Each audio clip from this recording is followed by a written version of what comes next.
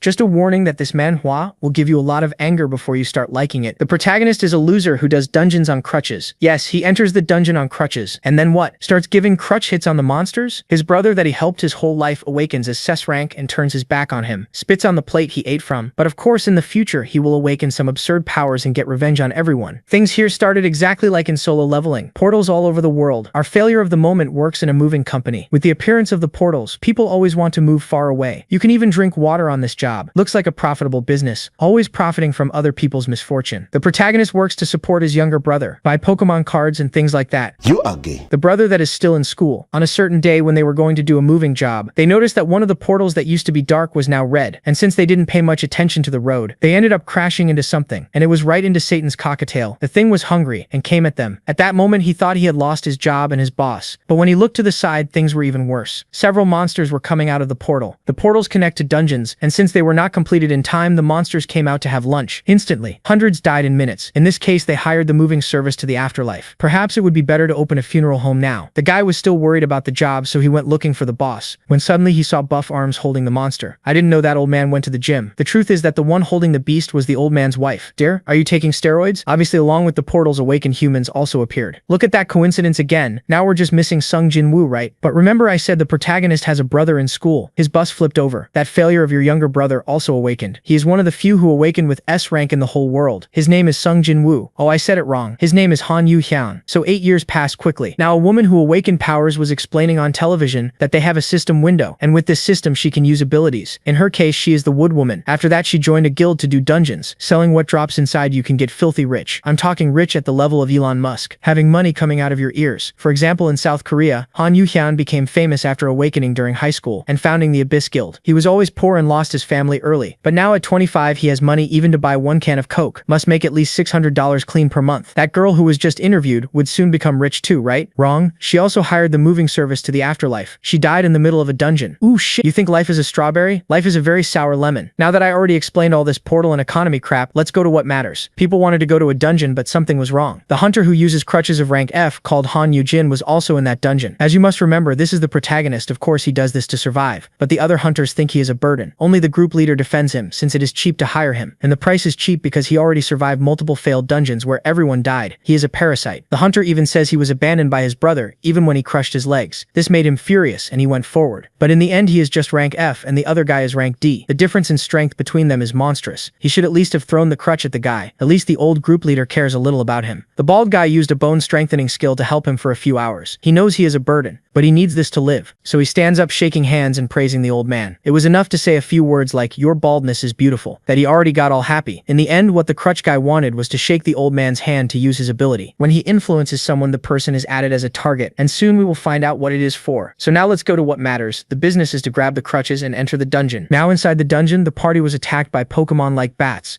yet the hunters quickly took care of them. Even so, as the guildmaster urged them to stay wary, some claimed that they had nothing to fear inside a D-grade dungeon. The hunters even found it laughable that 8 years ago such miserable creatures had made them run for their lives. The miserable creature in question then left them a generous gift after dying. Upon seeing the rather big mana stone, the hunters were quite pleased. The D rank then turned to our hero and urged him to hurry up with the mining, seeing as he only got 20% of whatever he dug up. Yoojin found this unfair, as he didn't get that much, but the hunter reminded him that he would get nothing from the stones dropped by monsters, and that his only income here was mining. At that moment, the protagonist couldn't help but compare himself to Cinderella and the two bullies to her two narcissistic sisters. And with that being said, Yoojin decided to suck it up, while singing about how he was a damsel in distress. Now alone, he began to think about his misery and how he was abandoned by his brother after losing both their parents. Shortly after becoming a hunter, his brother left the house.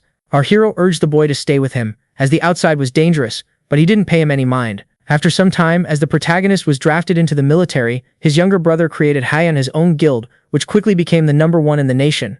And just like that, the protagonist was once again abandoned. Yoojin was now all alone in the world. For that reason, he began to crave an awakening, thinking that it would change everything. And so our hero abandoned everything and invested his entire savings into a broker who convinced him with his sweet tongue that he could get him an awakening. Yet to everyone's shock, the older brother of the #1 Korean hunter turned out to be a meaningless F rank. Rumors began to spread about how the weakling was trying to leech off his younger brother and how he had lied to the investors. At the end of it all, the protagonist found himself the favorite target of the media, as well as under a mountain of debt. His younger brother was quite ashamed of the scandal he had caused and mocked his power. Yoo Hyun even claimed that the one who had raised him was a total disgrace. His bad luck didn't end there, as it led to a leg injury while raiding a dungeon. The younger brother didn't even lend his caretaker one of his healers to help with his injury, and pointed out how this should stop him from raiding ever again. With that being said, the one who had it all ordered the one with nothing to stop dragging his name through the mud. For that reason, the protagonist was mining like a slave nowadays. Yoo Hyun felt hollow inside, but in the end, he claimed he understood his brother for ditching him, as at the end of the day he couldn't fully deny the fact that he was nothing but an F-rank hunter trying to leech off his younger brother. The job, however, was particularly dangerous, and the only reason an F-rank like our hero was still alive was because of his special power. Yoo Hyun was known as the Custodian. This allowed him to take some people into his entourage. The people in question were Yoo Hyun, whom he had spent his entire life caring for, as well as those who became good friends to him. His skill was easy to use, as it only required him to say 3 simple magic words in order to bring people under his care. Once their custodian, the protagonist would be able to provide his targets with all kinds of buffs. But in the end, this was never enough, as he was nothing but an F-rank hunter with F-rank powers. Yoo Hyun had a secret technique up his sleeve that allowed him to survive impossible scenarios, even when all of his teammates were wiped off the map. His survival had nothing to do with luck. In fact, he was only able to survive due to a hidden power that came with his title of Custodian. That power alone allowed someone as weak as our protagonist to survive the literal impossible. This skill was known as Final Thanks, but as the skill in question was activated out of nowhere, our hero was left startled. In his great search for power, it suddenly filled his entire body. It didn't take our hero long to realize that this was the energy of the Guildmaster. At that moment, his heart dropped to his feet. He rushed in panic, thinking about how this should be a safe D-rank dungeon. With the power of Final Thanks, the protagonist would acquire double the abilities and stats of the one under his wing for a short amount of time. In other words, if the one under our hero's wing was quite powerful, even the F-rank hunter could temporarily become a titan. But this power wasn't all rainbows and sunshine, as it had a pretty dark requirement to be activated. This requirement was directly linked to the one under the protagonist's custody.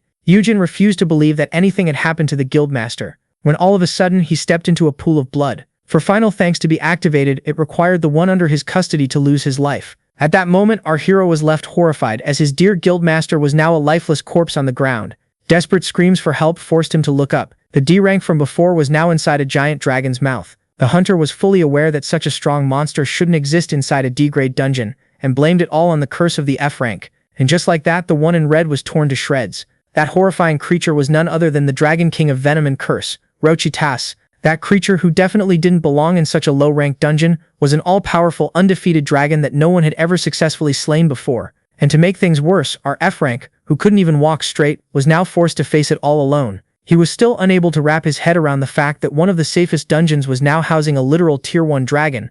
So, in order to escape, our hero used a skill that allowed him to strengthen his legs. He was now using the doubled version of his Guildmaster's power in order to try his best to escape. His goal was simple, to flee the dungeon as fast as possible. But what seemed like a possible goal was quickly crushed by the wiggle of a tail. The dragon had blocked the exit. In front of the incoming attack, the protagonist decided to shield himself by strengthening his arms, but the beast didn't even try and was able to easily fling him away. Yoojin then crashed onto the ground. Shortly after, he started vomiting blood. Even with the enhanced power of his Guildmaster, the protagonist was still far too pitiful to take on the 3-headed dragon. Final Thanks then started to pour the last moments of the boss into his head. It made him see how the hunter who bullied him tried his best to buy the old man some time. But before he could even realize it, the monster had already attacked, and just like that, blood splattered everywhere as screams echoed in the cave. Such horrendous memories left the hero horrified. His legs had now given out. Wounded and in front of the Tier 1 dragon, Yoojin had no way to escape. But despite knowing fully well that he stood no chance, our protagonist wasn't ready for death just yet. Suddenly, a powerful attack hit the beast. By a twist of fate, a savior came to the rescue of our hero. It was none other than his younger brother, the S-rank hunter. Yoojin hid his older brother behind a stone and urged him to stand down, but the hero tried to warn him about the 3-headed beast. With that being said, the strongest hunter in Korea braced himself for the fight. He resorted to one of his powers. A storm of feathers then appeared, as he used his skill, Blue Willows. With that being said, he gracefully jumped into the air and unleashed a series of quick attacks that the beast just couldn't keep up with. The prodigy then used one of his other abilities, allowing him to turn his blade black. The dark flames had been summoned. He then proceeded to channel all of that power into one point, before inflicting a devastating strike upon one of the 3 heads of the monster. Yoojin was baffled by the speed of his younger brother, as it was the first time that he had seen an elite hunter fight. Yoojin then quickly noticed the second head preparing something, and at the last minute the young man was able to evade the incoming attack. He warned him about this being a toxic poison with no known antidote. Yoojin then stepped in for his older brother and used his Titan shield in order to protect him from the poison. Even so, he himself didn't come out unscathed. Seeing this, the older brother was horrified for Yoojin, while the younger brother stood tall. The elite hunter then unleashed a series of powerful slashes, desperately trying to damage the beast, but to the brother's horror, the blade had started to melt. Yoojin quickly realized that his brother couldn't fight at full power, seeing how he was too busy protecting him. It was at this moment that our hero realized that he was weighing the S-rank hunter down. Yoojin, in a fit of anger, turned to his older brother and screamed at him for returning to the dungeon even after breaking his legs. He even blamed the carnage on him and affirmed that he was tired of making up for his mistakes. Yoojin screamed at his brother to stop trying and just give up. Hearing this from his brother in such a crucial moment greatly shocked our hero. It was at this moment that he understood that his brother didn't want him as a dead weight around. Yoojin, who had hoped that Yoojin came to help him in the name of their brotherhood, was reminded of how useless he was, and thus he decided to confront Yoojin about it. Yoojin stood up on his feet. He summoned his blade while asking his younger brother if he was tired of having someone as useless as him around, and before the S-rank hunter could even realize it, the mad F-rank charged at the Tier 1 dragon and stabbed it. The attention of the beast was now fully concentrated on the little insect. Yoojin claimed that since he was such a dead weight for his brother, he would rather die here and now. He even stated that by ending up in the Valley of the Beast, he would save his brother from having to hold a funeral for him. The protagonist even pointed out that the Guild of Hayo would be glad to learn about his death, and so, with that being said, as the monster rushed at him, he decided to accept his fate in peace. Yoojin felt alarmed and resorted to all of his power in order to try and save his older brother. And just like that, the powerful hunter clashed with the unslayable beast. But in the end, it was human blood that soaked into the ground. The protagonist was stunned, and after realizing what just happened, he found himself in front of his younger brother, impaled by the claws of the beast. At that moment, Yoojin began to wonder where it all went wrong. In childhood, the two brothers were extremely close, and after being orphaned, they practically became inseparable. Despite the grief, the older brother always kept a smile in front of the younger one. Yoojin decided to spare no effort in raising his younger brother, as back then, it was only the two of them against the world. Now, as tragedy occurred once again, Yoojin found himself holding an impaled Yoojin. Our hero was unable to understand the sacrifice of his younger brother. Even so, the hunter was successfully able to take down one of the three heads. At that moment, the genius explained to his flesh and blood how the dragon could only stay awake for 5 hours, and that 4 had already passed. And as he pointed out that after an hour the protagonist could safely escape, this one was left extremely confused. After all, this was the same brother who didn't visit him after his injury, and even discarded him in his moment of need. Yoojin, who tried pushing his brother to give up, was now giving him a gatestone, an item that would successfully allow him to escape. Yoojin affirmed that Yoojin should be the one to use it, after they patched his injuries. But to his horror, the said rank hunter affirmed that it would be useless, as they both knew very well that he wasn't going to make it out of this dungeon. And with that being said, Yoojin finally closed his eyes. Yoojin was completely stunned. At that moment it was triggered. Final thanks had been activated and would last for an entire 60 minutes. With the death of the #1 Korean hunter, the protagonist would now be able to benefit from double his powers. And just like that, Yoojin acquired immeasurable strength, as explosive power started to flow inside of his body. The beast decided to end what it had started. Yet as it tried to crush the human, the hunter used his blue willow in order to swiftly escape. Yoojin successfully put some distance between him and the beast. Yoojin then hugged his brother. He could sense the power coursing through his veins. With his newfound abilities, he decided to craft a weapon. The custodian now had a spear in hand. He even asked the monster if it truly wanted to attack him as he was now. As the dragon charged at him, the hero took a deep breath. He then jumped out of the way before stabbing one of the heads. He claimed that the monster was incredibly fast. After all, he was now twice as strong as the best hunter in all of Korea. With that, one head had been taken out, and only 2 were left. Finally, the custodian was shown the memories of his younger brother, and how he decided not to associate with him after discovering his F rank. Yoojin was fully aware that if his brother was discovered as his weakness, those people would desperately try to target him. While under the effects of the flashback, the protagonist charged at the monster. With his incredible speed, he quickly jumped onto the head of the dragon. Now in the air, he braced himself to launch a powerful strike. At that very moment, he started to see how his younger brother asked his men to keep a close eye on him, as he would be lacking protection as a hunter. When Yoojin was hospitalized, Yoojin was overwhelmed by wrath and demanded that those who hurt his brother be taken care of. At that moment, our protagonist unleashed a powerful slash on the dragon. On the day he kicked his brother out of his establishment, Yoojin ordered his men to give him some money before driving him off. The young man was desperate to keep his custodian away from the dangers of the dungeons.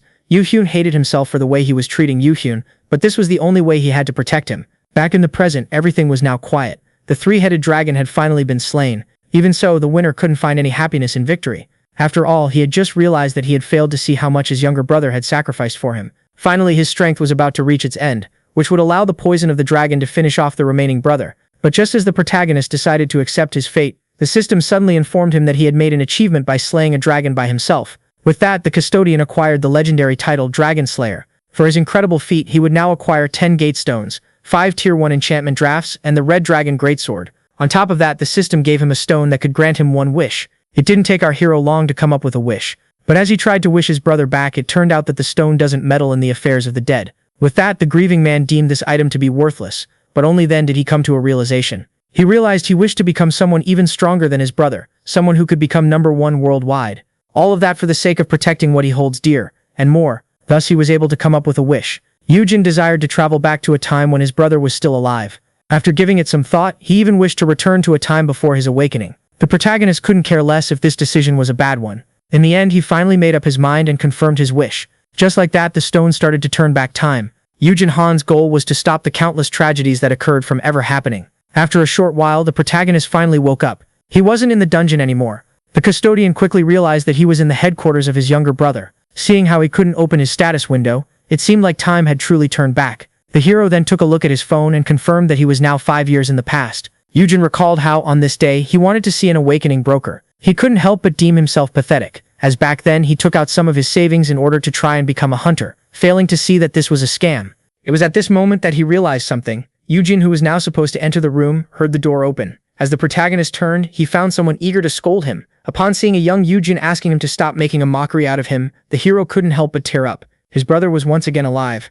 Yoojin Han's wish had truly been granted. Yoojin was left utterly confused, only to become even more intrigued by his brother apologizing. Our hero claimed that he deeply regretted his actions. Seeing this, the younger brother assumed that the custodian had messed up big time, only for him to claim that it wasn't the case.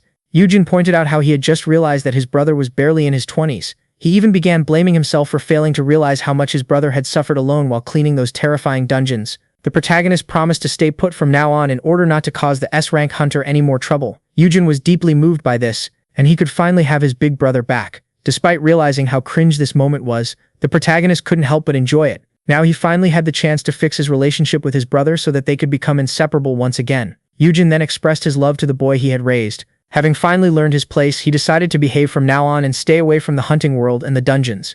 Suddenly, the system congratulated him on becoming an awakener. Yoojin had a hard time processing this. To make things even more confusing, he acquired the titles Dragon Slayer and Perfect Custodian. He also gained a new skill known as Super Nanny. According to the system, Yoojin's growth rate had now been doubled, seeing how he was under our hero's custody, leaving him quite intrigued. Sometime later, the meal was placed on the stove. Yoojin was almost finished cooking.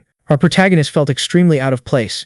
In the original timeline, this marked a major dispute between him and his younger brother. Yet now things were different. He was happy to have reconciled with him, but still found it weird that they were now sharing dinner. Yoojin then turned his attention toward his status window. As the timeline restarted, he had received a new awakening, much different from the previous one. He had acquired the L-rank Dragon Slayer title, which could only be granted to the one who killed the beast alone. The custodian quickly realized that this was the mark he had gotten from the beast, and felt as if something was odd, as this shouldn't have happened at this time. The protagonist then quickly understood that the rank L referred to legendary, which was superior to the S rank. To make things even better, this title had 4 skills. These new powers left their wielder shocked.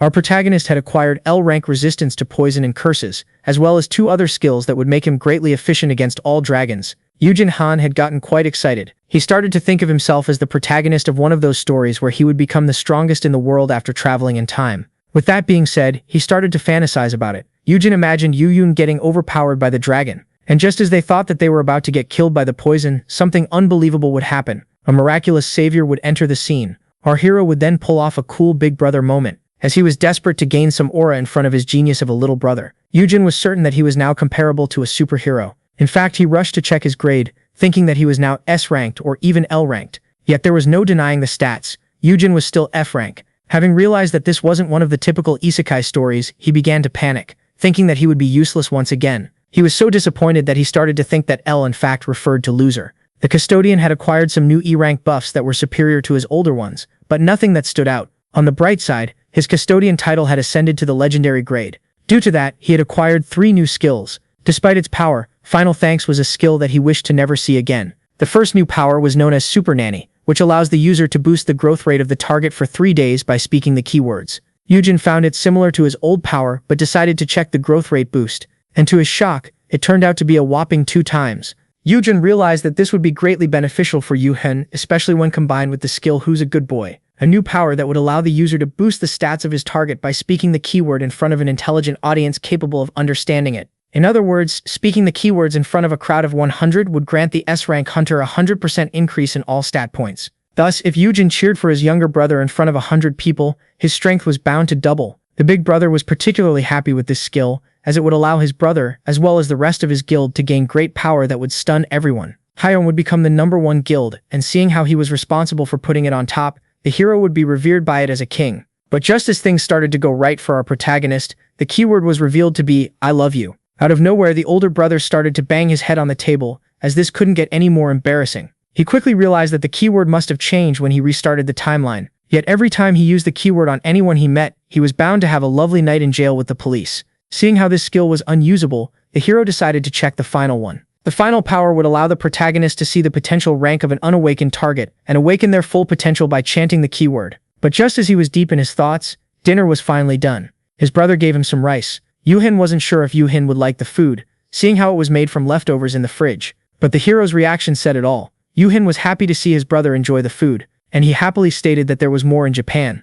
Yoohin didn't expect his brother to be able to cook and was, in fact, intrigued by it, as he was rich enough to eat out. Yoohin stated that it was safer, and back then he didn't have poison antidotes or curse-lifting items when he started his journey. This made the older brother realize that some people had tried to poison the younger one in the past. According to Yoohin, some must have grown envious of his great talent despite his young age. After all, most big guilds sold themselves to giant corporations for the sake of progress, while he built his empire on his own. And as Yoohin pointed out that he would have been better off joining one of the big guilds, he was suddenly grabbed by the face. Yoohin was quite angry that his brother had kept such crucial information from him. The early hunter urged the F-rank not to judge him, as in the end this was the life he had chosen.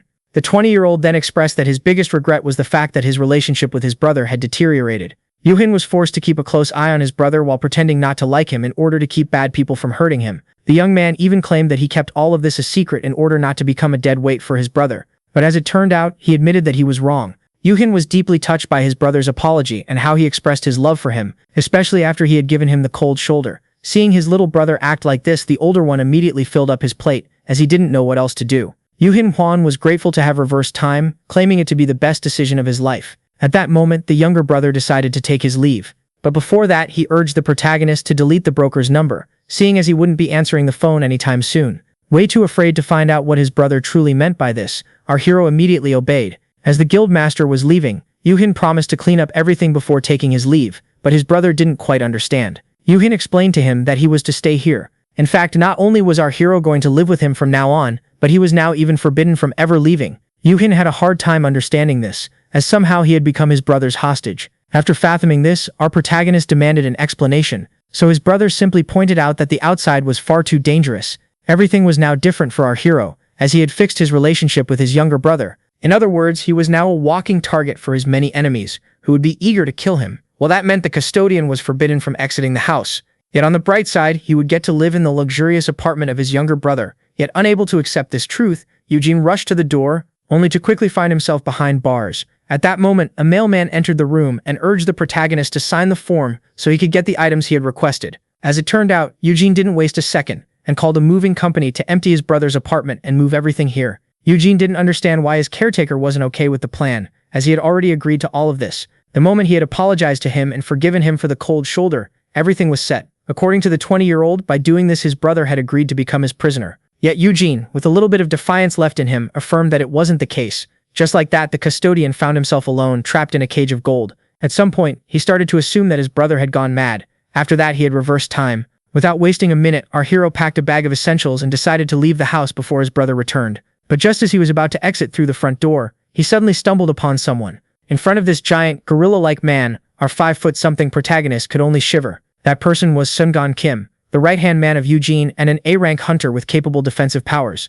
When asked if he could pass, the F-rank hunter was denied exit. Yoojin couldn't help but find this ridiculous, as his brother went as far as giving him an A-rank hunter as a warden. Our hero tried to argue his way out and claimed that the man should care less about what he did. And so, seeing this, Sungan Kim decided to adopt a different approach, which was intimidation. And from the looks of it, it seemed to be working very well. Now, in front of a higher-level hunter, our hero couldn't help but feel like a small rabbit in front of a giant grizzly bear. Even so, he tried his best to remain calm. Only then did one of his new skills, known as Resist Fear, kick in. With its power, the custodian stopped shaking in his boots. In fact, he wasn't afraid at all. Now, even the intimidating A-rank hunter seemed more like an oversized plushie. And so, seeing this, our twink decided to fight back. He then invoked Article 12 of the Constitution of South Korea, claiming that it was his right and privilege to enjoy freedom. And just as he began to claim that the crimes of his warden were punishable by jail, he was suddenly picked up. As the grizzly bear picked up the little bunny, the little one realized that his new skills removed his fear, but not his weakness, and so as he was carried inside like a toddler, our hero couldn't help but wander through his many skills in hopes of turning the tides.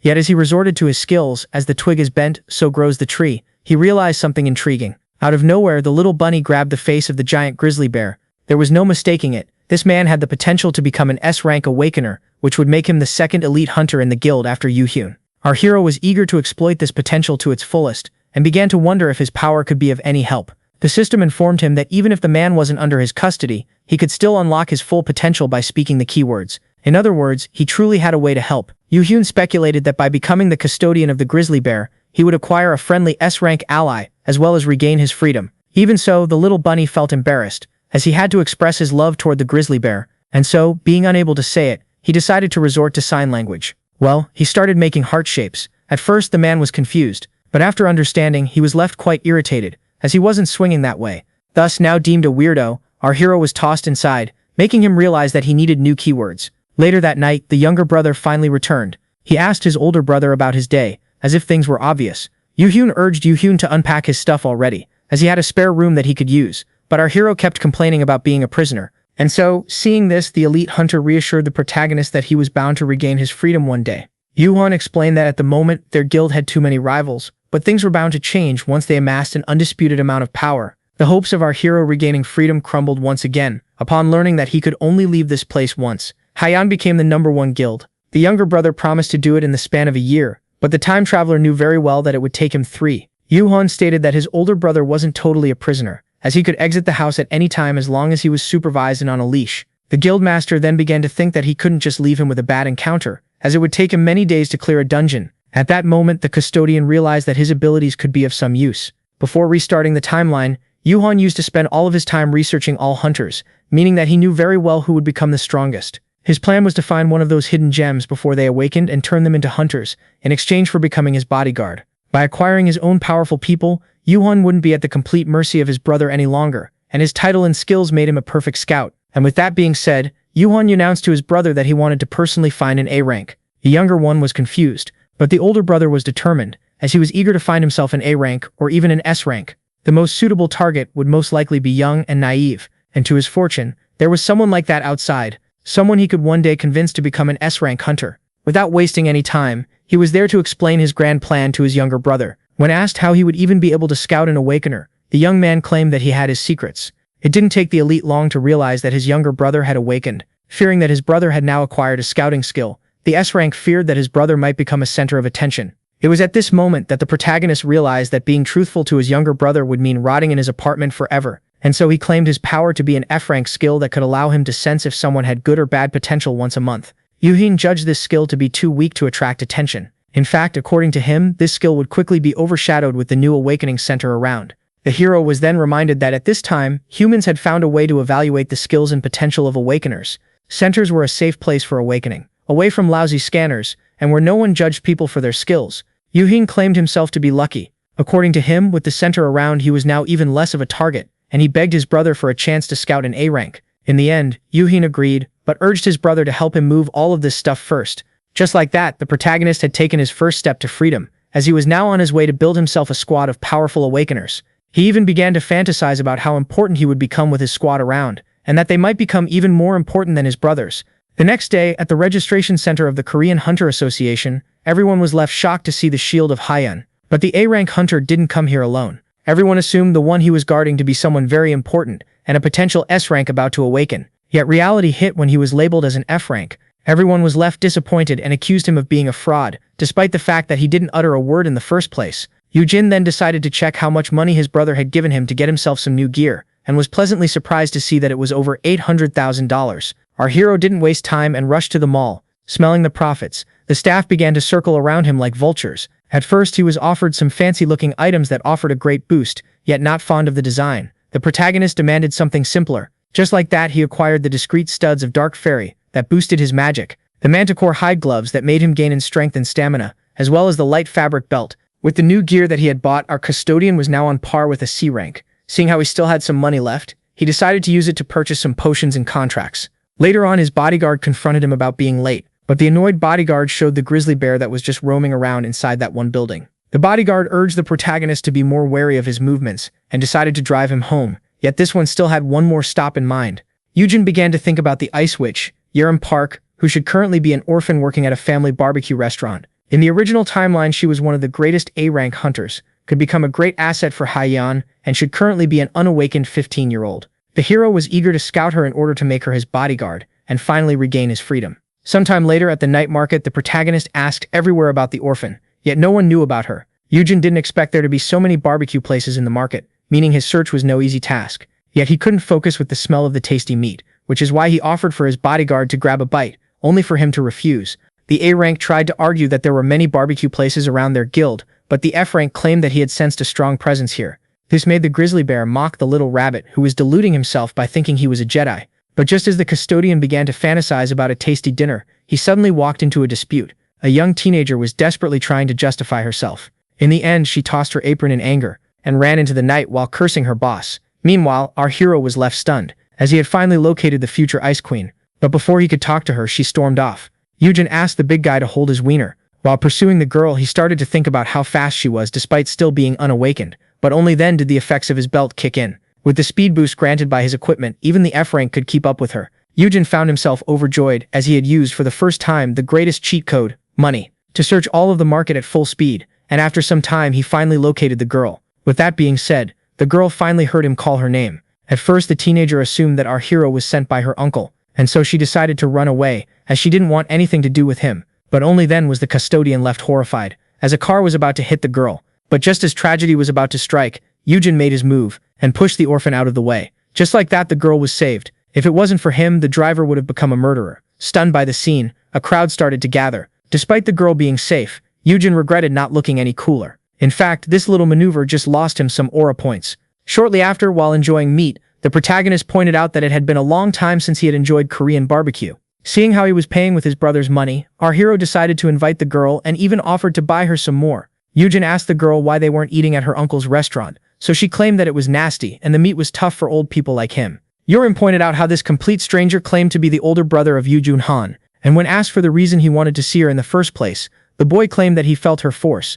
Thinking that he was some kind of weird geek, the girl tried to match his energy before leaving. At that moment, our hero came up with a lie, claiming that in the past her now-deceased parents had helped him and his brother in their time of need. Yoojin even apologized for waiting all these years to repay the favor, as it had been hard on him, but the teenager didn't mind, as he wasn't ripping her off. The protagonist then pointed out how the girl had some hidden talent within her. Yoojin explained how his powers could allow him to detect future awakeners and help them grow. He even explained how the teenager in front of him could very much become a B rank, and seeing how they were being backed up by the guild of his younger brother, Yerim would receive full support if she chose to become a hunter.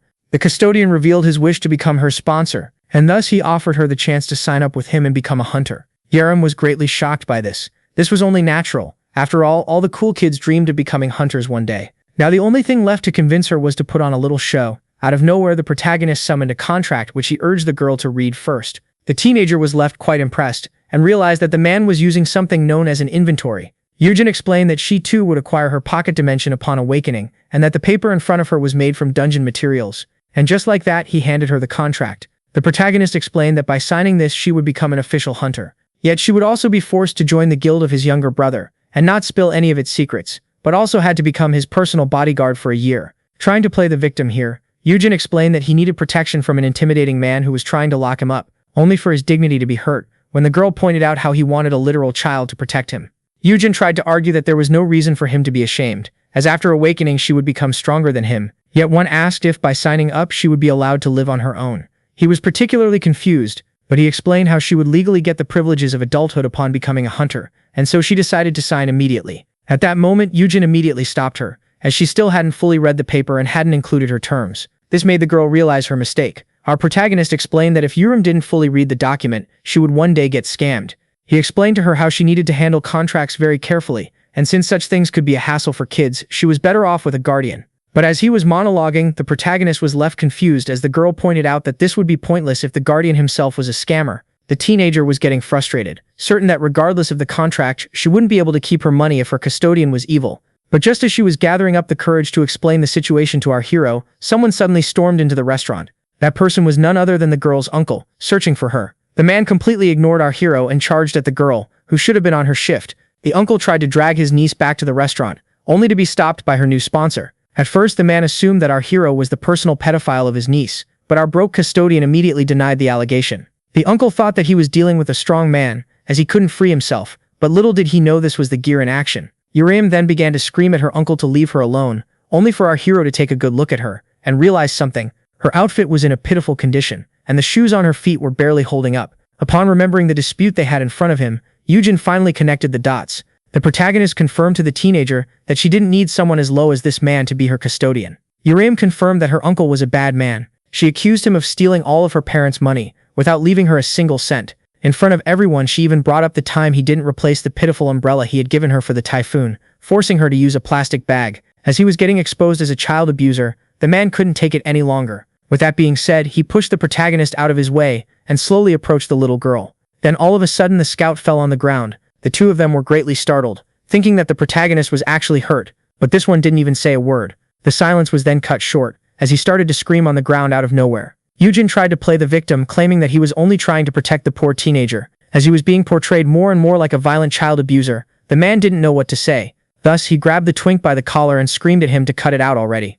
Yoojin found this to be the perfect opportunity. Without anyone noticing, he kicked the man's feet, making him fall headfirst into the sauce. Yoojin then gave the man a genuine heartfelt warning about the soda on the floor that made him slip. The uncle desperately tried to get back up, only to be slammed into the food once again. In front of such a spectacle, the girl had a hard time holding back her laughter. Yoojin had the abuser's face close to the grill and called him out on being such a horrible custodian to his own flesh and blood. But just as he was about to threaten him, a sudden explosion sound occurred. Yuram assumed that this kind stranger had slammed her uncle into the table, only for him to affirm that the sound seemed to be coming from outside.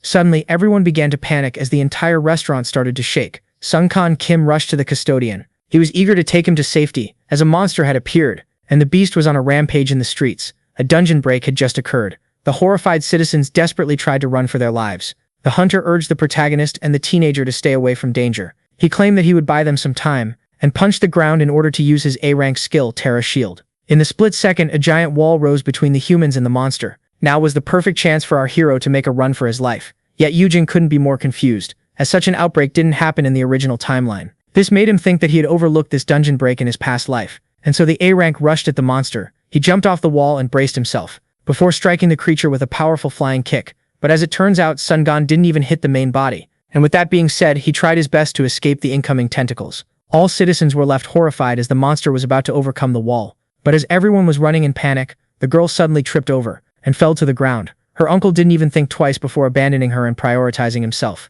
Once again, Yoram was failed by her custodian. At that moment, the beast tried to snatch her with its tentacles. But just as it seemed like the girl was done for, someone came and shielded her from the attack. That person was none other than her sponsor. Yoojin urged her to get back up already, as they needed to find a safe place at once. It was the first time in Yoram Park's life that someone had actually come back for her. After confirming that the underground shop was some kind of shelter, the adult ordered the rich child to go there at once. As for him, he needed to return to the action. It was the first time that he had seen that kind of monster, and despite one specimen not being much on its own, it could become a real problem if left unchecked.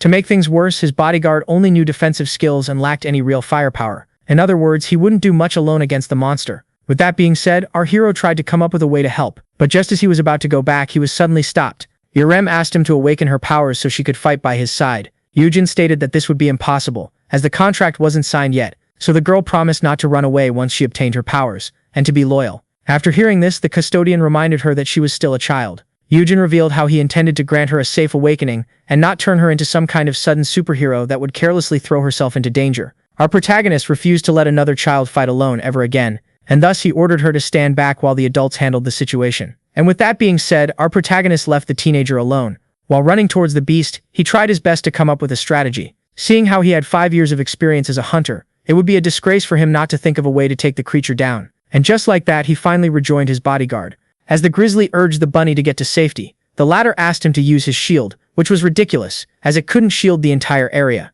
But to the A-rank hunter's shock, the F-rank claimed that it should do the trick, as he had a plan in mind. Just like that, the two of them climbed on top of the wall and braced themselves for the upcoming fight. The defensive hunter prepared all of his skills and punched the ground as hard as possible. Before the monster could even realize it, a giant dome of stone had been set around it. Sungkwan Kim wasn't aware that his power could be used to trap an opponent. With that being said, it was time for our hero to make his move. Using his gear, he rushed to the cage. Since his shield was basically a sturdy surface, it could be easily used to create a sturdy dome. While on his shopping spree, the protagonist found some black venom pods of rank A. Seeing how he liked to stay ready, he purchased some of them. Using one of them inside a closed cage would surely be enough to take care of the monster. But just as our hero was about to throw it in, he noticed something intriguing. The cage was empty, and just as he began to wonder where the monster had run off to, something suddenly grabbed his leg, and before he could even realize it, the beast emerged from underground. His plan turned out to be a mess, as he didn't account for the monster being able to hide itself in the sewers. But just as he began to think that he was about to meet his doom, Yerim, armed with an umbrella, rushed to help him. The child started to beat the monster in a desperate attempt to free the custodian, and in the end, it finally let go. As soon as his feet hit the ground, the teenager urged him to run for his life. Yoojin reminded her that as a civilian she had nothing to do here, so she called him out on being nothing but an F rank. Our hero tried to argue that he was still a grown-up, so the girl reminded him that he wanted to enlist a child as his bodyguard. Yoojin desperately tried to remind her that she was still underage, but the girl claimed that this was the exact reason she needed her own abilities awakened. She revealed that back then when he saved her life she felt extremely happy, as there was finally a man who wanted to protect her. That happiness was also mixed with anger, as the teenager realized that she couldn't handle herself alone, and that she was forced to rely on others. For that reason, in order to save herself in the case of such disasters, Yerim Park wanted to acquire power. She didn't want to remain a helpless child forever. In fact, she refused the idea of staying a damsel in distress, in need of help. Instead, the girl desired to become powerful enough to handle herself and master her own destiny. Yerim then reminded the protagonist of his own words, and how he claimed that she had immense potential, and thus she urged him to awaken her at once. At that moment, the teenager and the custodian were a few moments away from being swallowed by the tentacles of the creature, and thus the protagonist immediately resorted to his power. Suddenly, the tentacles of the beast were repelled. At first, the bodyguard was intrigued, but confusion was quickly replaced with astonishment, as the teenager had frozen over the tentacles of the monster. Yerim Park awakened as an Asterian counter, who immediately used her freezing skill known as Frosty Sigh. The teenager got overexcited and wanted to give the custodian a list of her skills, so he urged her to never do this in public. But in her celebration, she hadn't realized that the monster was trying to attack her from behind. The girl was then caught off guard as the monster had gotten a hold of her hands. The startled girl tried to shake it off, but instead smashed it against the wall. Even the experienced hunter couldn't believe their own eyes. There was no doubting it, this girl had awakened as an S rank. Yerim then decided to land the finishing blow. She asked him to stand still, and therefore handed him a spear. She imbued her power into the weapon, before launching a powerful attack. As the ice was scattering everywhere, the bodyguard had no choice but to use his shields in order to protect the custodian. The skill known as Sandals of Hermes was then activated, allowing the girl to levitate. It also granted her immeasurable speed as she then flew like an arrow at the beast. Yerim with her new powers easily pierced its flesh.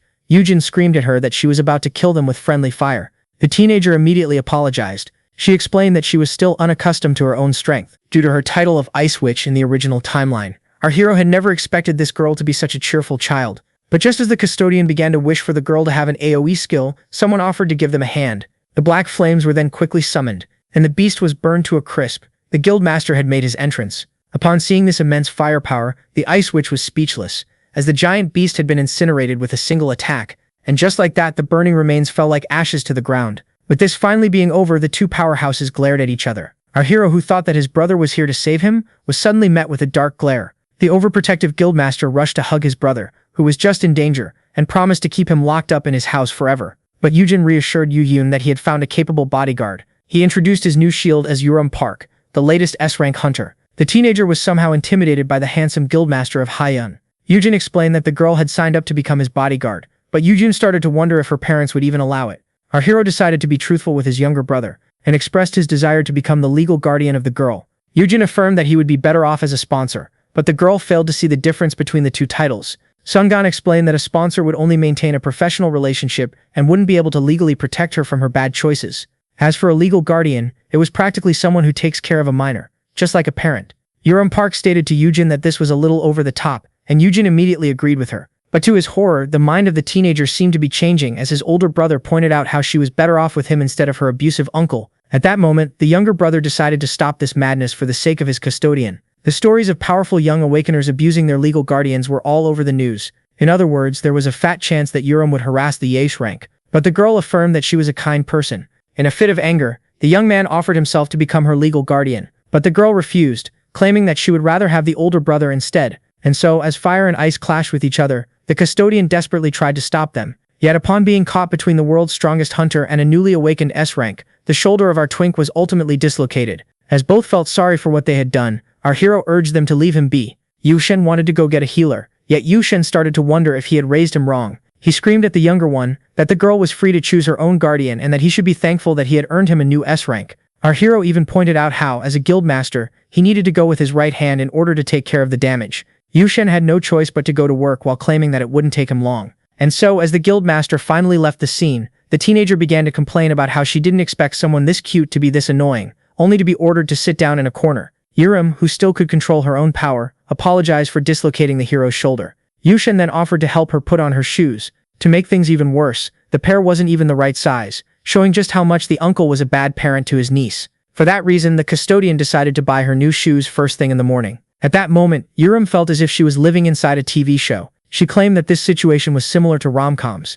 Only then the Chinote saw a fly passing by and tried to kill it. The hero, who dodged the claws of death at the last minute, didn't come out unscathed. Yushen, who almost had a heart attack, pointed out that this seemed more like a horror movie than a rom-com. Yushen then decided to answer the teenager's question regarding why he was so desperate to protect her. According to him, the two of them weren't so different, as he too had been orphaned at a young age. Back then, he used to pray for someone who would take care of him and his brother. But as he kept on monologuing about how he might not be the right person for the job, the girl claimed that he would do the trick. Despite the fact that he was nothing but an F rank who wanted to rely on a teenager for his safety. Even so, the Ice Witch expressed how she was looking forward to working with him, and just like that, the two of them finally came to an agreement. The custodian claimed that even if he couldn't give her as much love as a real parent, he still loved her very much. The moment Yaram began to laugh and found him cringe for this love declaration was the moment she came under our hero's custody. But just as it seemed like they had figured everything out, something happened. Her uncle rushed at her, claiming that he was worried about her. The man asked the girl if she had truly awakened, and as he pointed out how this could make them rich, the custodian and the new chick under his wing realized that they still needed to deal with that man. The man affirmed once again that he was greatly worried about the girl, and asked her again if she had truly awakened.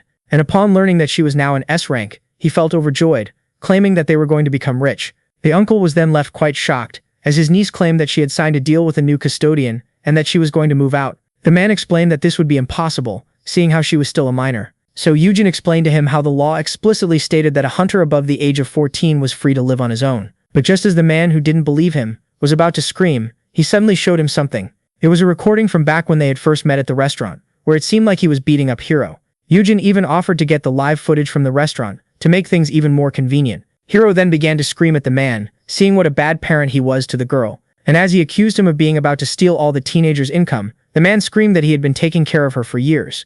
Yoojin moved his hand out of the way just in time in order to keep his phone to himself. At that moment, the man attacked him, as he couldn't take it any longer. But as he was about to threaten to see him in court, Yurim suddenly smashed the ground with her umbrella. Both adults were left shocked. Yoojin, thinking that the girl was angry, warned her that as an awakener, she wasn't allowed to harm civilians. But all of a sudden, an innocent look sparkled in her eyes. Yurim turned to her uncle and explained that violence wasn't needed. And as he explained that he was just defending himself from his camera, the girl snapped the umbrella in half, leaving him speechless. With a bright smile, the teenager affirmed that this wasn't the case at all. If anything, it was her uncle who was the attacker. The abuser was horrified by this, as he could no longer recognize his niece. In his eyes, she had become some kind of devastating monster. As the resist fear skill was triggered, our hero pointed out how this girl was just as scary as the rest of the S ranks. Yurim pointed out how she didn't need to pay her uncle back for anything. She then turned the steel umbrella into a small ball, and recalled the incident when he left her without one during the typhoon. The hunter then pointed out how she could easily squash him like a bug if she wanted to.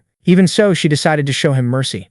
After all, such a pathetic man wasn't worth her time. Yurim urged them to never forget how useless he truly was. The girl even claimed that if he ever dared to trouble her or her new custodian, she would make sure to give him a fate far worse than death. And with that being said, the F rank and the S rank left the scene, leaving the civilian shaking in his boots. Yurim cheerfully declared that she had learned this intimidation technique from her new guardian, who realized that he might be a bad example. But in the end, he managed to get the guild a new S rank and regain his own freedom. But little did he know, something unexpected was coming his way. One morning, someone burst into his room. That person was none other than his younger brother. Yoojin was left startled, wondering what could be so urgent at dawn. Yoo-hyun then demanded the items that he had purchased yesterday. At that moment, the protagonist felt ashamed of himself, thinking that he shouldn't have bought so much, but his brother only wanted the venom pods, and so he quickly handed them over. Our hero was then left intrigued as his younger brother suddenly asked him if he truly thought that he wasn't worthy of the task. Suddenly, the young man hugged his custodian.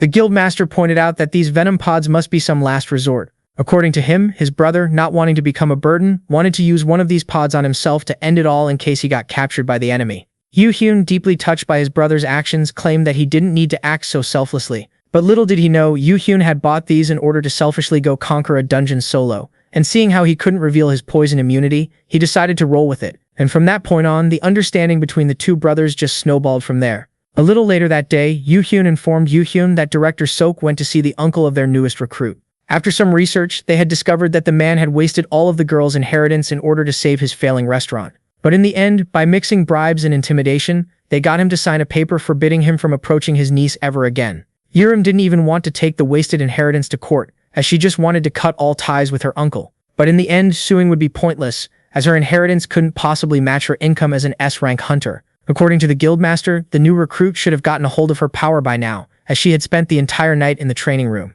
Yu Yan proudly bragged that his training chamber could withstand the powers of an S-rank, and yet the two of them walked into what seemed to be a battlefield. The room that was supposedly S-rank proof had been completely obliterated, and just like that, Yu Yan had no choice but to swallow his own words. Everything was ice and shambles. The girl was exercising her powers to the fullest. Upon landing on the ground, she focused her effort on her target and delivered a chilling punch with incredible strength. The hunter then resorted to her skill Shadowless Day, allowing her to stretch her shadow all across the room. Her custodian was left confused, and before he could even realize it, he found himself immobilized by the girl's shadow. Yerim then used one of her new powers. Like tentacles, her shadow started to grab everything heavy nearby, including something that was almost lightweight. Now that everything had been connected to a single point, the girl braced herself and delivered a powerful stomp to the ground. The impact was so powerful that it began shattering the floor. But the real damage came with the final punch, as the last attack caused incredible destruction. With that being said, even the walls started to crumble. And just like that, the entire room was destroyed. But as the teenager was trying to catch her breath, she suddenly heard the mention of her custodian. Upon seeing that the protagonist had passed out, both Yerim and Yoo-hyun were left in a state of panic. Upon coming back to his senses, the protagonist noticed something intriguing. He didn't recognize the young lady in front of him. At first, Yerim grew worried, as this meant that the man had been hit on the head, but Yoo-hyun explained that he simply didn't recognize her because of her new hairstyle. Upon learning that the stylist of the guild had paid the girl a visit, our hero claimed that she was now pretty enough to start any sports drink advertisement. From now on, Yerim would have to take care of her appearance, seeing how S-ranks were basically celebrities who were always the stars of the news. The girl had already finished all of her paperwork and was just reviewing it all in order to make sure she didn't forget to write any of it. Apologizing for failing to realize his presence, our hero asked about her powers. The first one was Frosty Sai, which allows her to freeze anything she wants. The second one was the Sandals of Hermes, allowing flight and a little bit of teleportation. As for the third one, it was known as Shadowless Day, which allows her to buff any stat she has while nerfing the abilities of enemies at the same time. Yoojin pointed out how this power basically allows her to absorb the abilities of the target, while the teenager pointed out that she also had a fourth skill. It was known as Pale Corpses, which allows her to extract information from the dead. Both agreed that it sounded kind of creepy, while its owner wished to have awakened anything else instead. For that reason, our hero advised her to leave the necromantic power out of the papers, as there weren't any laws forcing her to register all of her skills. Yoojin then started to make some adjustments to the paperwork while leaving out the buffs of Shadowless Day and the teleportation of the Sandals of Hermes. Yerim, with a wide smile, praised him for being so knowledgeable. At that moment, the younger brother intervened and firmly affirmed that his brother only became an expert in order to help him, and him alone. And just like that, the adult was once again the first to break up a fight between fire and ice. Yoojin even started to wonder if it would be possible to leave these two alone like that. It was safe to say that he was genuinely concerned about leaving two atomic bombs alone together. As soon as she got out of the car, everyone rushed towards the new member of Hamian, Yerim Park, the latest S-rank. And so while everyone was focusing on the 8th elite warrior hunter, her custodian hiding in a dark corner was watching her from afar. When asked why he was disappointing the Ice Witch by refusing to appear with her, our hero pointed out that he disliked the attention of crowds. In fact, according to him, once the girl became a real superstar, she wouldn't even have enough time to think about an F-rank like him. Even so, he couldn't help but be happy for her. This new timeline was very different from the original, as the cold Ice Witch had now been replaced by a cheerful and happy teenager. Even so, this was also a subject of concern, as the dungeon break that happened in the market never occurred in our hero's first life. Yet in the end, our hero judged that it shouldn't be a problem as long as everyone was fine, and decided to scout some talents from among the people nearby. Yet, seeing how he was only seeing normies, he concluded that it would be impossible for him to scout another S-rank so easily. But as he was monologuing in his head, our hero suddenly noticed something intriguing. He didn't even think twice before rushing to check it out. Yoojin couldn't care less if he makes changes to the timeline, as after all, he turned back time in order to transform it and save his brother. In fact, he wanted to change things for the better, for the sake of the ones that he loves, and if he ever sees a talent that is not appreciated for its true worth, he would grab it by the end. as in the end, the purpose of our hero's power might be to unlock a man's potential. The person in front of him was Myung-woo Yu, a person deemed by the system that could never surpass F rank, and yet he possesses an SS rank skill that is yet to be unlocked. Yoojin recognized the man by name and asked him if he didn't recognize him as well. Myung-woo claimed that he couldn't remember him, but Yoojin didn't blame him, as it had been ages since they had last seen each other. Naturally, all of this was a lie. Yoojin was blown away by the powerful skill of the man known as Master of the Golden Smithy. It was obvious to the eye that this was an SS rank crafting skill that can produce very expensive SS rank items, and yet it was unheard of in the original timeline. Yoojin was certain that if they used the talents of this man to the fullest, they'd be able to acquire a fortune. No one would have expected that such an underfed sack of bones could turn out to be a living lottery ticket. Yoojin noticed that the man had just awakened, and as he started to monologue about how he could still make a living despite being an F rank, our hero showed him that the two of them shared the same rank and offered to go get some training together. Myung-woo politely declined as his F rank talent was basically useless, and he pointed out how he lacked the funds to pay for training. Yoojin stated that he could train for free at his guild. Suddenly, the bunny was snatched by the grizzly bear, who reminded him that only guild members were allowed to access the facilities. And so, while our hero was bargaining for an exception, the man recognized the hunter as the Shield of Haiyan. He was quite intrigued and asked the protagonist about his relationship with this man.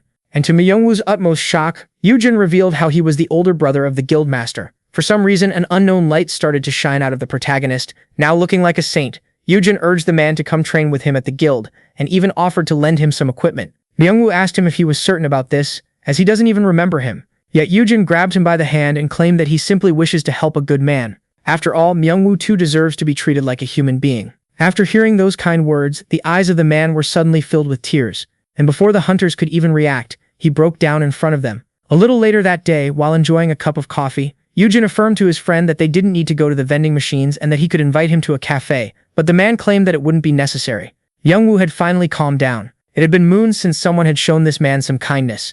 Back when he was a child, Myung-woo had a talent for crafting and was always rewarded for it. But as he grew older, everyone urged him to ditch his passion and focus on his studies, and it all snowballed from there. The genius was a terrible student, and with his terrible grades he was unhireable, and his family didn't have the funds to support him. To make things worse, at the end of a chain of endless struggles, the craftsman found himself under a giant mountain of debt. Those words got deep into the heart of our hero. After all, it was easy for him to relate to them. Humans weren't any different from before, ready to discriminate against anyone based on mere titles. Only fighters and healers were praised for their talents, as if according to society there was only one way to true success. All other skills were discarded, doomed to die in total darkness, which could explain why a craftsman like Myung-woo had never seen the light. But now things were different, as Yoojin Han had big plans for change in mind. Now fired up with motivation, he got up and screamed at the world. Our protagonist affirmed to his friend that worrying about the opinions of others was totally pointless.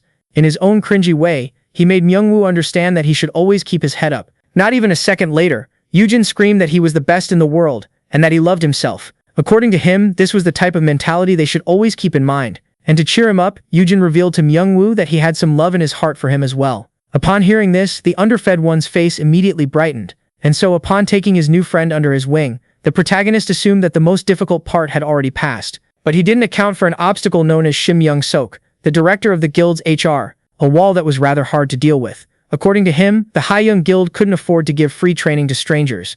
The director explained that only useful people to the guild could train here, and that they couldn't waste an exception on a walking, talking sack of bones. Yoojin affirmed that this comment was uncalled for, so the Four Eyes explained that he was only speaking hypothetically. Our hero tried to negotiate, affirming that his friend was really talented. Director Park didn't deny the fact that Yoojin must be an incredible scout, seeing how he was the one who discovered the Ice Witch. But then again, as he indirectly flipped him off, he pointed out how his achievement might only be due to chance. He then reminded him how he was about to get scammed just last week, and how he was a freeloader living with his younger brother. Myung-woo couldn't afford to see his friend get roasted like that, and so, like any good Disney princess, he ran like a girl to the door, leaving the director proud of himself. Later on, both F-ranks agreed that the director wasn't easy to deal with. Now in a pickle, the protagonist tried to contact his younger brother for support, but the man assured him that it wouldn't be necessary. Myung-woo explained that the protagonist had already lifted his spirits by treating him like a person. He now had the necessary motivation to not give up on life, and to try his best in order to survive. The crafter then pointed out how he had heard of a place that gives jobs to F-ranks such as himself. From the looks of it, this job even offered transportation. As the van door opened, it welcomed the new recruit. Myung-woo smiled at our hero and bid him farewell as he went to go make an honest living to pay back his debt. But from what it looks like, the man's new gig doesn't seem honest at all. One of the delinquents asked the man to pay his debts here and now, but as soon as he handed them the check, they pointed out how this was surely not enough. This made our hero realize that those guys were in fact loan sharks, and when asked about their destination, the crooks quickly took a defensive stance as he didn't want to answer. Not knowing what to respond, our hero claimed that he simply wanted to tag along. And with that being said, due to his own foolishness, Yoojin found himself in a van with Myungwoo and a bunch of delinquents. As our hero pointed out to his friend how he was entangled with some dangerous people, the craftsman pointed out how they were the only ones willing to loan him money. Yoojin, who was then asked about it, claimed that he couldn't let his friend go with such people, which is why he decided to come with him. The protagonist was then startled as the one with the belly asked him if he was an awakener, so he revealed himself to be an F rank. Not wanting to reveal his true self, Yoojin claimed that he was a childhood friend of Myungwoo, and that he simply wanted to tag along, since they were hiring F ranks. The crooks then pointed out how most guilds didn't accept F ranks, and offered our hero a job mining mana stones in dungeons for them. They claimed that they couldn't care less about ranks, so Yoojin happy stated that he would join them. He then expressed how relieved he was. To him they seemed pretty scary at first. Yet while pretending that it was his first time stumbling into such a job, he quickly realized that this was a mining contract. He had previously been a victim of a scam in which F-rankers sign a contract to mine mana stones, but only get to keep 20% of what they mine. It was extremely dangerous, as there was a high chance of being attacked by a monster. At that moment, Yoojin realized why he never heard of his friend in the original timeline, as he must have perished in a dungeon before realizing his potential. Yoojin couldn't help but feel disgusted as the crooks explained how easy the job was. When asked about their destination, the delinquents revealed that they were going to their guild's office in Marimok. After a quick car ride, they finally reached their destination. Yoojin found the name of the place rather adorable, while the crooks welcomed them inside. Yoojin pointed out how this old and rotten building was filled with hope, and as he kept on monologuing like a Disney princess, he was suddenly kicked in the back, making him fall on the floor right in front of the rest of the men. Yoojin didn't quite understand the reason behind this roughness, but only then did he find his friend getting viciously beaten up. The crooks apologized for dragging him into this mess but blamed him for coming along with them in the first place. And just like that, the custodian was now their prisoner. Myungwoo apologized to our protagonist for having dragged him into his own mess, and before our hero could even react, he was picked up and placed on the sofa in order to sign the contract. Yoojin was ordered to place his fingerprint on the paper. The boss explained that they would be taking 80% of his income, not counting the fees, which she claimed to be a generous offer. It was then revealed that this was a magic contract and that breaking it would strike the violator with a D-rank curse for extra protection. The crooks were about to force Myungwoo to sign his contract, and so, seeing this, our hero decided to ask a favor, but the boss affirmed that he couldn't escape from here without signing. Yoojin simply wanted to compare his contract with his friends, as it would be unfair to receive the same terms as someone who owes the crooks money. Upon hearing this, the crooks couldn't help but laugh at his cleverness. The boss decided to reward him by allowing him to take a look. After carefully reading it, it was revealed to our custodian that his friend would be forced to give up 90% of his income to his employers. In other words, this paper would turn him into a real slave. And thus, in order to protect him, Yoojin tore the magic contract. Everyone was left stunned and started wondering why the curse wasn't taking effect. But little did they know, the D-rank curse was being cancelled out by an L-rank skill. At that moment, the custodian charged at the boss and kicked him in the skull. Everyone was left horrified and baffled by this strength, as the young man should be F-rank. Yoojin then quickly smashed the boss's head into the ground, knocking him out cold. Our hero affirmed that he truly was an F-rank and that he was just backed up by his gear, while the delinquents charged at him at once. Even so, he did not cower in front of them. As he pulled out his phone, the crooks claimed that calling the police would be useless. But little did they know he wasn't calling the cops, but summoning something far worse. The grizzly barged into the room. As soon as he arrived, he immediately started swinging his punches, while the gangsters thought that he wouldn't do much, seeing how he was all alone. But a single one of his punches turned out to be devastating. It sent the delinquent flying into the air before making him crash into the ground. The grizzly was here to rescue the bunny. Myungwoo was left quite confused, so our protagonist explained to him how he had called for reinforcements as soon as they got inside the car. The A-rank hunter easily found the one he was supposed to protect, as he was given a detailed location, and now the monster was working his magic, taking out every delinquent with a single punch. One of the thugs got really pissed off and pulled out a knife from his pocket. Sungong Kim was now being charged at from behind. The blacksmith tried to warn him, but before he could even finish his sentence, the delinquent had already dealt his blow,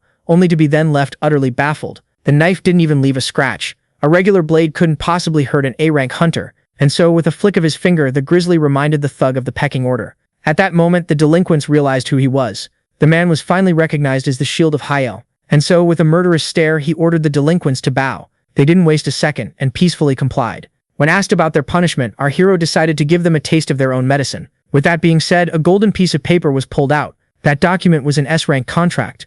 Upon reading it, the boss felt scandalized, as it would be forcing him to give 90% of his profits for the next 50 years. Yoojin stated that this was a lucrative offer, seeing how he didn't owe him any money in the first place.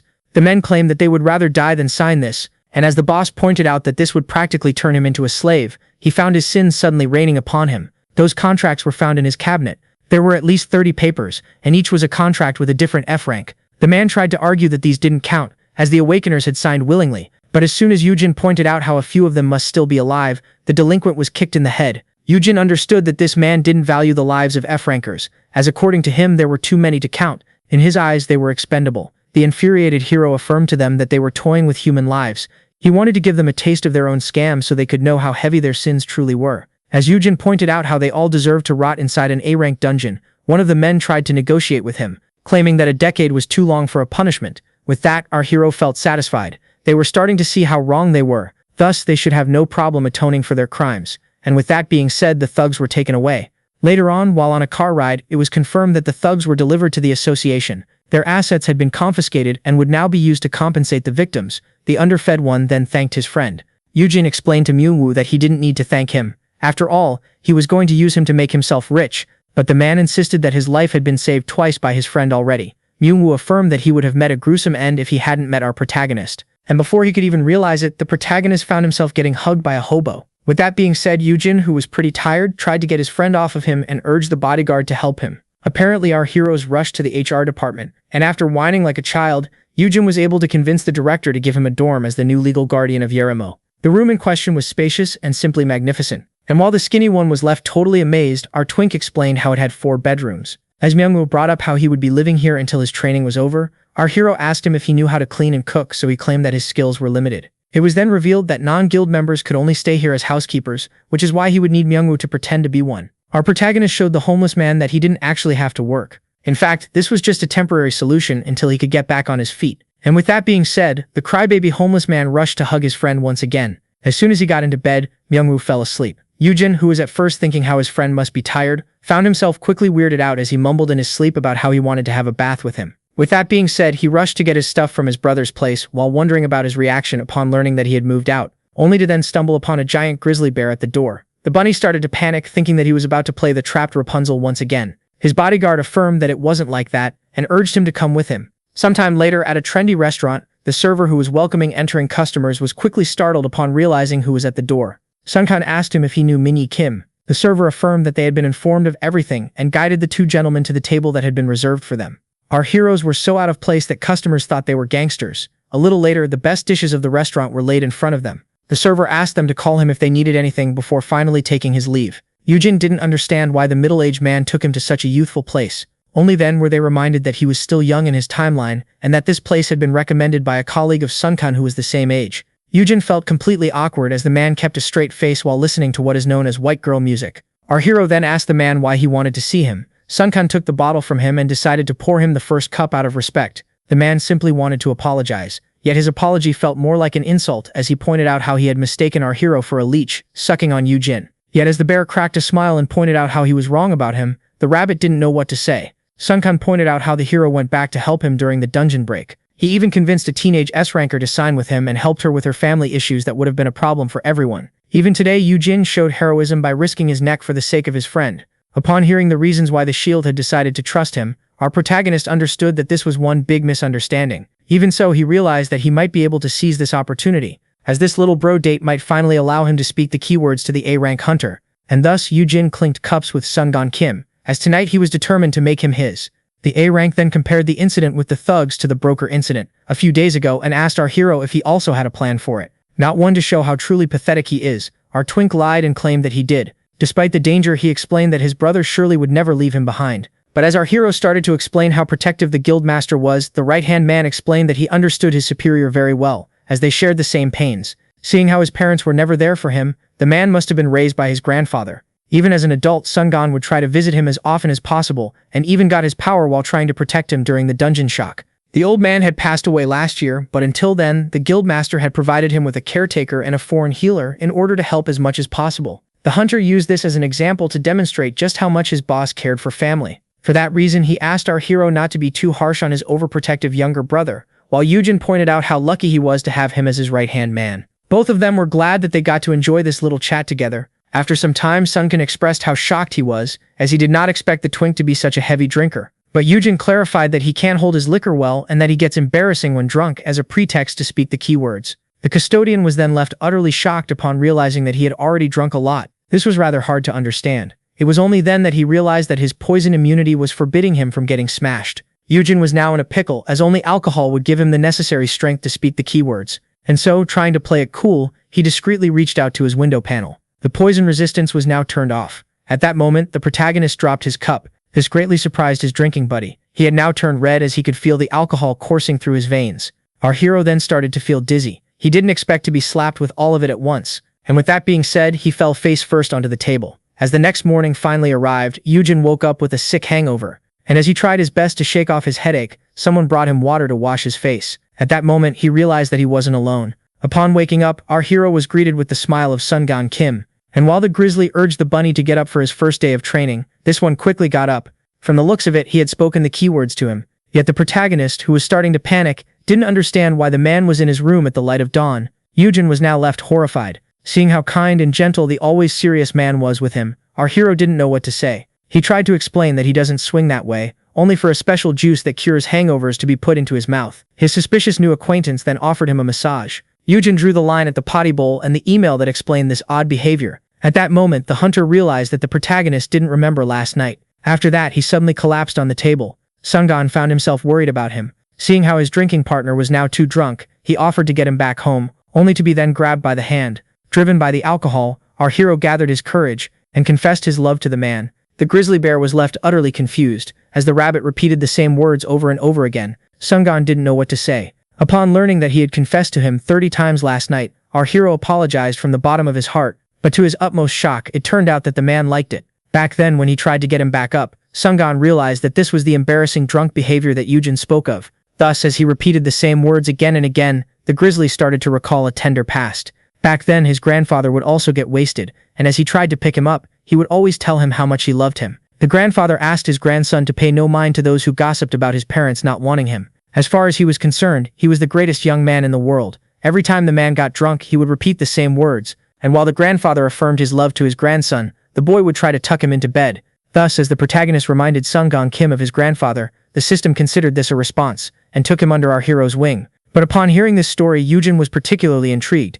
In the eyes of his bodyguard, he reminded him of his old man. The hero felt disappointed, as he was still in his 20s, so his friend explained that, despite how strange it sounded, he gave him a feeling of safety and comfort that was only given to him by his grandfather. The man acknowledged his behavior to be weird and promised not to act like that with anyone else. Yet he asked the protagonist for permission to come and visit him often, as a way to pay tribute to his deceased grandfather. Upon recalling how the A-rank hunter was raised by his grandfather, he realized that he was practically his caretaker, and it allowed him to understand something about his skill, perfect custodian. The L-rank skill must use the keywords to remind the target of someone they hold dear, and pass on their aura to our time traveler. This made sense, as the S-rank and the homeless man were treating him like a dear parent, and the effect on Yoojin must be stronger, as he practically raised him. With that, the protagonist could only come up with one conclusion that stuck in his mind all morning. As soon as the A-rank hunter left, Yoojin clung to our hero and asked why the scary man was here in the first place. At that moment, the ice witch barged in, happy to learn that her caretaker was now in the neighboring dorm,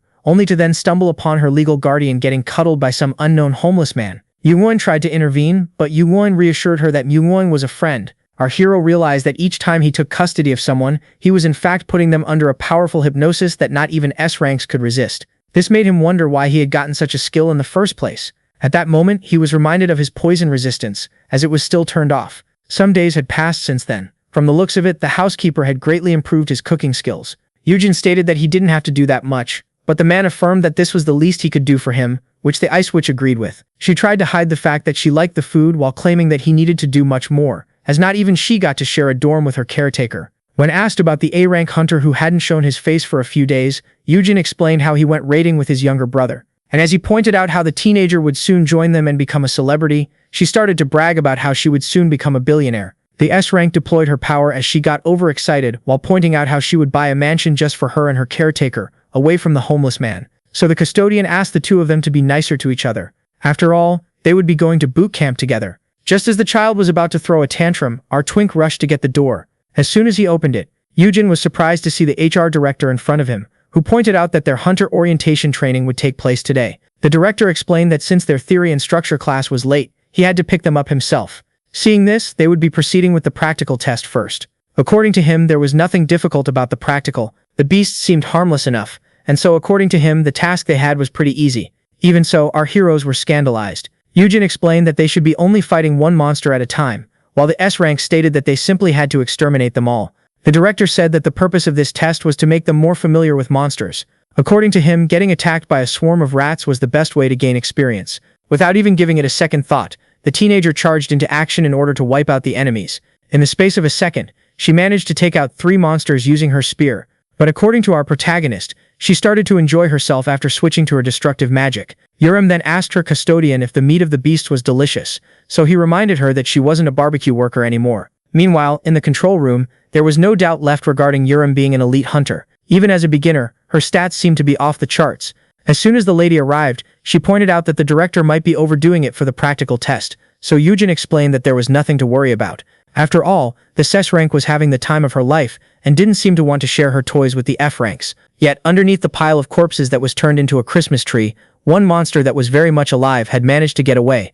The creature immediately launched itself at the housekeeper. Our hero urged his friend to defend himself using his spear, only for the man to drop his weapon out of cowardice. Youngwoo then started to run for his life. He found himself unable to take the pressure, and to his utmost horror, the monster was slowly closing the distance. But as soon as the creature launched itself, Yoojin intervened just in time to get his friend out of harm's way. Our hero then firmly advised his friend to never abandon his weapon again. He then proceeded to explain that these creatures were F-rank monsters known as Fang Moles, who had really bad eyesight and only ran forward. In other words, it was easy to make them charge at the tip of the spear to kill them. Back in the control room, the director explained that one of the reasons he proceeded with the special training was the protagonist himself. He simply wanted to see the extent of his abilities, as the young man seemed like a walking encyclopedia on monsters and dungeons. Aside from his knowledge, the contract that he had signed with the teenage F-rank hunter was a powerful card up his sleeve, making him a subject of interest. As Yoojin explained that despite being an F-rank, he could handle that much. Young Wen pointed out how courageous he was. He compared his fearlessness to that of an experienced hunter,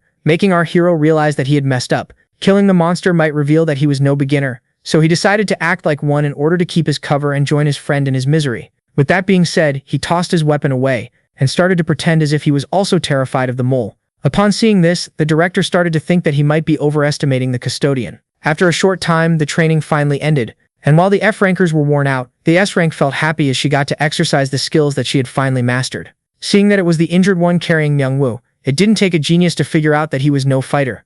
Yurim started to claim she was better than him, so the custodian urged her to cut it out already. At that moment, the director came to congratulate the 3 new recruits. According to him, they were able to survive the basic test. Director Sok praised the girl for her performance, but criticized the F-ranks for how pathetic they were, which genuinely angered our hero. It was then explained that the 3 of them would start learning theory the next day under the care of Professor Hyun Sok. The instructor introduced herself to her 3 new students, and while the teenager found her rather young to be a professor, the protagonist immediately recognized her. That lady was a genius who went to the USA and discovered countless dungeon principles, making her the #1 dungeon researcher, and earning her the sick nickname of Dr. White. As the professor pointed out, not many knew her by her nickname. He realized that she wasn't famous yet. She then pointed out how Yoojin seemed very knowledgeable about dungeons, just like her uncle, a director, had said he would be. At that moment, it finally clicked. After realizing that the director and the instructor were both Suk, he realized that they were related, but the director confirmed that this wasn't nepotism. Hyun then explained how she would be working with the guild for a while as a researcher, and how she looked forward to working with them. At that moment, our hero had high hopes, as he might have finally gotten himself a love interest, but little did he know, he was too much of a hopeless case.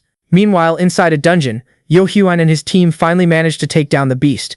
The guild pointed out how this creature was a tough opponent, and how they would have been toasted if their boss wasn't immune to fire damage. Yet there was still one matter to attend to, as the child of the beast was still alive. On the first day the dungeon gates appeared on Earth, the reaction of today's civilization toward it was similar to that of a primitive ancestor in the face of fire. It came at the apex of fascination and fear. If not dealt with in time, the monsters inside the dungeon would overpopulate and storm out of the gate into our realm. Such events were known as dungeon breaks, with the first ever recorded being named the Dungeon Shock. Yet horror mixed with an array of hope, as some people around the world started to gain abilities. The mana stones discovered from this incident permitted a great outbreak in the field of modern science, as they were perfect for crafting advanced tools and energy sources.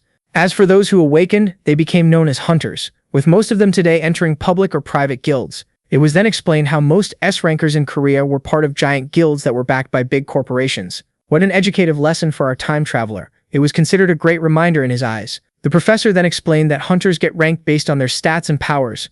Our hero couldn't help but find his instructor great at her job, seeing how she was explaining the difficult concepts with simple words. As she explained how skills and abilities are awakened as a form of self-defense, he began to think of how wrong this was. He even started to recall how a certain E-rank hunter, due to her affinity with moles, was able to gain grass-based powers. And as he began to think of how skills are determined by a person's personality or environment, his teacher suddenly snapped him back to reality. The professor realized that he was giving her the same look that she gave her instructor. When she realized that he was wrong, Yoojin began to explain how he was only speaking out of his own perspective. According to him, skills weren't unlocked for self-defense, seeing how non-combat abilities are becoming more and more frequent nowadays. The first theory was only established because most skills were awakened during the dungeon breaks, but it completely disregarded the data from times of peace. Yoojin then urged his teacher to pay him no mind and began to wonder if he had said too much, only for the lady to then grab him by the hand. Taeyeon Sok was excited to see the custodian keeping track of the latest news in the skill manifestation field. For that reason, she offered him a 10-hour-long coffee date after class in order to discuss the topic further. In order to avoid attention, he asked the teenager if she had anything to ask. Yerbin was curious about how big the salary of an S rank was. Out of nowhere, the teacher pulled out a money gun and left the girl overjoyed as she explained how an S rank can easily make $10 million a year. According to her, this was rather expected, as only a select few countries had more than them. The authorities count the elite hunters by country. Not only were they the ones entering the deadliest dungeons in order to shield humanity, but they were also the bringers of the treasures found in the S-rank dungeons, like mana stones and rare plants. Sometimes the hunter would even bring back some exotic animals. Later that day, the older brother discovered that his younger brother had brought a baby fire manticore from the S-rank dungeon home. Yoojin hoped to tame the beast and use it as a mount. The monster had a single horn, rat fur, and a tail similar to that of a fox. That creature was a Tier 2 monster and a unicorn subspecies, renowned for its power, speed, and fire-based skills. Fire manticores are so powerful that they could even give S-rankers a run for their money in a 1v1. As for the wild creature currently in the fridge, it was still a little cub. When asked about the taming hunters in his guild, Yoojin explained that they weren't of any help. He even tried using an item known as the Mark of the Master that would make the creature easy to control, but it didn't seem very effective. The young man tried to use it to order the monster to get down on the ground, and so it immediately flinched. At first, our hero assumed that the creature was about to obey its master, but the manticore wasn't planning on showing any friendliness. And with that being said, the baby monster launched its attack from above. Yoojin immediately stood in front of his custodian in order to protect him. He then resorted to his fire powers and blasted the baby monster with all of his might. Yoojin tried to argue that barbecuing the creature was overkill, yet both brothers had forgotten for a split second that fire doesn't work against this breed of manticores. And with that being said, the monster landed a devastating attack on its supposed owner. This left the older brother horrified. After a long tantrum, the creature was finally neutralized. Yoojin had enough of it and tossed it inside a cage. Both brothers agreed that this creature was way too wild. The older brother doubted that it could be tamed, seeing how it was still so savage even after receiving the mark. For that reason, Yoojin pointed out that he might need to get rid of it, which made our hero think that he wanted to sell it. So the guild master clarified that he meant putting it down so that it wouldn't end up in the hands of a rival. Yoojin couldn't argue with the fact that this was the only way. Even so, he found it rather shameful, as this creature would make the perfect mount for his brother if tamed. Yet even in the original timeline, no one had tamed such a beast. Yoojin then felt alarmed as the system explained that he still hadn't tried the keywords on the creature. At that moment, he finally understood that he could become the custodian of beasts as well. If our hero succeeded in taming the monster, he would be able to turn his brother into an unstoppable force. Yoojin then asked his brother if other kids possessed mounts. He was pretty happy to learn that they only had weak steeds that couldn't possibly compare to the manticore. Thus, the custodian asked for a chance to tame the monster, as this might be their only chance to acquire a high-level mount for their guild. The monsters who were only spoken of in fables had manifested into the real world after the appearance of the dungeons, and while humanity judged most of them as creatures that must be slain, they deemed some exceptions that could be turned into allies. Most of the hype was about rideable monsters. Seeing how dungeons became more spacious as they elevated in ranks, having a fast steed could give the rider an important advantage. Our hero then added that since this creature was fireproof, it would be a waste to put it down so soon. According to him, it was the perfect steed for his brother, as another creature that could withstand his fire powers would be hard to come by. On top of being fireproof, the beast would become the highest tier mount, which would grant the great guildmaster even more power. Yoojin expected to receive lucrative rewards in exchange for the advantages that he would provide the guild. The only thing left to do was to figure out how to befriend the creature. Our hero took a deep breath. His plan was to try and win its heart by offering it something to eat. At first, he wanted to give it some cat food, but his brother revealed it to be a picky eater that would only eat monster meat. Each meal also needed to include one C-grade mana stone that could cost up to $8,000. In other words, every bowl of food prepared for the manticore cost a fortune. Our hero was left practically stunned. as according to him, nourishing the beast would cost them between $2.8 and $8 million per year. And as his brother pointed out that he would be taking care of feeding it, Yoojin couldn't help but find the cub adorable and began to wonder how it would respond to the keywords. He compared the new keyword with the old one in the original timeline and theorized that simply expressing his affection would be enough. But before all of that, he needed to find a way to get close to it. As the Tier 2 monster attacked him, the protagonist realized that he should play with it a little bit. And thus he pulled out his B-rank belt. In the past, Yoojin had babysat enough dogs to understand that all of them liked to play tug, but from the looks of it, baby manticores seemed to be a little more than dogs. Yoojin reassured Yoojin that he wasn't harmed before pulling out the taming stone. At first, the baby seemed to be on guard, but then it quickly adopted a friendly expression. As a perfect custodian, the power of the mark of the master had increased, allowing the creature to become friendlier with him. It started to show a less wary side, but Hyun Taker immediately fell in love with the adorable little monster. Yoojin immediately started to play with it as soon as his younger brother tried to approach his new pet. He got bitten immediately. Yoojin warned his new friend not to harm people. Yoojin, who was scratched as he was an Astron counter, realized how much the beast liked his brother. For that reason, he asked him to take the beast under his care, as even if he failed to turn it into his pet, it could still make a very good attack dog. Befriending monsters seemed much more ethical than hypnotizing humans.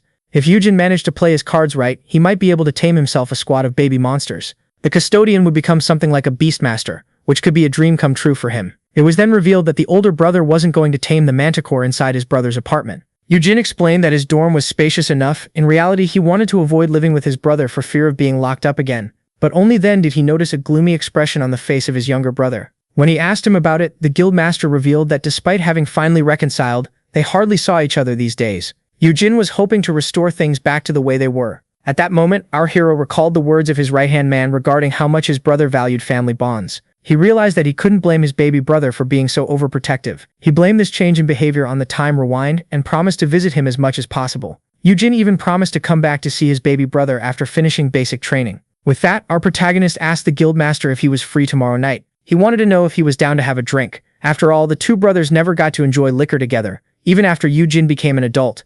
If it wasn't for the dungeon shock, the Han brothers would have enjoyed many cold beers together. After hearing this, Yoojin became excited for tomorrow. Yoojin then realized that he should give his new pet a name. And after giving it some thought, he decided to call the Fire Manticore Peace, as this was something that the world desperately needed. Our hero tried to convince himself that Yoojin wanted to spend time with him so badly because they were brothers, and not because he was brainwashed by his skill. The next day, as a new gate appeared, the protagonist found himself stunned. While his younger brother was all smiles, Yoojin had a hard time understanding what was happening. From what she knew, the guildmaster had no business chaperoning a bunch of beginners to the dungeon. So Yoojin claimed that he was looking forward to this day. At that moment, Yoojin found himself unable to deny the fact that his brother might truly be brainwashed. The two S ranks were then asked to pose together for the picture, as the press pointed out how odd it was for the guildmaster to go with the rookies on their first raid.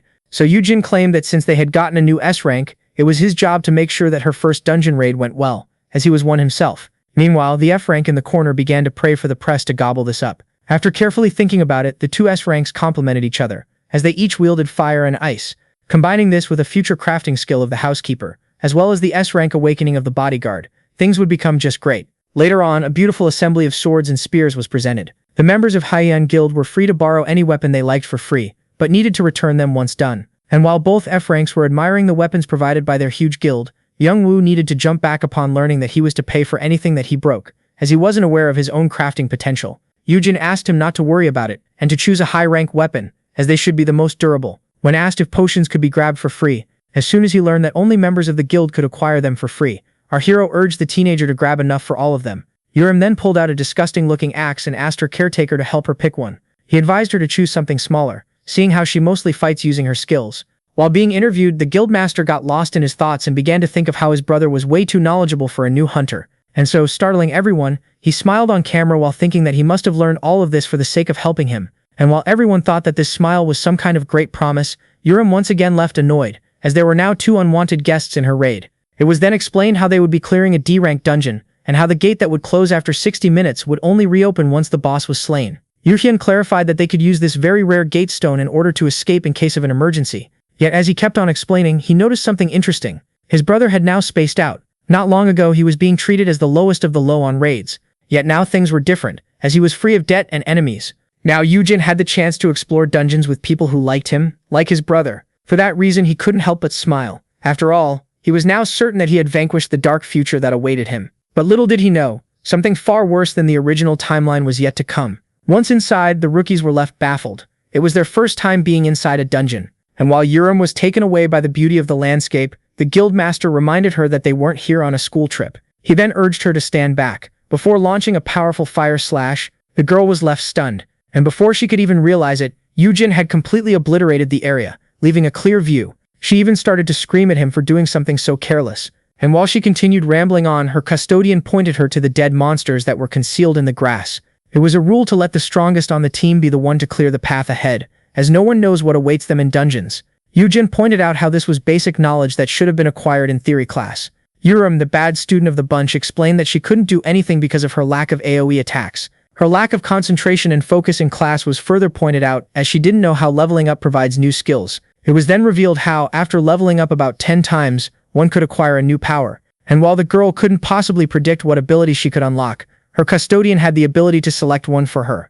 His goal was to let her acquire Pale Rain, as it was one of her signature moves back in the original timeline. And just like that, he was able to meddle with the settings, allowing him to put her on the route to unlock this very skill. Yoojin revealed his gut feeling that the girl would unlock an AoE skill, but his brother affirmed that it wasn't that simple, as S ranks needed way more EXP to level up than F rankers, making this impossible even if she wiped out the dungeon alone. Out of nowhere, the guildmaster pointed out how the rookie should simply mind her business, while he assists his brother. And just like that, it erupted. At first, our hero patiently tried to reason with the two supposedly grown hunters in front of him, but in the end, he couldn't take it any longer and decided to treat them like the children they were.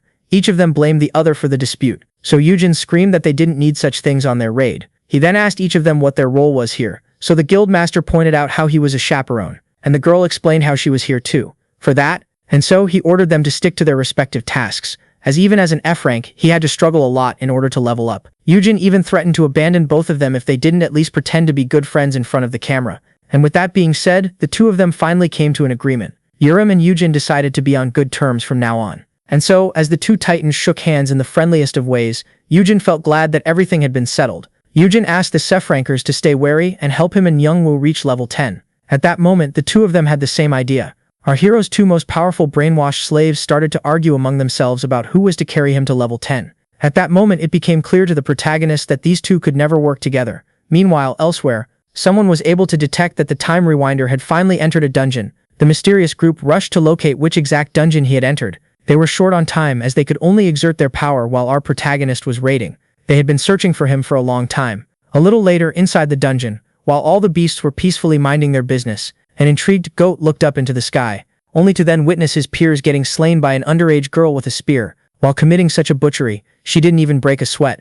The Ice Witch wanted to freeze all of them in order to give the custodian the chance to land the final blow. Only then was she reminded that ice was hard to pierce through. According to Yo Hyun, his brother was better off sinking his spear into a well-cooked piece of lamb. And with that being said, the frozen and burnt corpses kept piling up. This greatly stunned Myungwoo. As for Yoojin, he rushed to collect the mana stones, as unlike the well-pampered Sef rankers, these things were still valuable to him. Our hero then invited his friend to come and farm the goats with him. Myungwoo asked our protagonist if he would get something nice upon leveling up. Yoojin reassured him that he would, but upon checking the stats of his friend, it was revealed that, on top of needing to reach level 10, he also had to meet a certain condition. But upon taking a look at the requirement in question, the custodian found something that left him stunned. This was rather unexpected. In the requirement description, the letter O was replaced with P in the word collect. Like that, the housekeeper finally reached level 10, yet was left utterly disappointed as he didn't get any new skills. Even in the original timeline, the system was something mysterious in the eyes of humanity, yet many considered it to be a gift from the divine. At that moment, the fire and ice still urged the F rankers to hurry up, while being curious about how much EXP Kostadin had gotten. Yoojin explained that he was wrapping things up. Only then did he receive an odd message. Weird notifications kept popping up in his status window. He was particularly intrigued, as one of the messages was apologizing to him, and before he could even realize it, he found the startled S rankers rushing to protect him. Not even 1 second later, a huge fireball was cast in their direction. They were now being attacked by a boss monster. This was rather intriguing, as no monster inside such a D-rank dungeon should be able to cast such a skill. The original boss, which was the Black Ram, truly didn't possess such an ability, but the giant bird monster that picked him up like a pebble most surely could. Seeing how the gate didn't open despite the black beast being dead, it meant that the dungeon was considering the bird as its new boss. In other words, in order to escape this dimension, the party needed to kill the bird at once. The guildmaster had never seen such a creature before and rushed to hand the gate stone to his brother, so that he could escape. Yet to his shock, Yoojin was having a panic attack. Here he recalled the incident with the three-headed dragon, and how his brother used his last breath in order to give him the key to escape, and so he quickly stopped him. Yoojin affirmed that the crystal was unnecessary, and even affirmed that his brother was stronger than the creature. He revealed it to be a gold-beaked Maya, a fire-type monster as strong as an A-rank boss, which had a spare pair of wings and a soft skull. Yoojin was intrigued by his brother's knowledge, so our hero affirmed that they could discuss it later. Yoojin was now more determined than ever not to lose anyone in this raid. He didn't want to repeat the same mistakes over and over again. Yoojin then ordered the Ice Witch to create a protective shield. The girl immediately obeyed. She used her frosty scythe in order to create a barrier. Yoojin then put his brother on bird hunting duty. Yoojin asked Yurim to keep his brother safe, so she asked him to have faith in her. Yet, being the overprotective brother that he is, he still gave our hero the gate stone. With that being said, the guildmaster charged at the bird, while being urged to attack the head. Yurim tried to argue that she should be the better pick for attack, seeing how she could fly, so Yoojin explained how she would be roasted in seconds. He explained that only his brother, with fire resistance, could take on the bird, and that his set of skills should fill in for his inability to fly. At that moment, the boss noticed the human charging towards it, and so it dived on him at once. Yoojin immediately evaded the incoming wing. Now that the beast was finally on the ground, the opportunity to attack had finally come. Yoojin braced himself and delivered a powerful slash. While everyone was impressed, Yoojin screamed at him for attacking the wings, as he had explicitly told him that the gold-beaked Maya had a spare pair on standby. And with that being said, the bird gained altitude once again, and then unleashed a powerful fire breath. If it wasn't for his fire resistance, Yoojin would have been done for. Yoojin found it odd that his brother was stuck on the ground instead of charging a monster high in the sky and taking its head. And as he began to think of how he should be able to do so by riding his Blue Willow skill, he began to think that he might not have unlocked it yet. At that moment, the bird changed its target. It wasn't targeting the powerful guildmaster any longer, but the three rookies nearby hiding behind the shield. It was safe to say that the new recruits were starting to panic, as an overgrown dinosaur was now charging at them head first. Yurim and Youngwoo were especially terrified, doubting the ability of the shield to block the giant monster. The guildmaster had no time to waste. He immediately used his Blue Willows in order to attack the monster. His brother was happy that he had already unlocked the skill in this timeline and was expecting him to go for the finishing move, but to our hero's utmost shock, the Sesh-rank hunter was doing nothing but blinding the bird. Yoojin screamed at his brother that he was using his skill wrong. Yoojin found himself confused as he was ordered to step on the feathers, and so he tried it. And from the looks of it, his brother was right. Just like that, the tides of the battle were turned. Yoojin had now gained a footing in the air. The bird charged a powerful attack and unleashed its devastating fire breath on him. But the fire resistance of the hunter made the flames of the monster ineffective. At that moment, Yoojin went for a stab. He then gathered all of his power and focused it on the skull of the flying creature. And just like that, a great explosion occurred. Yoojin found herself startled, but Yoojin urged her to get a hold of herself, as she was the only thing protecting them from the explosion. And just like that, the headless chicken fell to the ground.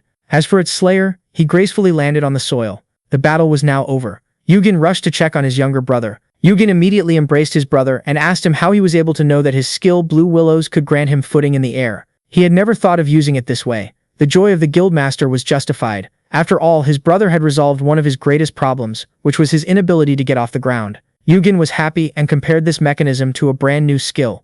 Our hero found himself quite happy, as his brother seemed like an overexcited kid who just received 2 presents instead of 1. And so, while exiting the dungeon, Yoojin offered to take a look at the other skills of his brother, making the girl want some of the action. After finally getting out, all were startled by the state that the guildmaster was in. The outside was already aware that the rank of the dungeon changed on its own, so the raiders revealed how there was an A-rank boss hiding in there. And while the S-rankers were handling all of the questions, our hero tried to be as discreet as possible. The little Barney wanted to give back his weapons quietly and get out of here without getting too much attention. But only then did he notice an enraged grizzly rushing towards him. Suncan rushed to the gate upon learning that the rank of the dungeon had changed, which made him worry about his custodian, and by that point, he had arrived. And so, as the protagonist was generously turning down the help offered to him, Myungwoo was disappointed in himself. Later that night, our hero came to visit his younger brother. The concierge had given him some expensive alcohol so that he could share it with his brother. Judging by the sound of the running water, Myungwoo quickly guessed that his brother was currently in the shower. So in order to kill some time, he decided to play with Peace.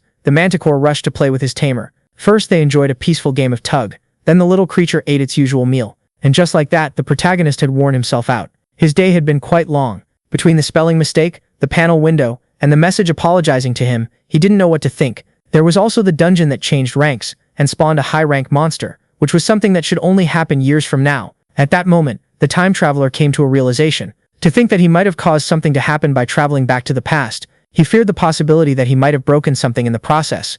Our hero theorized that the system tried to contact him directly, as he had caused a major event to happen much earlier than expected.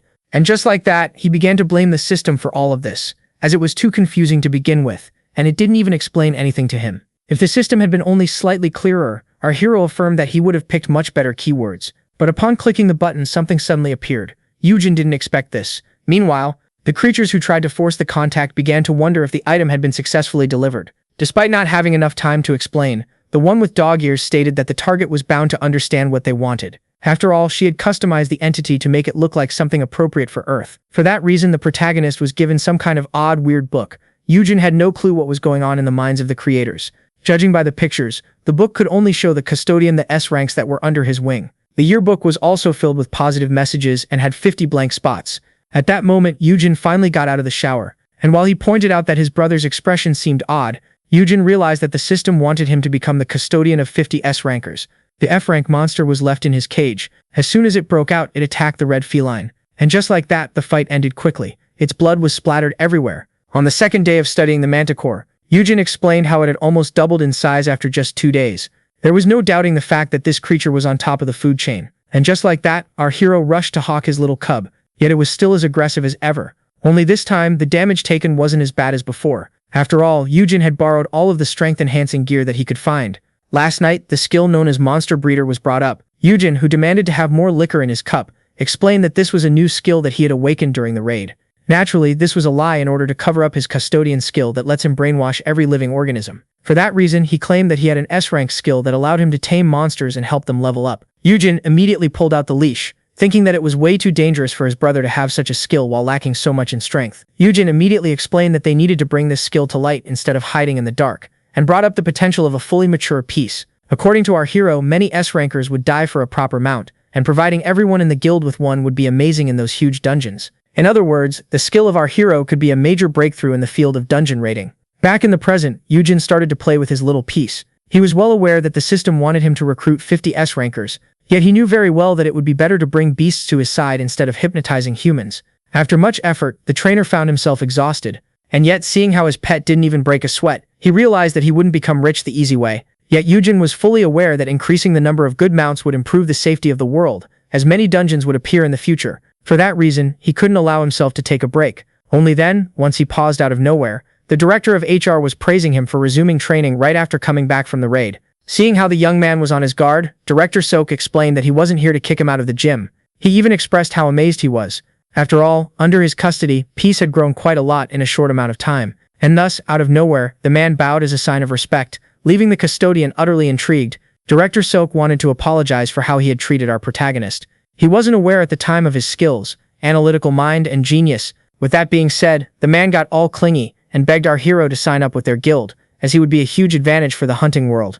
And so, while the owner was being assaulted, Peace couldn't help but compare the scene to a simple game of tug-of-war. Yoojin was fully aware that he was no genius, as he simply relied on the info that he had gotten by being a time traveler. He also wanted to stay away from the director as much as possible, seeing how much he had harassed him back in the previous timeline. The man then begged our hero to think about it. As he started to explain how they were ready to give him everything that he desired, including the funds to feed and breed the mounts, our hero realized something. In the new timeline, things were much different, and this time the director wasn't currently perceiving him as a total waste of oxygen. At that moment, our hero got on his high horse upon realizing that he was in control. With a smug grin, he explained that his brother had already agreed to take care of the finances. Yet the custodian couldn't deny the fact that the director's proposition was still tempting. Without wasting a second, the director immediately summoned the contract. Yet our hero had his own terms, claiming that he wanted to sign as a staff member with the guild, seeing how he planned on being a solo hunter. By doing so, Yoojin would be able to sell steeds to other guilds and become filthy rich, as the director asked him to reconsider. So our hero clarified that there would be consequences if anyone not stronger than the others signed an exclusive deal with him. The protagonist was fully aware of how great and powerful his skill was, as it would make the raiding of any guild much more efficient. He even compared himself to a golden egg-laying goose, and expressed how allowing one guild to keep him to itself would be a bad idea. After all, the world was full of evildoers that would rather burn an exceptional talent instead of letting someone else have it, and they could easily kill an F-rank. For that reason, it would be better to allow everyone to enjoy his talent. That way, the skill of our protagonist would ensure him safety as well as a fat wallet. Yet he promised Hyan an exclusive deal on peace if they hired him as a staff member. Our hero even demanded a monthly salary as well as some other advantages. The director couldn't help but chuckle and agreed to give him everything that he wanted. He then asked for permission to use the footage of the training as an asset in order to negotiate with the other guilds. The HR man then pointed out that he had one final question. He wanted to know if the protagonist would agree to become one of their hunters and make them the strongest guild in the world, with the most freedom. At first, Yoojin wanted to give an honest answer, but he quickly realized that the director was currently filming him. Yoojin explained that hiring him would be pointless. After all, they were already getting as much as possible from his skill, and he urged the director not to regret his decision later on. Later on, the middle-aged man couldn't help but find this amusing. According to him, the custodian was underestimating himself. Yoojin clearly didn't grasp his own potential, and while the director was thinking about how our hero was stunning, the latter was proud of himself for having beaten the man in the negotiations. When a person acquires unique skills, they usually forget their place, and pride installs itself in their hearts. Yoojin might not be the humblest of all, but he was fully aware of his place in the pecking order, and was using this to his advantage to climb up the ranks. The director started to speculate that he had failed to discover this genius because he was being overshadowed by his brother. Yet things weren't as easy as they seemed. He had already predicted that the other guilds could cause problems after discovering that they wanted to own Yoojin, yet Hayo was ready for the heat. But things take a different turn if the tamer becomes a freelancer, as guilds will start to focus on him as an individual. In other words, Yoojin would enter a world that was full of opportunities, but also swarming with danger. It was safe to assume that the young man still wasn't aware of how savage the world of the elite hunters truly was. Then again, the director couldn't rule out the possibility that this was a strategy to protect his brother. Regardless, the man had predicted that the protagonist would become the subject of interest for the three major guilds, as well as everyone else. And as it turns out, his prediction was right. Upon seeing the footage of the training, people grew quite intrigued. The big shots decided to pay Hayon a visit in order to personally evaluate their new wildcard.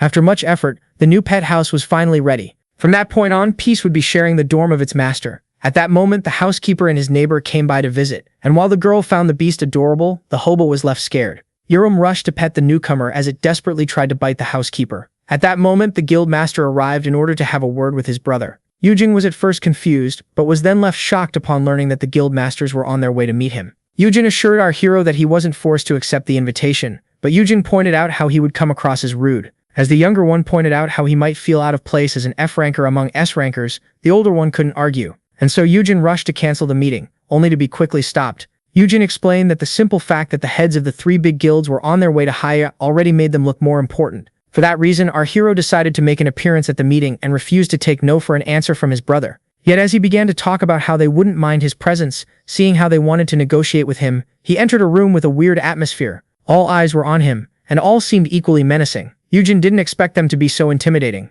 At that moment, a man wearing glasses urged our hero to give him his hand. His goal was to appraise the skills of the tamer before the start of the negotiations. At that moment, our hero realized what that meant and was left horrified.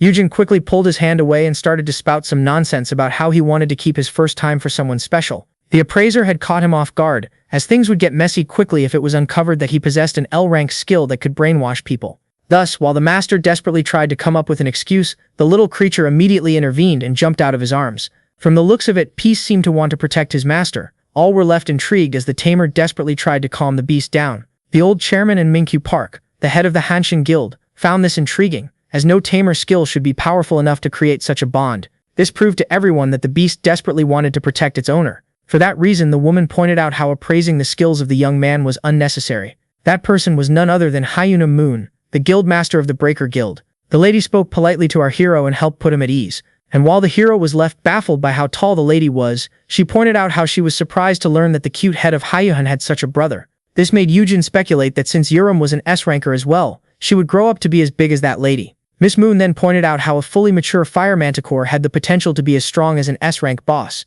For that reason, she asked our hero's younger brother to give her guild a fire cub if he ever found another one. Yoojin accepted but firmly stated that he would only exchange it for a steed that had ice resistance. This made him seem greedy, seeing how he was looking for a mount for the Ice Witch. Another tan person seated at the table called out the guild master of Hyan, as his guild had already bought every steed on the market. That person was none other than the guild master of MKC, Sukwon Choi, who explained that an exchange would be impossible since Yoojin had monopolized the market. But as the young man pointed out how they just needed to clear dungeons for creatures worth exchanging, Sukwon was quickly irritated. He pointed out how Yoojin was trying to make them his personal beast fetchers and accused him of wanting to scam them with the powerful skill of his brother. The man claimed that Yoojin running as a freelancer was a trick from Yoojin, who had obviously called dibs on him, seeing how they were family. The Breaker Guild master tried to calm him down, as the hero explained that his brother's guild was only one of his partners. He explained that since he was unable to stand on his own, they were currently assisting him, and that this was the main reason behind this meeting. Yoojin clarified that he wouldn't have bothered offering his services to the others if his plan was solely to work with his brother. He also explained that there was a limited number of creatures he could tame at the same time. With that, Yoojin offered everyone present in the room a huge advantage in getting the best mounts possible. He claimed that this should be enough for the negotiation and pointed out how much of an honor it was to be working with big shots like the Korean guild masters. Despite his big words, our hero couldn't help but be intimidated. And as he started to think of how he had liked the man before, while he was just a simple athlete before his awakening, he was suddenly poked in the face. Hyuna got rather close as she pointed out how our hero seemed to be much more than a simple beast tamer. Seeing how he had an S-rank big brother and an S-rank under his wing, as well as a fire manticore pet, she asked if they would come along with him if he joined her guild. Yoojin, who didn't expect the lady to be this appealing in person, explained that the deal only included him, while praying that his brother wouldn't have a tantrum. As soon as a calm voice pointed out how our hero had claimed himself to be the best in all of Korea, with that, the protagonist pointed out how he would officially sign with Hyuna once they became the best in all of the land. At that moment, a calm voice found this rather interesting. All eyes were quickly turned to him. Upon hearing this, Yoojin, the guild master of Sesong, understood that he could buy the tamer right now. At that moment, our hero didn't know what to say. At this point in time, Sesong was the strongest guild of hunters, with the strongest guild master which would ensure our hero's protection. But the fact that he had entered the conversation so late made him seem hostile, which increased the tension in the room. For that reason, our hero decided to refuse the offer and explain that this offer was only on the table for family. He explained that in order to monopolize him, the rest of the guilds would have to become #1 on an international scale. At that moment, Miss Moon burst out laughing, as she couldn't help but find his confidence and boldness entertaining. She even pointed out how the two brothers shared the same toughness. If it wasn't for his resist fear skill, the pressure would have been unbearable for the E-Franker, who felt like a shrimp among whales. Yoojin was fully aware that E-Frankers had aggressive behavior as they were constantly in danger, but he didn't expect them to be this intimidating even while smiling. For that reason, he started to speculate that his younger brother couldn't handle such people, and that they bullied him on a daily basis. One of them even pointed out that it wasn't surprising to see the younger brother start his own guild so boldly, as he had a daring role model.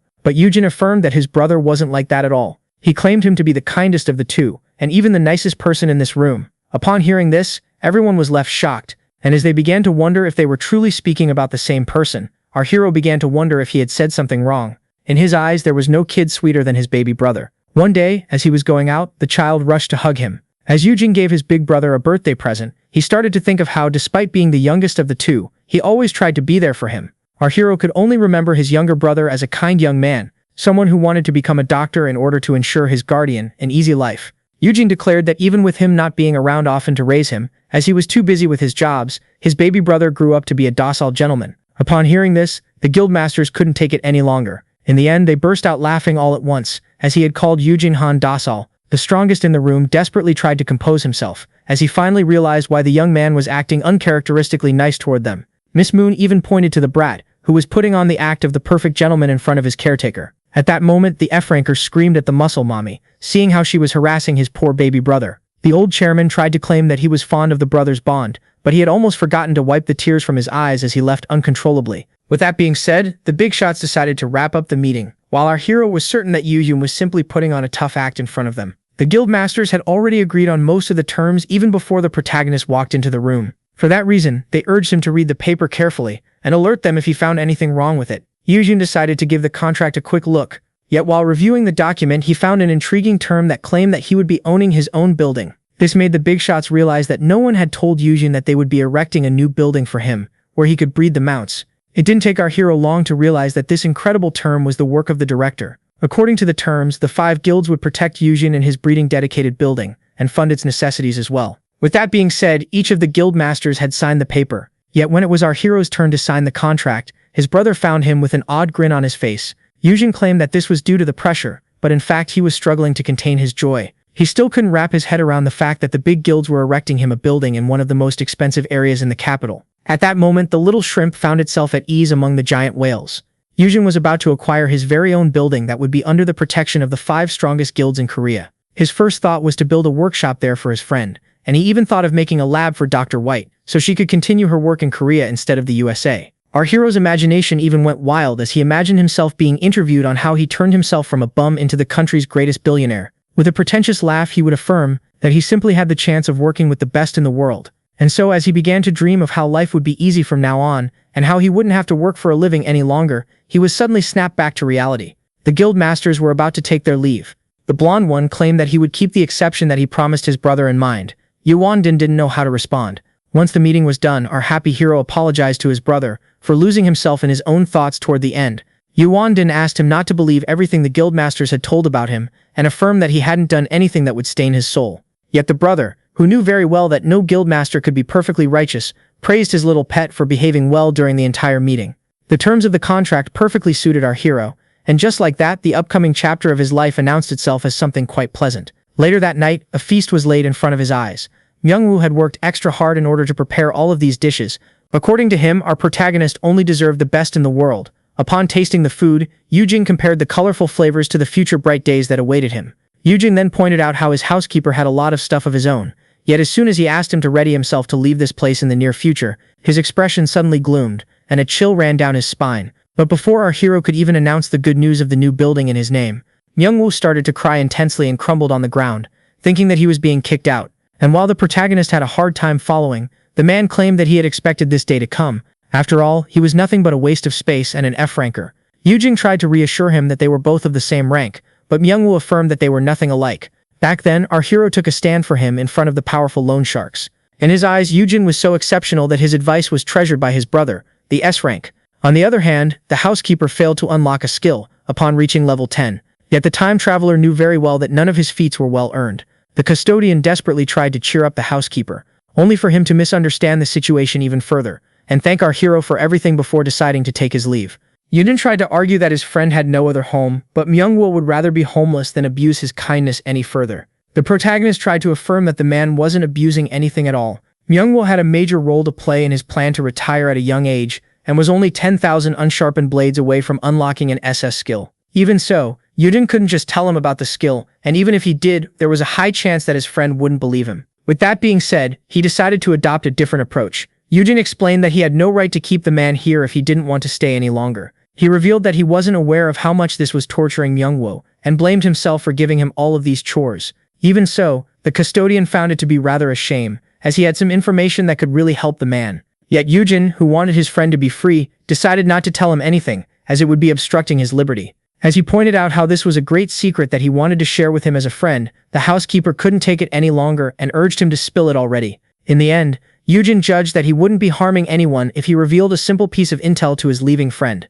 Seeing how the best way to convince someone was to quote a genius or a celebrity, our hero claimed that he had learned this training method from Dr. Seok. Even so, the protagonist couldn't help but blame himself, as he was lying by using the name of Dr. White. Meanwhile, in her lab, the doctor had finished the paperwork and hoped that the rest would proceed smoothly. Yet as she was immersed in her work, she failed to sense the dark entity lurking behind her. Back to our hero, who pulled out the knives. He claimed this to be the best training method for his friend. Yoojin then firmly warned his friend against speaking about this in front of anyone, even Dr. White. He then pointed out that since his friend's skills were related to weapons, he should try sharpening the knives. Myung-woo obeyed without asking any further questions. Yoojin found himself quite pleased, as the craftsman was now on the way to greatness. And just as expected, a counter had appeared. Yoojin claimed that if his friend kept sharpening knives, he would be able to unlock a crafting skill according to the rumors, and a good one at that. He calmly tried to explain to his friend that he needed to sharpen at least 10,000 knives, only for a positive reaction to spark. Yoojin didn't expect the housekeeper to be so into it, as he pointed out how he would finish the task in 3 months by sharpening 100 per day. Our hero then asked the hobo to put the knife down, as with it in hand his excitement seemed more like murderous intent. Myung-woo was determined to work as hard as possible in order to pay back his friend. Yet Yoojin knew very well that his retirement plan didn't owe him anything. With that being said, it came time to check on the second investment. The doctor was greatly excited to see our protagonist. Yet our hero quickly grew tired as his fellow dungeon nerd kept on talking for hours. She pointed out how everyone thinks that dungeons are completely random, and as you pointed out how they might be organized, Yoojin shared his gut feeling and claimed that they lacked the necessary data in South Korea. Dr. Sok agreed that their country was way too small, only to then quickly shut herself up, thinking that she might offend somebody with her words. Things would be much easier for the researcher if she could study more dungeons, yet most countries forbid foreigners from studying their dungeons. The doctor started to complain that she might have to join an international research team in order to continue her study. For that precise reason, 3 years from now, the doctor would leave for America, where she would discover the principle behind the spawning of dungeons. Yoojin began to wish for a way to keep this walking jackpot in the country until her discovery, instead of handing her and her research to the USA. Yet the doctor wasn't out of ideas yet. Out of nowhere, she pulled out a buckwheat jelly. If the legends are correct, she would be able to use this dish by pairing it with rice wine on a moonless night in order to attract the Dakabi. The doctor was referring to the legendary hunter who has teleportation abilities. That hunter took the name of a prankster spirit from Korean mythology, as well as its drip, but even in the original timeline, people barely knew anything about him. Even so, the ghost hunter was particularly famous for his teleportation. When things were dark and everything seemed desperate, whether inside or outside of dungeons, the spirit would appear at once in order to save lives. From the human perspective, especially the gangsters, the ability to teleport anywhere was a power that wasn't to be trifled with. One day, delinquents noted something intriguing. Out of nowhere, a cosplayer appeared in their hideout. Startled by him, they quickly pulled out their guns. But just like a ghost, the first bullet phased right through him. The Dakabi captain used his teleporting abilities to evade and dodge the rain of bullets inflicted upon him. The hunter didn't even break a sweat. In the end, he was able to establish his superiority. The cosplayer then started to speak in poems in order to warn the evildoers, claiming that he was well aware of their darkest secrets. He then promised not to unveil their sins to the light as long as he remained unharmed. And with that being said, the spirit disappeared. The spirit was hard to catch because of his powers, and having dirt on everyone, he was able to ensure the protection of the big guilds and total freedom. For that reason, the women of science wanted to attract the creature of folklore, as it might have some intel on the dungeons. To make things worse, the supposedly genius doctor was relying on info she had gotten from the internet in order to attract the spirit. As the woman was overexcited, our hero tried to snap her back to earth and urged her to ask the guild for help instead of relying on fantasies. At that moment, everything went dark. The moon had almost disappeared into the shadows of the night. Thinking that this was some kind of blackout, our hero decided to turn on his flashlight, but only then did he notice something intriguing. Dr. White seemed stunned. Tears quickly appeared on her face. Little did our hero know, what seemed like an evil specter was lurking behind him, and as soon as it began to scream, panic set in throughout the lab. Dr. White immediately fainted from the shock. Even the protagonist was about to start panicking, only to be calmed down by his resist fear skill. With his mind now at ease, he realized that despite how crazy the world had gotten, ghosts were still a thing of legend. And so, having guessed the name of the culprit, he asked the Dakabi to stop his prank. The teleporting hunter affirmed that the protagonist had no sense of humor. He explained that he had decided to pay them a visit in order to grant the doctor's request. Even so, he didn't expect his harmless prank to make her faint. For that reason, the Spectre asked the custodian if they could work on being on good terms. Only then did the system reveal to our hero that he had the power to bring the masked man under his custody. The one in front of him was a person who could travel the entire world freely without being bound to a flag or a cause. In other words, he might be the solution to our hero's problems. If he was right, the spirit could provide the necessary data for the doctor so that she wouldn't have to leave the country. The opportunity was too good to be missed. Thus, Yoojin asked the ghost to stop his pranks, as they weren't startling at all. The ghost tried to argue that he had just scared him, but our hero started gaslighting him by claiming that he was just caught off guard. The Dakabi was then particularly irritated, as the young man claimed his pranks to be dull and childish as well. If the legends were true, the trickster spirits loved playing pranks so much that they would put their lives on the line for the love of the game. For that reason, he offered to make a bet with the ghost to see if he could actually scare him. But little did the teleporter know, he was now in front of his natural enemy. Later on at the infirmary, the doctor woke up startled, only to realize that the spirit had disappeared. She was then shocked to see the hero in front of her. Yoojin then started to criticize the ridiculous outfit of the ghost in front of the doctor, only to be met with complete silence. This greatly relieved the lady, as it meant that the trickster spirit wasn't here. Even so, she couldn't help but be disappointed, as her many questions remained unanswered. Dr. White had hoped for the help of the teleporter, seeing how her research was now at a dead end. And so hearing this, the custodian claimed that he might have found a way to assist. The woman got overexcited again, thinking that he was going to join grad school, so he clarified that it wasn't anything like that. The doctor was then left stunned as he claimed that he might have a way to provide her with the data. Yoojin then recalled how she had told him that her data shortage was a major problem in her research. For that reason, his actions a few moments ago might be the solution to her problem. Back then, the spirit was intrigued by the bet, so our hero clarified that he would have to become the servant of the winner for 3 whole years. The spirit couldn't help but laugh as the F rank in front of him wanted to become his master. Even so, he found the terms unfair and claimed that since he was making a bet with the brother of Yoojin, the F rank should bet at least 20 years of servitude. From the looks of it, the spirit had done his homework on our hero. Doka Beja was then left startled, as our hero pulled out the contract without even giving it a second thought. For that reason, the spirit grew suspicious, as the human was rushing into a game where he was at a clear disadvantage. He quickly realized that there was a plot behind it and speculated that the F rank, who lacked skills, wanted to use items to try and win the wager. This made it clear that the spirit wasn't aware of the protagonist's skills.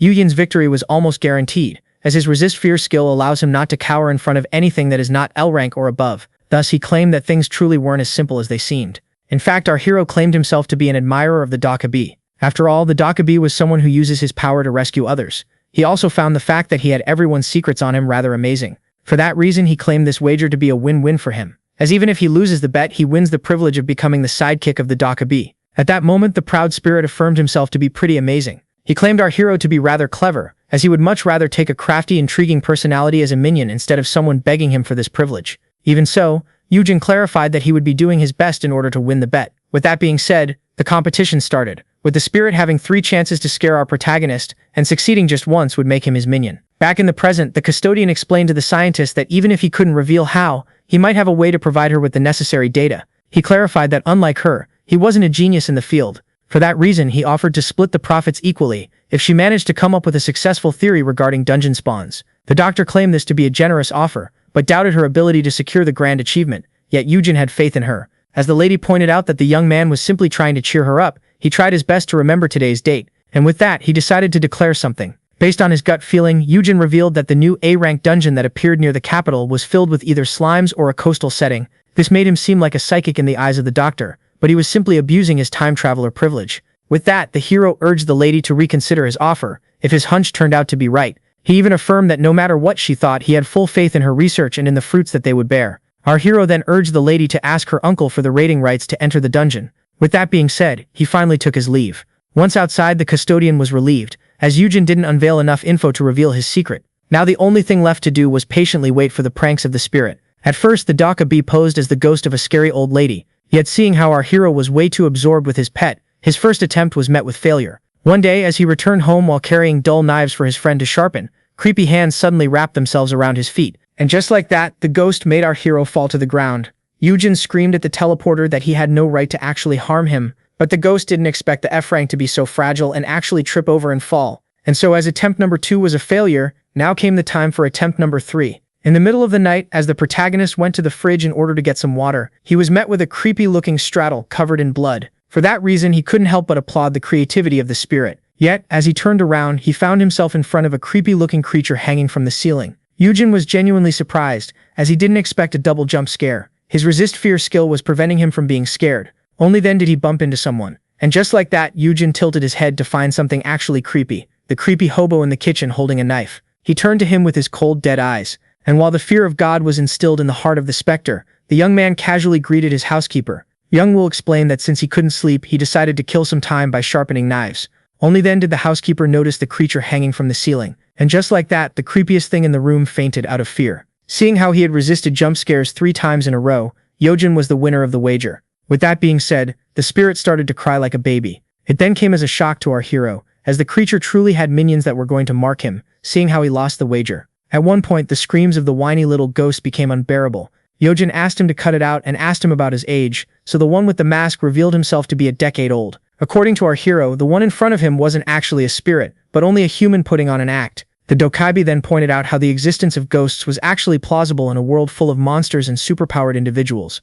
Yoojin couldn't argue on that point, as at the end of the day, it was much easier to believe that mythology had become real than to try and understand that life had become a video game. With that being said, he finally believed that the one with white hair wasn't a human. Seeing how he was now his servant, the ghost decided to reveal everything. The Dokaibi claimed that he was 100 years old, and 3 years old at the same time. This greatly intrigued the protagonist, yet he found it rather funny, as the whole dungeon mess started 3 years ago. It didn't take him long to understand that the spirit was birthed with the appearance of the system. According to the legends, Dokaibi are in fact objects that existed for such a long time that they gained a soul of their own. The one in question had existed but had been asleep for over a decade. He was then awakened by the power of the dungeon. Upon hearing this, our hero was left baffled, but unable to deny this story. In fact, this was the best explanation for the yokai's teleporting ability, as in the end, the system's main function was to link the different dimensions.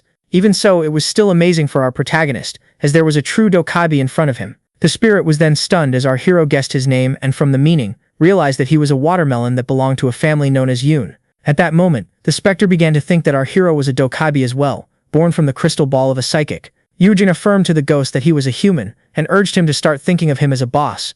With that being said, the custodian decided to give the creature its first task. It was safe to say that the mention of the job annoyed the creature. Yoojin began to complain that he was an errand boy, but the protagonist claimed that he simply wanted him to investigate the dungeons in foreign countries, as while countries were particularly secretive about their own dungeons, the teleporting and sneaky ghost could easily pass through their defenses. When asked for the reason he should do this, Yoojin explained that this would only make him an even greater hero. With the right data, they would be able to uncover the secret of dungeon spawns and make the world a safer place.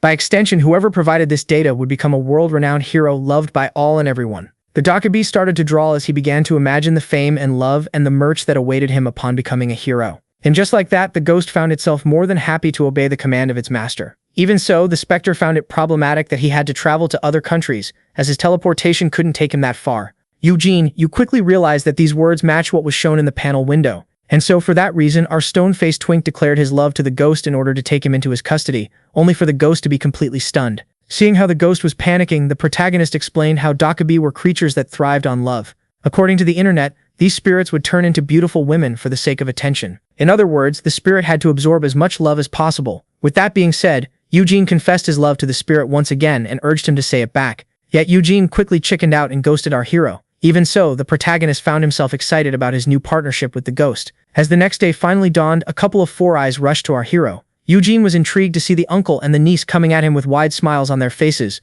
They were overjoyed by the fact that he was right about the dungeon being filled with slime. The director explained that he had his doubts at first but was now overjoyed, as he couldn't have been more wrong. As it turns out, the slime inside the dungeon was a precious material that cost a fortune, and a great source of capital for the now rich guild. Yet as he was being adored by his new fan club, the custody issue found itself rearing its head.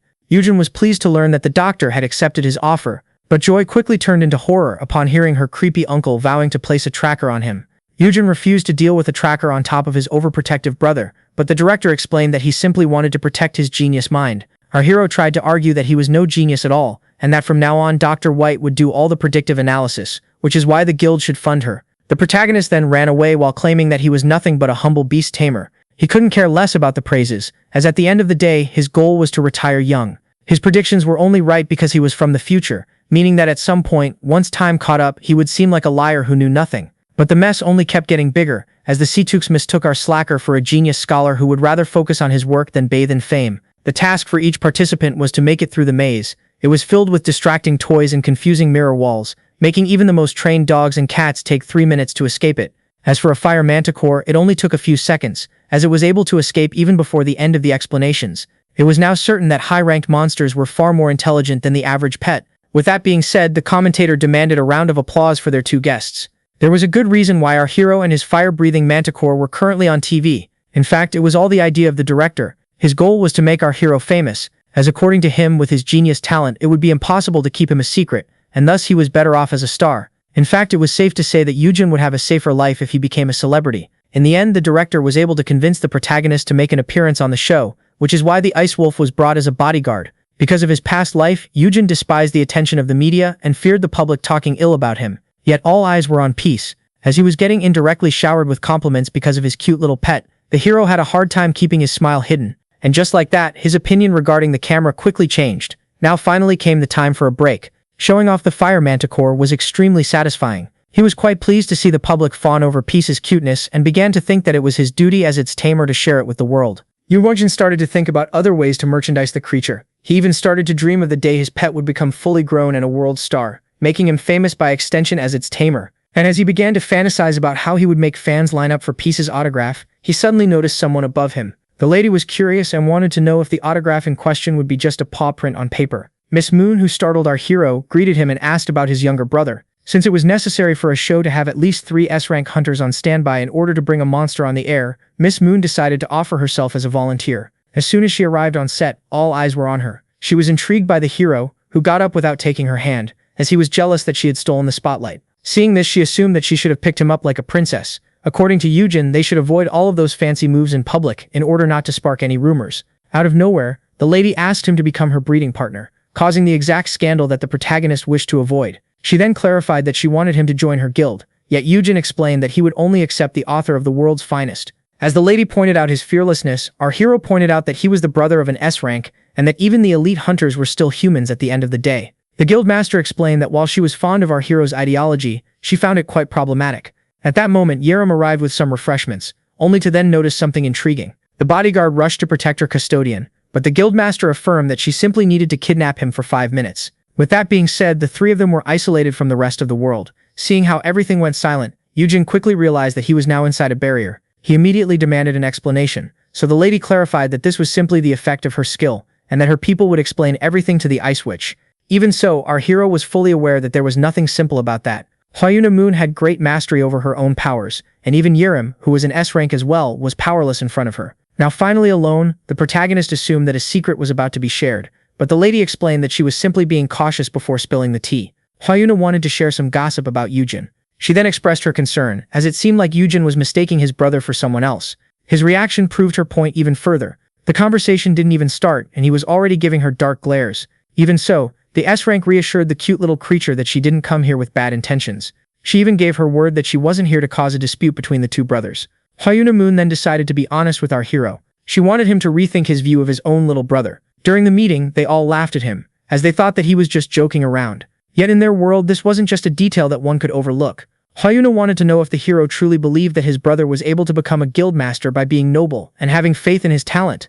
Realistically speaking, it was practically unbelievable for an orphan who was raised in poverty by his older brother to become a perfect citizen. There was no denying the fact that Yoojin perceives his brother as the embodiment of righteousness. So the Seo rank decided to bring up a very important detail, which was the fact that righteous people never trample on others in order to create their own guild. With that being said, Hyuna Moon asked Yoojin if he wished to know more about the hunter side of his baby brother. After awakening as a hunter, the now overpowered Hyuna Moon had to stop being an athlete and become a guildmaster. Yet she was only qualified to be the face, and the real leader was the sponsor of her guild, as the only two who truly managed their guilds were Hyuna Sung and the other one, who was a little bit more problematic, as it was none other than Yoojin Han. The young man had just turned down an offer deemed as golden by the sponsor. In fact, this wasn't the first time that he had done this, making him seem like a high schooler overestimating himself for wanting to do things on his own. Naturally, this led to him having many enemies, with some even trying to poison him. That night, the lady didn't know any better and decided to go in, upon learning that someone was there to take his life. Once inside, she screamed that the behavior of the culprit was utterly shameless, as no matter how arrogant Yu Yuan was, he was still a high schooler. Back then, she thought that people trying to assassinate Yu Yuan Han was utterly despicable, seeing how he was still a child. But the fiery carnage she laid eyes upon that day made her change her mind forever. It seemed like a monster had run rampant in this very room. Only then did the two over here hear someone begging for his life. In the middle of the chaos was the high schooler that she came to save. The horrified gangster begged for his life and promised never to bother him again. Yet the butcher couldn't care less and ended his life without giving it a second thought. Concerned, the lady approached him. Yu Huan Han was startled and turned around to deal a devastating blow, only to be quickly blocked. It was at that moment that she realized she wasn't concerning herself with a simple child, but a heartless monster. The story was covered up as a gas leak accident, with everyone involved disappearing one after the other. In the end, Yu Huan took down everyone involved in this and robbed them of their resources in order to establish his own guild. The guildmaster was fully aware that this truth was hard to believe, yet affirmed that she was telling no lies. She then pointed out how, according to the rumors, there was a time when the bond between the brothers got a little cold. Our hero was then asked if he didn't notice anything different about his brother after becoming an awakener. For that reason, she urged him not to lie to himself. She wanted to convince the protagonist that he was mistaken about his own brother, and that, despite things being rainbows and sunshine right now, there was no telling when the beast would attack its custodian. But as she kept on monologuing, her phone suddenly started to ring. The person calling was none other than the one being gossiped about himself. At that moment, Hyuna Moon offered Yoojin protection from his own brother. With that, our hero was reminded that his brother had suffered as well, so he quickly snatched the phone out of the giant's hand. Yoojin was stunned to see his brother answering the call. The young prodigy wanted to know if Hyuna had spoken ill of him in front of his brother. Yoojin began to think of how his brother was a monster who had to build his empire on bones and blood, and yet he couldn't care less. There was no denying that the behavior of the young guildmaster was rather odd. Yet our hero himself spent 5 years in the cruel world of hunting, and he himself wasn't all that righteous. In fact, not defending the baby brother who sacrificed himself for him would be an unforgivable crime. For that reason, he pointed out on the phone how the tall lady had underestimated him. At that moment, Yoojin decided to take revenge for his brother by speaking ill of the lady herself, and started gossiping about the most embarrassing moment of her life. Yet as he began to detail the precise time and location of the incident, the phone was quickly snatched from his hand. She then quickly crushed it. Hyuna demanded to know how our hero had gotten such information, and as she started to shake him for an answer, he simply claimed that he had overheard it somewhere. At first, the lady thought about killing him, yet that would mean depriving herself of a supermount. Yoojin blamed her for starting this mess by talking about his brother. Thus, as he pointed out how they should both stay silent in order not to embarrass the other, the lady couldn't be more irritated. She started to blame herself for ever thinking that the two brothers weren't alike, but little did she know her secret was 4 years away from becoming public. In the end, she affirmed that she tried all of this thinking that he was nothing like Yoojin. Even so, the woman couldn't help but be relieved, as it meant that Yoojin would be able to hold his own against the other guildmasters. This made our hero understand that he wasn't done with the kidnappings. As soon as they got out of the barrier, Uraim screamed at the kidnapper, and as the teenager screamed at the woman, thinking that she had hurt her custodian, the good master clarified that they simply had a little chat. She then whispered in her ear to keep her mouth shut at all costs. The teenager realized that the woman was threatening the man and charged at her at once.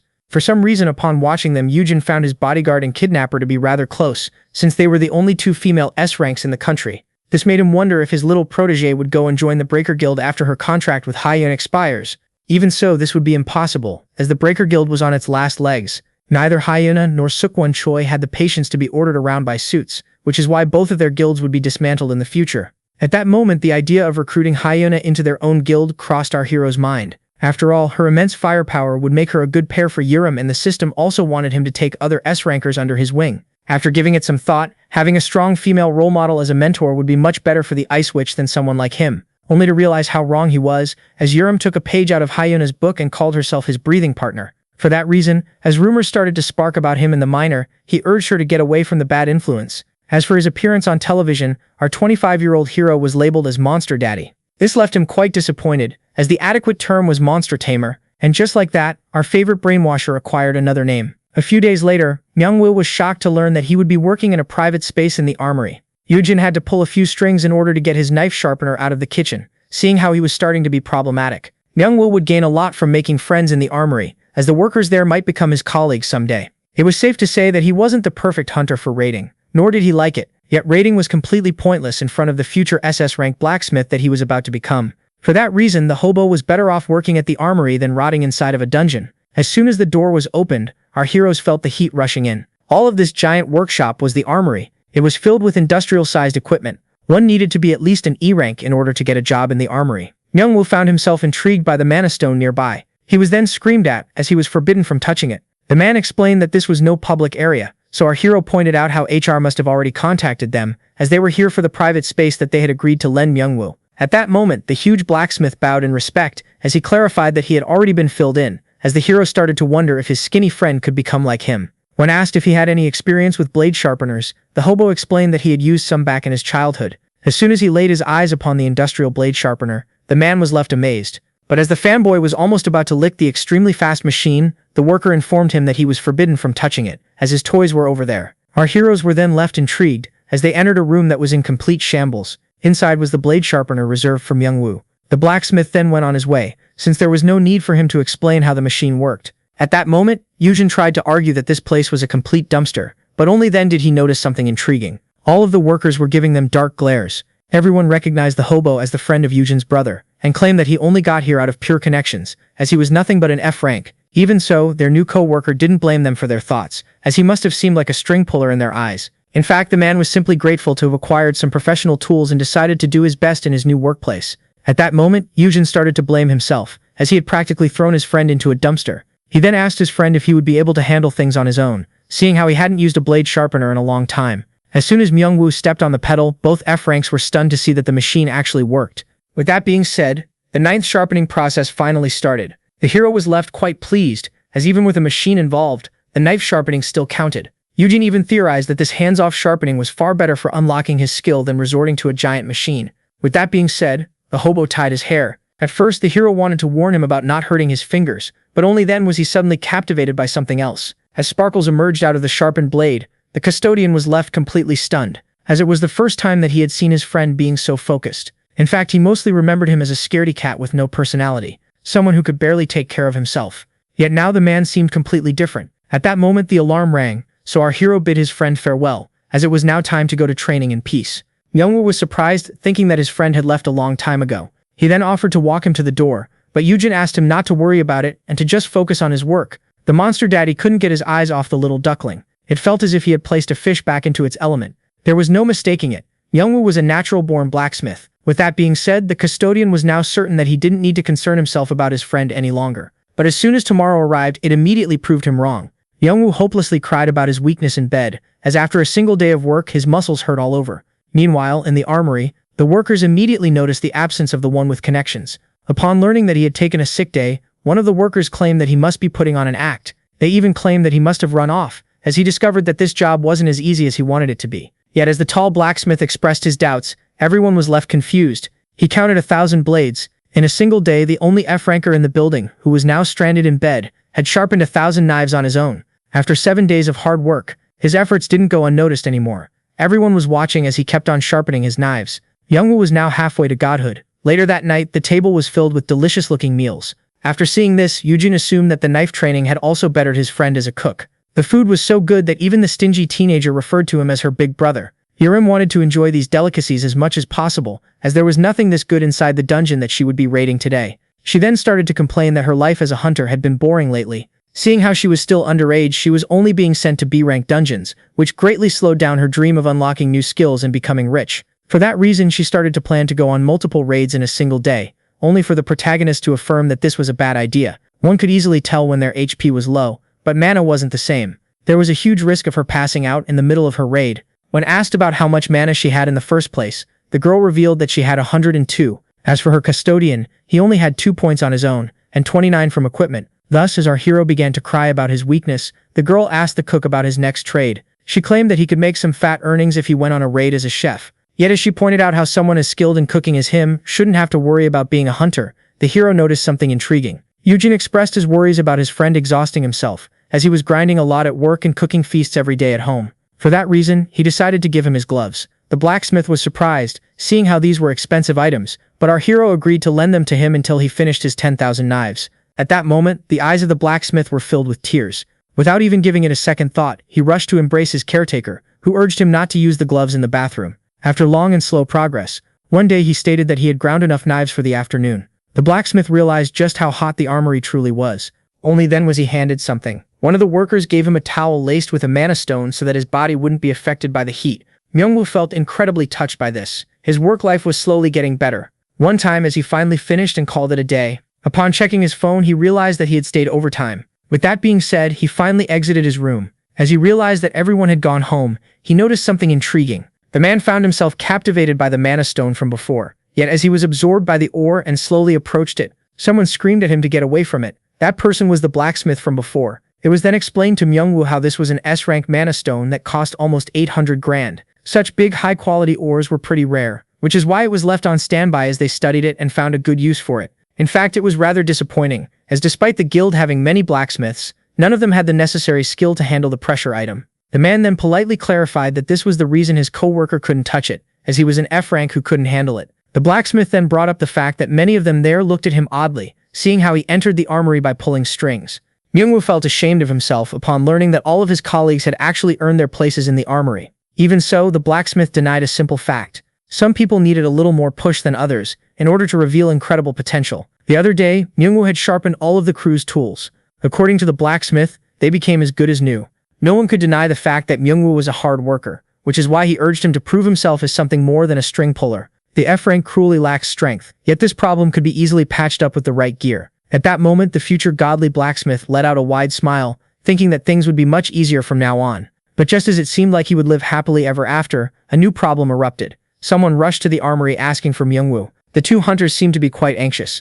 As they claimed that they were here to take Myungwoo, one of his co-workers demanded an explanation. It was then revealed that there was an investigation going on. Yoojin Han had gone missing. Upon learning of his friend's disappearance, the blacksmith was left utterly stunned. Myungwoo had a hard time understanding, as the protagonist should currently be spending his day inside the guild. He even pointed out that he hadn't received any calls that would be deemed suspicious, as Yurim stormed into the room. The girl who was supposed to be inside a dungeon returned at the last moment, upon learning of her custodian's disappearance.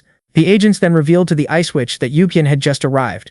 Myungwoo wanted to come with them in order to help, yet the man explained that it would be best if he stayed there. After all, his set of skills was practically useless for the case. A few hours before the disaster, the now missing person was enjoying the calm and peace, and while peace was tearing the place apart, he began to think of how he had done everything he wanted, meaning that he was now very free. Seeing how agitated the fire manticore was, its owner decided to give it some legroom to play. For that reason, he decided to go to the gym so that they could train together. And so he opened the door and explained to the person standing by that he wanted to go out. Overprotectiveness struck yet again. After signing the contract, the guilds decided to take turns sending out hero bodyguards in order to court his favor. When asked about it, the protagonist explained to today's B-rank hunter that they needed to go to the second basement. At that moment, something pretty surprising happened. Yoojin was very pleased and started to praise the little cub for pressing the right button on its own. He turned to his bodyguard, thinking that he was about to praise his pet, only to find him completely silent. The one before him was much more talkative. This made our hero think that not all people were pet lovers. Only then did people enter the elevator. They apologized for crowding it with their big luggage. Intrigued by them, the custodian used his special eyes. As it turned out, none of them had a rank high enough to belong to Hyon. And so, when asked about it, they explained that they were from the Bricks Guild, which belonged to Hyon. It was then explained that low-level guilds dropped loot in bulk in this place, which is why they used the training room in order to test it out. The men even joked about the fact that they were all clean. seeing how they had passed the security test. At that moment, they finally arrived at the second basement. And just like that, each of them went their respective way. Yuan couldn't help but feel that there was something fishy about them. The main reason was the fact that none of them had praised his cute pet. Even so, he decided to clear all doubts from his mind, as at the end of the day, there were still some people who saw Peace as a monster. As soon as they arrived at the gym, the little pet grabbed one of his favorite toys, one thing to play tug with. Yet, as he was putting on his equipment, Yuan found out that danger was lurking right behind him. As soon as he turned around, he found himself startled, as he was suddenly sprinkled with a mysterious powder. That was none other than the Watchman fruit, and while his poison immunity spared him from its effects, Peace wasn't this lucky. The powder had an immediate influence on the little pet. Its owner was then horrified as it crumpled unconscious to the ground. Before he could even react, his mouth was covered with a towel.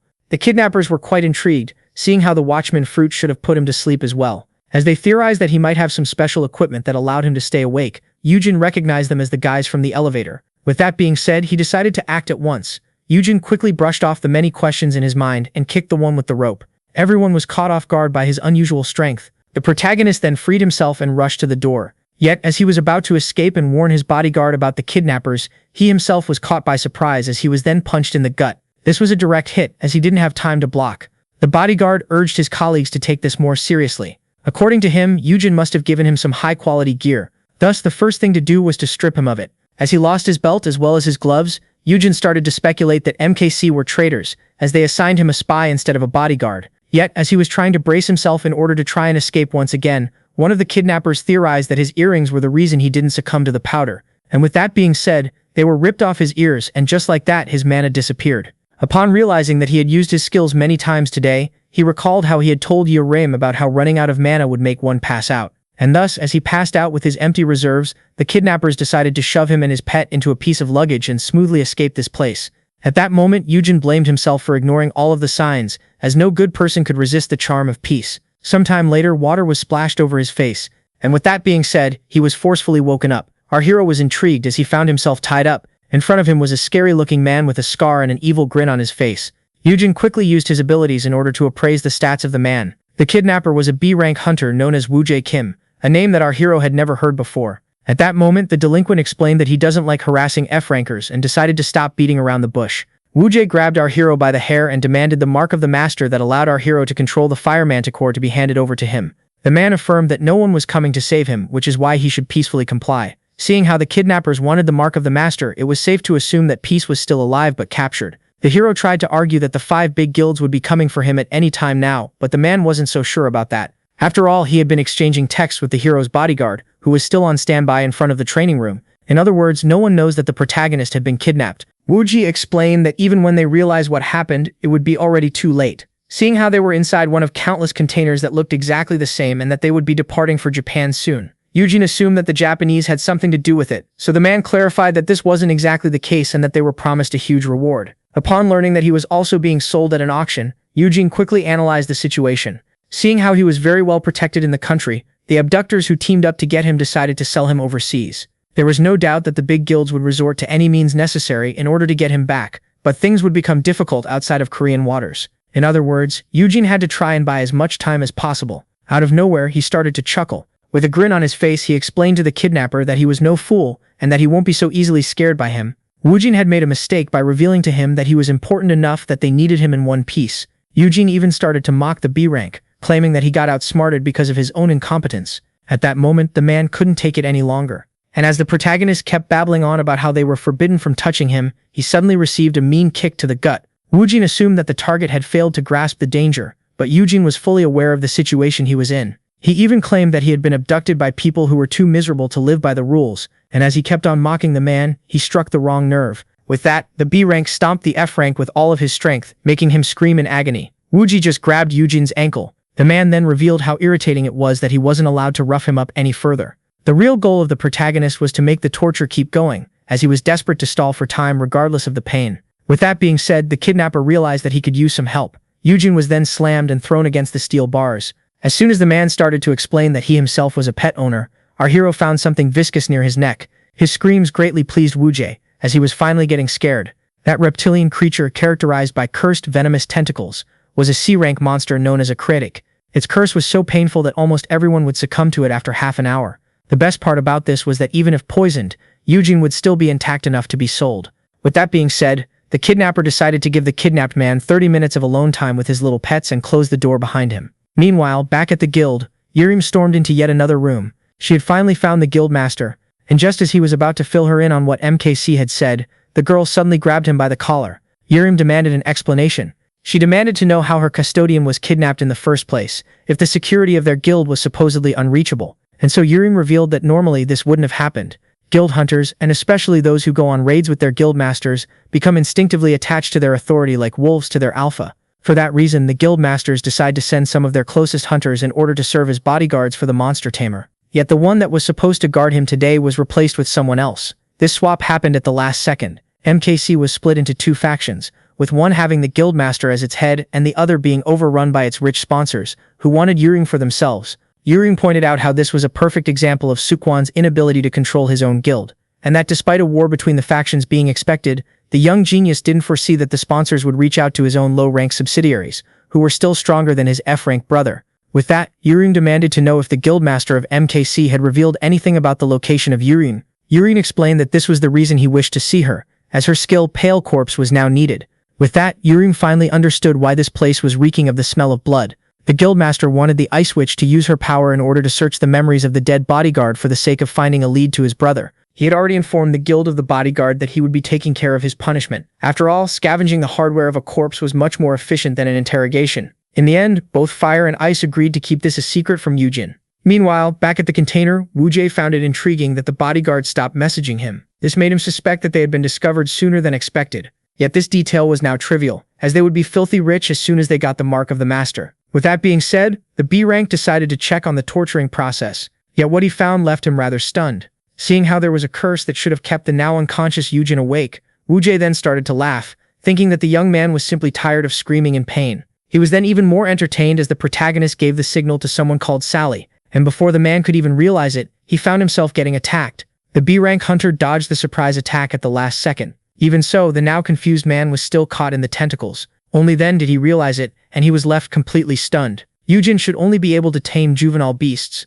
With a grin on his face, the hero explained that all hunters keep some of their skills as hidden aces, and ordered the lizard to attack. The man had a hard time believing this. No one had informed him that the hero had such an ability under his belt. He didn't expect an F-rank to have such a neat trick, and little did he know his pouch ran much deeper than this. Back then, when the torture process started, the protagonist found himself disgusted by the many tentacles of the creature. Due to his immunity, the curse of the lizard shouldn't be a problem, but regular attacks were still a threat to him. Despite his injured ankle, he tried his best to get back on his feet. He then pulled out a small blade from his inventory and freed himself from the rope. Yet, as the hero tried to come up with a way to stay with the beast for half an hour without dying, he noticed something intriguing. For some reason, the C-rank monster was terrified of the F-ranker in front of it. At that moment, Yoojin realized that his Dragon Slayer and Raushida's Bane had been triggered, and as the system informed him that all of his skills would be multiplied by 2 against the lizard, he finally understood what was happening. Yoojin remembered that he was a Dragon Slayer with 2 high-ranked titles that allowed him to dominate dragons. Seeing how he had gotten this ability by killing the Tier 1 3-headed dragon,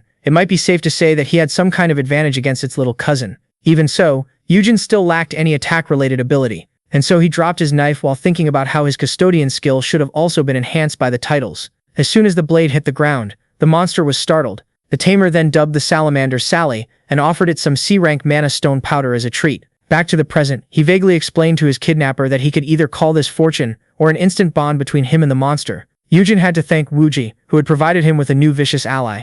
And with that being said, the salamander was ordered to attack. The B-rank hunter quickly freed himself from the tentacles. Despite his skin being damaged, he affirmed that such low-rank poison couldn't affect him. But before he could even realize it, he was stabbed in the arm from behind. Wu-jae was now in pain and greatly infuriated, and so he quickly shook off the sneaky little thing.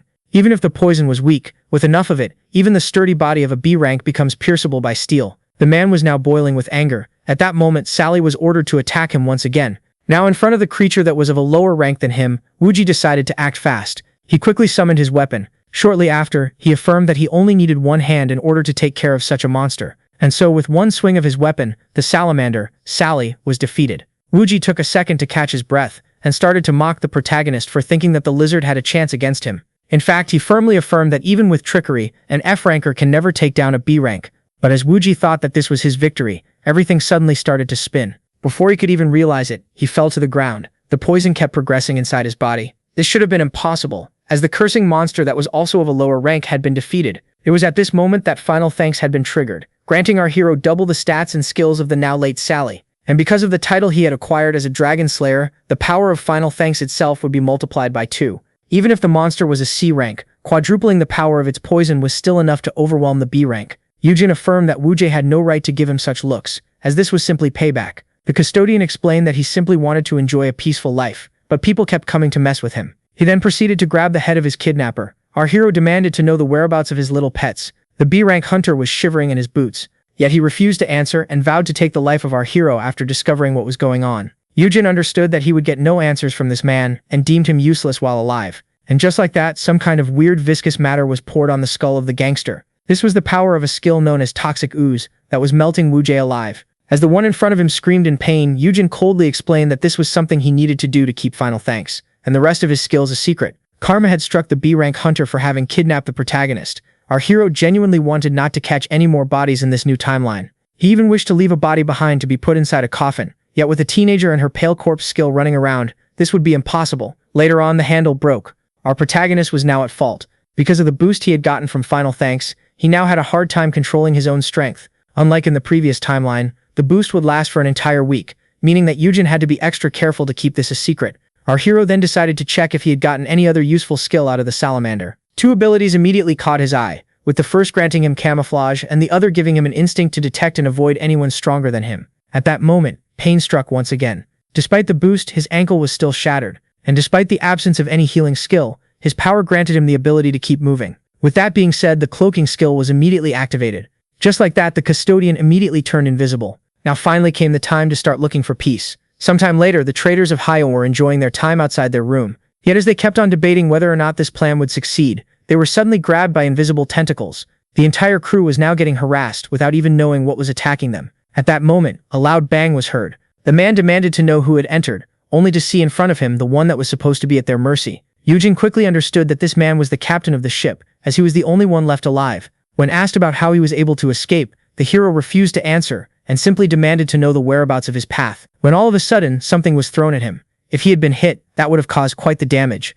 The crook claimed that the custodian must have escaped out of pure luck, and called him out for not escaping while he could. He then explained that Peace was trapped inside a cage, and that he had the key on him. The man was being so confident as he was a C rank in front of an F rank, yet as he kept on monologuing, he was suddenly slapped in the face. He desperately tried to comprehend what hit him, as the protagonist demanded the key.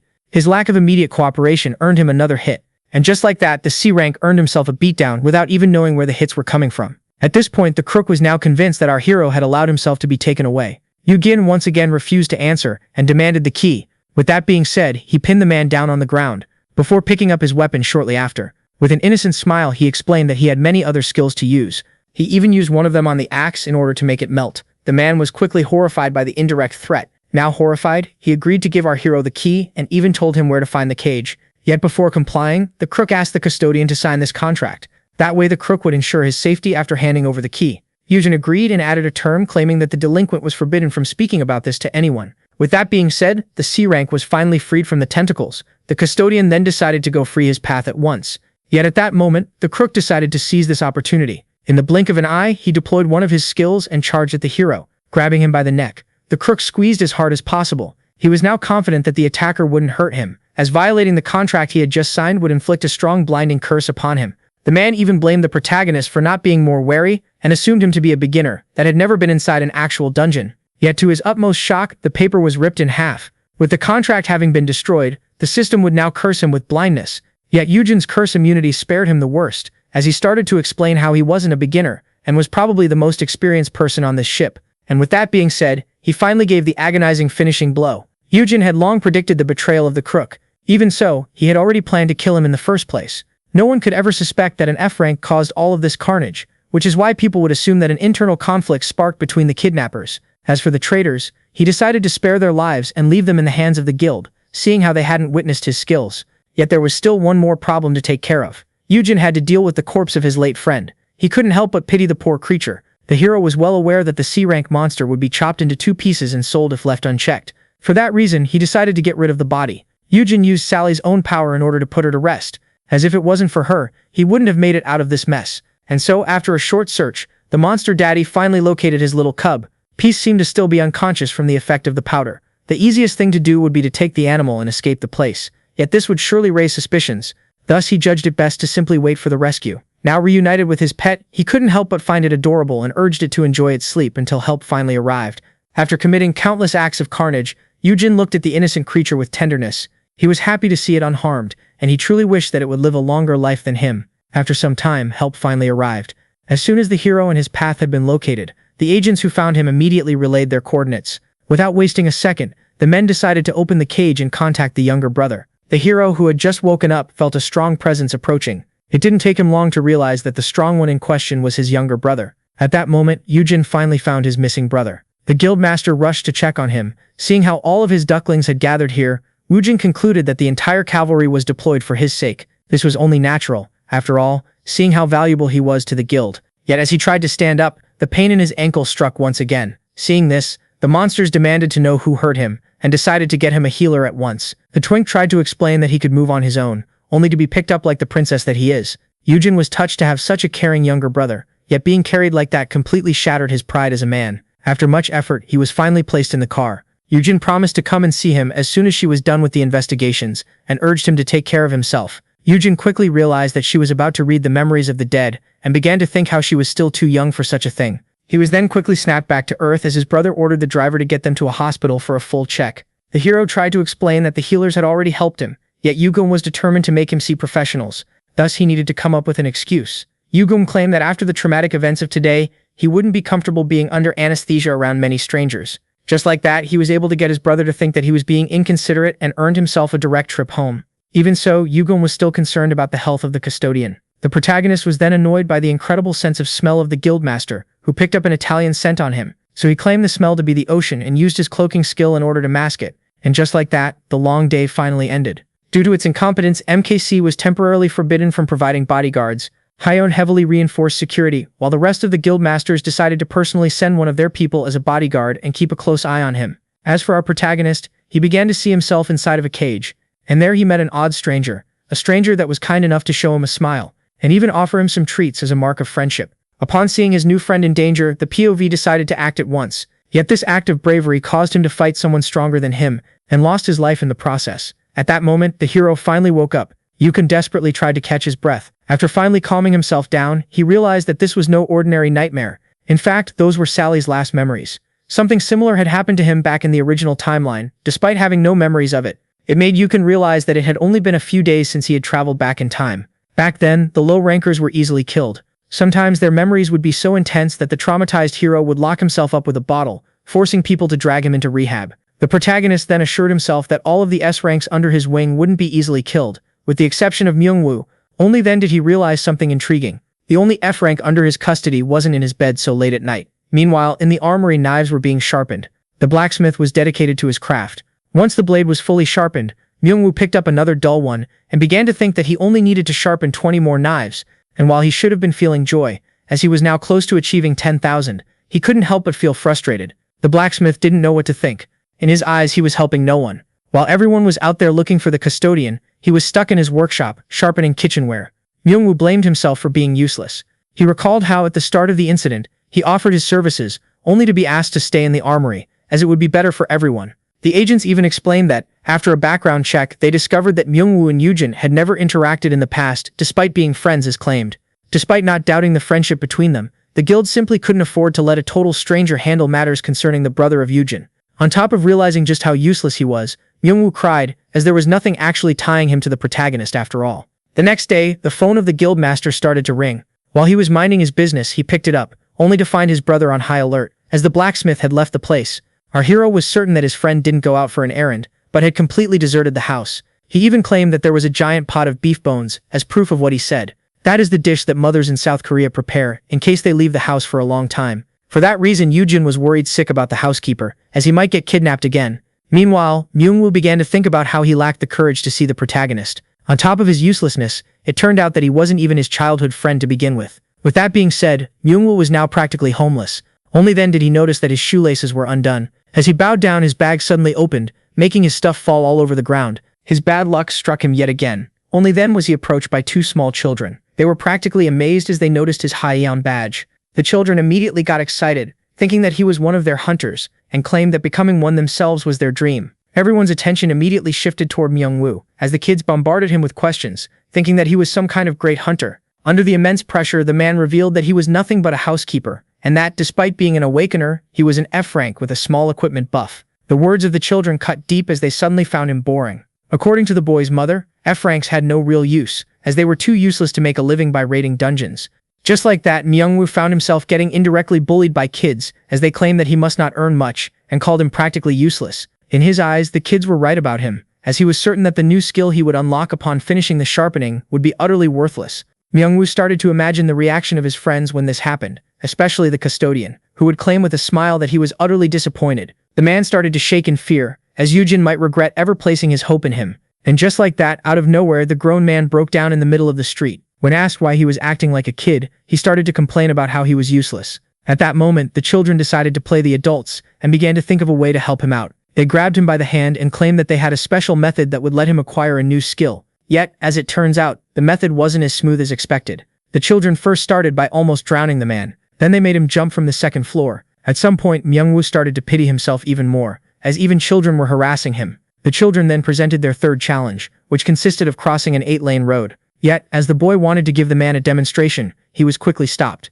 Myung-woo started to scream at the children for being so reckless, and demanded to know why they were constantly putting themselves in danger. The girl explained that they were simply trying to help him. The only way for one to get a great combat skill was to awaken it, while their life was in danger. At that moment, the man recalled an incident that happened to him, and confirmed that he truly did awaken his skill after a life-threatening situation. Even so, the blacksmith still had his doubts. Only then did he realize something truly frightening. As it turns out, the children had been endangering themselves on a daily basis in hopes of awakening as hunters. Myung-woo tried to persuade them to focus on school rather than doing all of this, yet the children found it ridiculous. According to them, no one could get a good job by acquiring a degree, and as they pointed out that only becoming a hunter was the real way to earn money, the man was horrified. History was now repeating itself. In the past, society forced him to continue his studies. Now it was telling these children to become hunters. But as he was lost in his train of thought, a great explosion erupted. An announcement was then made claiming that there was a dungeon break nearby and that people were required to go to shelters. From the looks of it, the dungeon break was rather near their location. The children didn't think twice about going to check out the dungeon break, thinking that this was their chance to acquire skills. At that moment, the adult finally decided to act. He chased the children while screaming that they were acting recklessly. Meanwhile, somewhere nearby in the city, webs were being made. As the gate was finally breached, a giant spider-like monster started to roam the streets of the capital. The news started to cover the event as soon as possible. The streets were filled with giant spider monsters that were shooting their webs everywhere. From the expert's perspective, this dungeon break was the result of a portal at the mall being left unchecked for too long. Then the cameraman noted something horrifying. 2 children and a hobo appeared on television. It was discovered that this area wasn't completely free of civilians. The blacksmith greatly despised the spiders. To make things worse, all other humans in the area had already been killed. And so, while the adult and the boy were panicking, the little girl reminded them that they were here to unlock new skills. At that very moment, they were finally found by the enemy. Only the little girl stood up to face it. She had gathered all of her power and braced herself to unleash her newly awakened S-rank skill. Yet after waiting for too long, the spider finally shook her away. Just like that, the little girl was sent flying into the air. She was left devastated. Even in the face of danger, she was only focused on the fact that she didn't unlock any S-rank skill. Just then the blacksmith got her out of the way, just in time. Myung-woo decided to take the children upstairs. As he pointed out that they needed to go upstairs in order to seek help, the boy asked him if he could truly carry his sister. Yet the man affirmed that he didn't have many options. At that moment, the girl claimed that there was no point in carrying her any longer. For some reason, she seemed to have given up on life. The child had awakened, yet to her horror, she was now F-rank. Only then did the boy warn them about incoming danger. The spider had quickly caught up to them. Just like that, the 3 of them were left horrified. With that being said, the legs of the blacksmith had almost given out. The girl blamed herself for this entire mess and demanded to be left to die. She explained that they would be better off without her, seeing how she was nothing but a miserable F-rank with no combat skills. And as the child began to scream that she was a failure, Myung-woo found himself unable to take it any longer, and so he decided to drop her on the ground. He then proceeded to pull out a knife from his backpack. Myung-woo decided to man up and hold his ground. Even so, he couldn't help but tremble. His plan was to buy enough time for the kids to escape. He screamed that at the end of the day they were still children, so they had no right to give up on themselves, much less be left behind. In fact, their lives had barely started. According to him, even if one fails as a hunter, life was still majestic enough to be explored. For that reason, he urged them to get going already, and come back with backup. Myung-woo asked the children not to leave each other behind and to be as quick as possible. And with that being said, the children started to make their escape.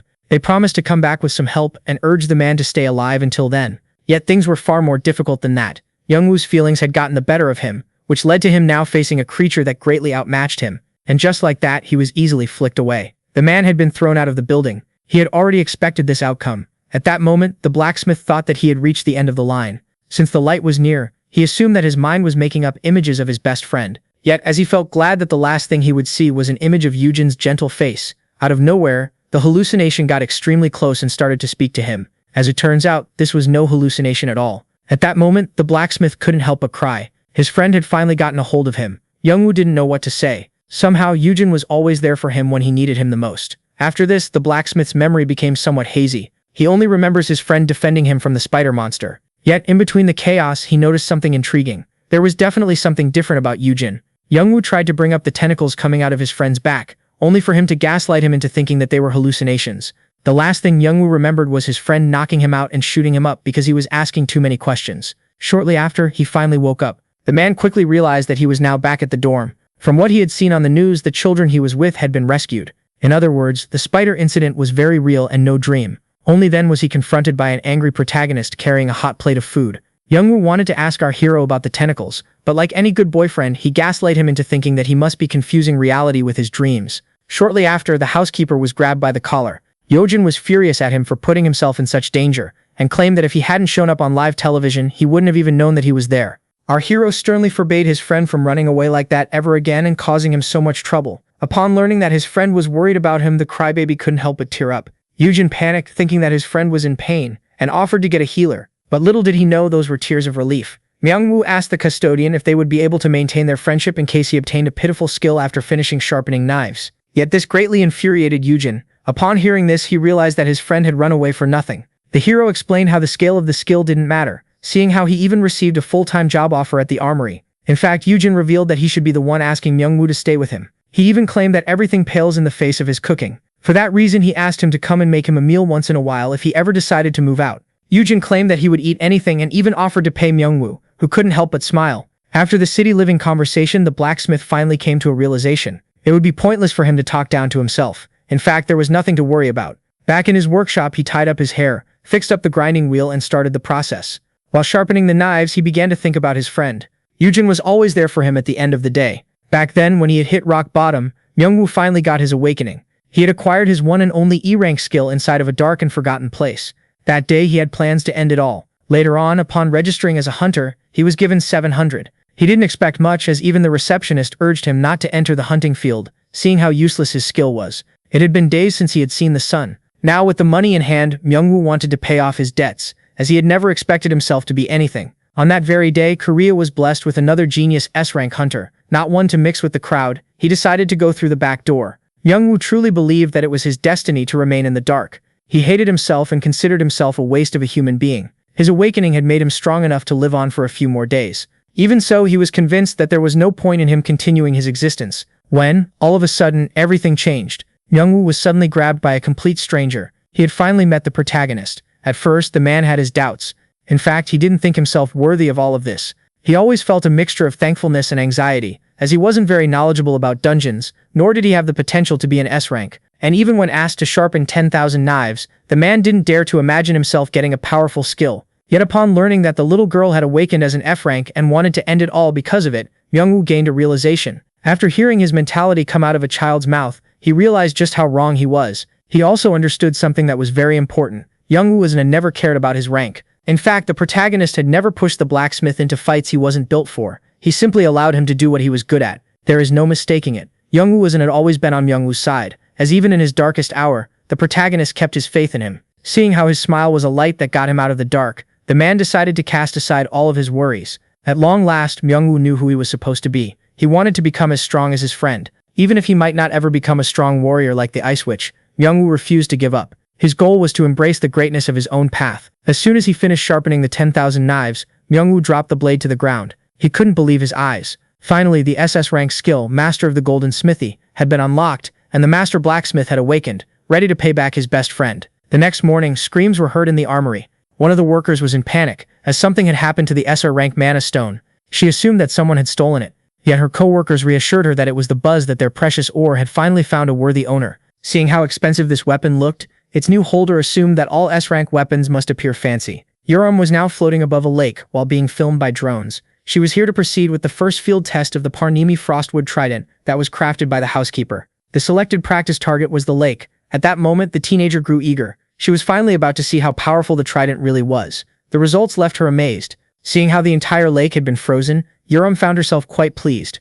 Only then did she notice something intriguing. The ice had frozen much more than a simple lake. For that reason, it was concluded that the weapon truly had S-rank ice attribute powers. Now, with the trident in hand, Korea had 16 S-rank weapons, with this one being crafted by a blacksmith instead of being discovered inside a dungeon. The test confirmed even further that this was an S-rank weapon, and Myung-woo had received the rights to his invention. When asked how strong he could make his weapons, the blacksmith confidently replied that he could make them as strong as he pleased. All were left stunned, as it turned out that after some practice, he would be able to create S-rank items. At that moment, it was speculated that they should get Myung-woo his own bodyguard. Yet, according to the report, this would be unnecessary, as this wasn't the same fragile homeless man from before. It then came as a shock to Sungan Kim to learn that upon awakening his skill, the man became as strong as a C rank. The ability for one to strengthen himself was rather rare. In fact, it was safe to say that there wasn't anyone like the master blacksmith. A few hours before the presentation, Yoojin was left completely stunned, as his friend, just upon awakening his new ability,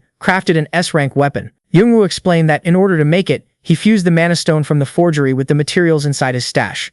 The stash referred to a pocket dimension that contained countless S-rank and SS-rank materials. Seeing how they simply spawned with the skill, the master blacksmith had used frostwood in it and combined it with the mana stone. On top of that, Young-woo received an instruction book that taught him how to make the trident. While the blacksmith got an overpowered skill that was clear and easy to use, Yoojin only got a lower rank skill with embarrassing keywords. And so, as he started to cry about how unfair the world was, Young-woo offered him a tour of his own workshop. This greatly intrigued the protagonist. As it turned out, the name Master of the Golden Smithy wasn't just a simple title. After opening the gate to the Golden Smithy, Young-woo revealed how he could invite people to enter it. At that moment, the custodian realized that, on top of not having to worry about getting kidnapped any longer, Young-woo now had all the potential to become the main character of his own novel. Upon entering, the hero was greeted with a bright light, but after taking a good look, he was left utterly stunned by how huge and magnificent the smithy was. The pair found it rather interesting that, despite the workshop being made out of wood, it didn't get damaged with all of the heat around. Young-woo also noticed that the fire wasn't burning without fuel, yet as he got closer in order to take a better peek, the fire changed its form and emerged from its resting place. Young-woo protected his friend who reminded him that he now surpassed him in stats. The creature in front of them was then revealed to be a fire elemental. The creature, who referred to the blacksmith as master, called itself Ismor, a being whose creator made it in his last moment. The hero was baffled that such creatures truly existed, so Myung-woo revealed that he was the co-creator of the trident, whose past master had prepared everything for him. This greatly intrigued the custodian, as this meant that Myung-woo wasn't the only hunter on Earth who had this S-rank skill. The old owner also left the new one flowers and a card. Myung-woo again used the ability to read the ancient language that was written on the card. It was a welcome note from the master before him, wishing him good fortune. Some dungeons contain ruins of civilizations that seemed similar and different at the same time from those on Earth. Seeing how it was possible that intelligent life had existed in this dimension before, it was perfectly possible that a master blacksmith existed in the past. The blacksmith in question might have left his skill for future generations to inherit. Yet, as the hero was lost in his thoughts, he was suddenly given the bouquet of flowers. Yoojin was quickly slapped back to reality. Young-woo affirmed that all of this was thanks to him. For that reason, the master blacksmith decided to place his faith in the hands of his best friend, claiming that he would do whatever he told him to. The outside young man seemed stunned, yet inside he was having his own little party, as by securing Dr. White and the master blacksmith, he was now finally set to retire young. Yet for some reason, he didn't seem very happy about it. And as he pointed out how this was a bad idea, his friend was left intrigued. Yoojin explained to Myung-woo that he shouldn't force himself to be anchored to him. At that moment, the protagonist decided to reveal a secret to his friend. And just like that, he finally told him that they had never truly met before. Yoojin claimed to have approached him because he had mistaken him for someone else, only for him to turn out to be a complete stranger. And so, as both didn't know what to say, the protagonist tried his best to present his apology.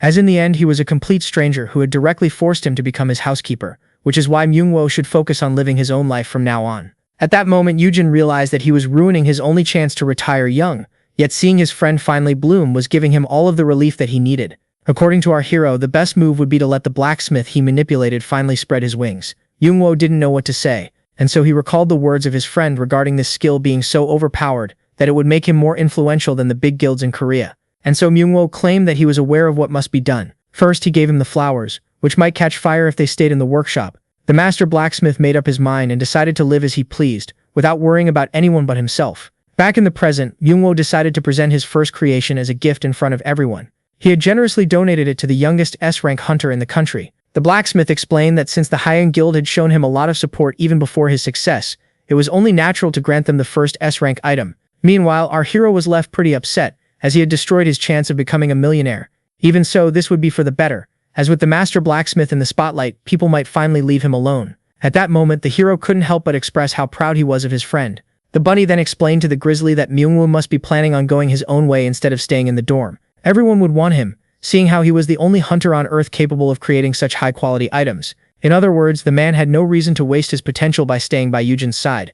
Our hero realized that he and the star of the day weren't in fact friends for a long time, before quietly sipping on his drink. At that moment, the young contestant thanked everyone for the weapon, especially its creator. Suddenly, Yoojin spilled his drink as he was being thanked on live television. He was particularly stunned as the pair started to talk about him. As the blacksmith explained that out of everyone it was Yoojin Han's support that meant the most, the man in question desperately tried to hide himself. Sungon couldn't help but smile, as the man was now being thanked like a parent who had no idea how important he was to his little ducklings. Sungon, Myungwoo, and Yerim all felt the same way. The three of them considered the hero as family, and by thanking him on live TV they made him seem like someone important who shouldn't be messed with. The following days after the ceremony turned out to be pretty peaceful. With the heavy security and having nothing to do, Yoojin spent his time cooped up at home. The master blacksmith was spending all of his time in his workshop yet came out from time to make delicious snacks. With that, only one small detail remained to be solved. The monster had gotten lazy and refused to train. This was rather odd, as Peace was perfectly healthy. His master theorized that the cub must still be traumatized from the kidnapping they had suffered, despite having been asleep the entire time. And with that being said, he decided to go take him out to play. So young Kang, the assigned bodyguard of the day, was more than happy to take the two of them to the training room. She was a genius 19-year-old A-rank who had been personally recruited by Sisung's guildmaster from the UK. It is also important to note that in the future she made the news with our hero's little brother. In other words, the sheer blonde was practically Yoo Hyun's future wife. As the A-rank was escorting them to the elevator, the hero could only think of how he wanted her to wife up his brother. So Young then revealed how surprising it was to learn that he had been kidnapped. She even revealed how she had high hopes for him, leaving him quite confused. So Young explained how she possessed an SS rank skill. It is known as Dragon Rider. Among the beasts, dragons were one of the most untamable races. It was practically impossible to domesticate a dragon, which was rather a shame, as it would be perfect for the A-rank hunter, who would gain a lot from it. The girl then started to explain how annoying it would be to let her powerful skill go to waste. She then explained how Sesung sometimes finds dragon eggs inside the dungeons, and how she would have a dragon of her own if they could make it hatch. Her wish was to have her own baby dragon, whom she would raise with a lot of love as if it were her own spawn. Yoojin found the future girlfriend of his younger brother to be rather adorable. Yet the moment was ruined as she then called him her breeding partner. That term that our hero hated a lot was now on everyone's tongue. He started to blame the tall woman for all of this mess, as the phrase became popular slang after being heard on television. Later on in the gym, the manticore refused to move. It seemed unusually lazy. His owner was very sick, while the bodyguard theorized that it must still be traumatized from the kidnapping incident. Yoojin tried to get his creature to play, as he pointed out how it was a shame that they couldn't take Peace out for a walk. Seeing how he was still a monster, Yoojin suddenly got an idea. She explained that there was a safe spot where Peace could finally get some fresh air. Yet to our hero's bafflement, the girl was referring to the garden on top of Sesung's rooftop and rushed to inform the guildmaster. The man in charge decided to immediately send them a car. He even claimed that they didn't need permission to visit. And just like that, the guildmaster decided to brace himself to welcome a very important guest. Later on, they finally arrived at the magnificent garden. As our hero expressed how surprising it was to learn that this was the roof of Sesung, his bodyguard explained that it had been reserved for him for the day. It was the first time Peace had been outside. For that reason, he urged it to let loose. Yoojin even reassured Peace by claiming that the A-rank hunter was a friend of his. To prove his point, the girl got really close and embraced him in order to show her bond with the creature. This caught the protagonist off guard, as he didn't expect his future sister-in-law to act like that. He assumed that this must be something common in the UK, and began to hope that this wouldn't cause any family drama in the future. Peace was finally feeling more comfortable in the garden. It was the first time that he had encountered this species of flower, and so the little creature in love with nature decided to let loose, leaving its owner worried about the cost of the damage. The girl explained that this wasn't a big deal, and hoped that the fire manticore would one day become a good friend of the baby dragon that the hero would hatch for her. When asked about the kind of dragon she was to receive, the girl explained that it was the Tier 3 thorny-winged dark dragon. This creature, named like a Yu-Gi-Oh card, was one of the toughest dragons out there, with sturdy dark scales and numerous spikes covering its body. Yet for some reason, the bodyguard claimed these creatures were adorable. The hero even started to worry about her, as in her eyes the fact that they were poisonous made them even cuter. The European then urged the agent to visit the garden more often, as it would be good for both of them. Yu-Gi-Oh wasn't against the idea. Ever since he had rewound time, he had never had the chance to peacefully enjoy nature. Seeing how it was now too dangerous for him to casually visit the woods, this place was a great replacement. It was rather annoying that he needed to go to another guild to do so, yet he was convinced that there was no chance of encountering the guildmaster. Only then did his skilled prey instinct warn him about an incoming S rank. The bodyguard was intrigued by the presence of the guildmaster. The protagonist couldn't be more annoyed. From the looks of it, it was obvious. Han Yoojin wanted to personally welcome their important guest. He was the owner of the #1 guild in the country, which was currently expanding itself on the international market. And until his disappearance a few years later while overseas, that man was considered to be the #1 Korean hunter, with no equal. As for the current situation with the strong hunter, it left our hero baffled. As the bodyguard decided to leave them alone, Han just found himself on a date with him. He desperately tried to convince himself that this wasn't a novel, as the guildmaster decided to make the manticore a gift. He then pulled out a dragon wing bone from his inventory. According to him, this was a high-tier item loved by carnivorous monsters, and from the looks of it, the fire manticore was no different. Peace immediately fell in love with the bone. As our hero was trying to judge the man, something quickly interrupted. Upon taking a bite of the cookie, he realized that despite being good, it paled in comparison to the blacksmith's baking skills. As the guildmaster expressed how worried he was upon learning that the hero had been kidnapped, Yoojin thanked him for his concern with a smile. Yet upon being referred to as the guildmaster's reading partner, he began to curse Hyuna Moon once again. Hyuna claimed that he was speaking genuinely. Yoojin had become a very important figure as the guardian of an S rank, the one and only Beast Daddy. On top of being the best friend of the legendary blacksmith, he explained that aside from MKC, all of the guilds desperately wanted to get closer to him, and seeing how they would be eager to get on his good side, they would be more than happy to grant him any favor that he liked. In other words, Yoojin Han was free to be as arrogant as he wanted, which is why he was urged to test this out. The hero politely refused and began to think about how the guildmaster was insinuating that he now had the power to step on people. As he tried to explain that he was still a weak F-ranker, Yoojin reminded him that with a powerful beast guardian, he wouldn't be defenseless. It was then revealed that the guildmasters were debating whether it would be better to give a second-tier monster to the hero as his personal guard dog. Yoojin was intrigued by the hero's surprised face, meaning that Yoojin hadn't told him about it. According to the #1 hunter, MKC was responsible for paying for everything, seeing how it was in the wrong. Yoojin found that rather surprising, as no matter how overprotective the younger brother was, he should have told his elder at least that much. He then quickly apologized as his speech was starting to resemble that of the Breakers Guildmaster. Lately, Yoojin had been keeping too many secrets from his older brother, to the point where he even gave a shady answer when asked about the abduction case. Yoojin was now certain that he would have been clueless if he had acquired his overpowered skills while still in his first life. There was no denying the fact that the guildmaster of Han had been working in mysterious ways. Han then brought up the fact that Yoojin was now important enough to create his own guild that could become a threat to the big shots. Many of the important figures grew to respect him after the negotiations, and he even had the ability to build himself an army of beasts. Yoojin pointed out that this might be against the law, so the guildmaster clarified that nothing was definitive. After all, laws could only be imposed by countries and societies, which were currently seeing a big change but still managed to keep the dungeons in check. Yet dungeons were quickly increasing in quantity and quality, which is why the Bloodman theorized that it would take the world 5 years to see an immense change. And in such a world where hunters would die for an ally beast that could help them survive the dungeons, someone who could tame them like our hero would be of the utmost importance. After all, he had the power to tame S-rank and A-rank monsters. As Hyunjae advised Yoojin to have a serious talk with his overprotective younger brother, who was wasting his potential like it was something genuine, the protagonist couldn't help but feel like an employee being tested by his employer. Meanwhile, back at Haiyan, Yurim claimed that she was unsure about an unsettling detail regarding the custodian. It all started when she used her skills in order to read the memories of a deceased trader's bodyguard. Back then, she used this skill to try and find clues. This allowed her to see how the kidnappers theorized that Yoojin, who was unconscious at the time, was able to stay awake because of an item from Haiyan. Yet Yurim was certain that no such item was given to the custodian. For that reason, she started to speculate that Yoojin had some secrets of his own. At sunset, it was promised that a hunter of A rank or above would escort the hero back home. Technically speaking, the S-rank guildmaster met the criteria. Yoojin began to think that a guildmaster should be too busy to play the bodyguard, while wondering about the bouquet. Yet as he turned to speak to the man, he suddenly found an ominous hand reaching for him, only to quickly realize that it was, in fact, a friendly gesture. According to the S-rank, someone as fragile as the beast tamer shouldn't forget his seatbelt. Yoojin was trying to atone for the fact that he wasn't there for the hero when he got kidnapped.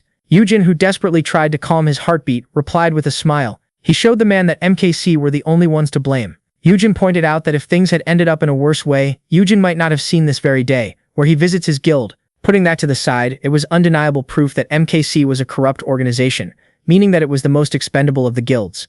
Yoojin was left speechless. This made him speculate that in this new timeline, MKC might end sooner than expected, despite being the first big guild to go off the market in the original one. Yoojin then took a look at the driver. The time traveler had just realized that he barely knew anything about the current strongest hunter in the country. Yoojin, who was speculated to be from overseas based on his appearance, was practically a ghost before his awakening, with no known relations. For that reason, the hero started to wonder if he should appraise his skills. Yoojin grew curious about the skills that the strongest hunter in the country might have, which is why he decided to take a sneak peek. Even so, it took him a lot of courage to do so. He decided to make it seem like he was taking a look out of the window. Yet just as he tried to use his skill in the most discreet way possible, a cold hand was placed around his neck. Just like the bouquet, his heart dropped to his feet. At that moment, silence reigned supreme in the car. Yoojin had no idea what just happened. Even with his resist fear skill activated, he couldn't shake off the feeling that he was about to reach the end of the line, and that it would only take the S-rank hunter a simple squeeze to end it all. His expression seemed so unbothered and relaxed. It was a shock for Yoojin to see himself get discovered even before using the power. Even the beast took a defensive stance. At that moment, the beast tamer asked his bodyguard if he was truly going to turn against him. Yoojin replied with a simple smile and freed the hero's neck from his grasp. The same hand was then used to pat his back. Yoojin claimed to be confused as the two of them simply sat in silence. The hero, who didn't know how to reply, found himself rather annoyed by how paranoid the strongest hunter was. Meanwhile, at the reception of the guild, two middle-aged men took their seats. Yoojin was pleased by their warm welcome, yet as soon as he opened the door, his date rushed out of the car. Yoojin was still amazed that he made it back home. As the man tried to give back the bouquet, the director explained that they needed to announce his arrival at their guild. Now facing the director of HR, Yoojin pointed out that his gear should have told him about a bodyguard of A rank or higher being assigned to Yoojin, completely misunderstanding the situation. Director Seok explained that guilds were practically armies, making it extremely rare for an S-rank guildmaster to visit another. And as it was explained how these rare visits ended up in conflict, Yoojin began to wonder why Yoojin insisted on driving him back home. Only then did he realize Hyunji just wanted to mess with Hyen a little bit. The man then pulled out a flower. He gifted it to the director while promising to always look out for Yoojin. On top of the bouquet, he decided to give him yet another present. Yoojin was gifted earrings that had a B-rank shield skill imbued in them, which were to be considered a token of appreciation for wanting to cooperate with Soo Young. The hero was left completely baffled, as items with skills basically cost a fortune. It then became creepier as Hyunji pointed out how this was a replacement for the studs that Yoojin had stopped wearing.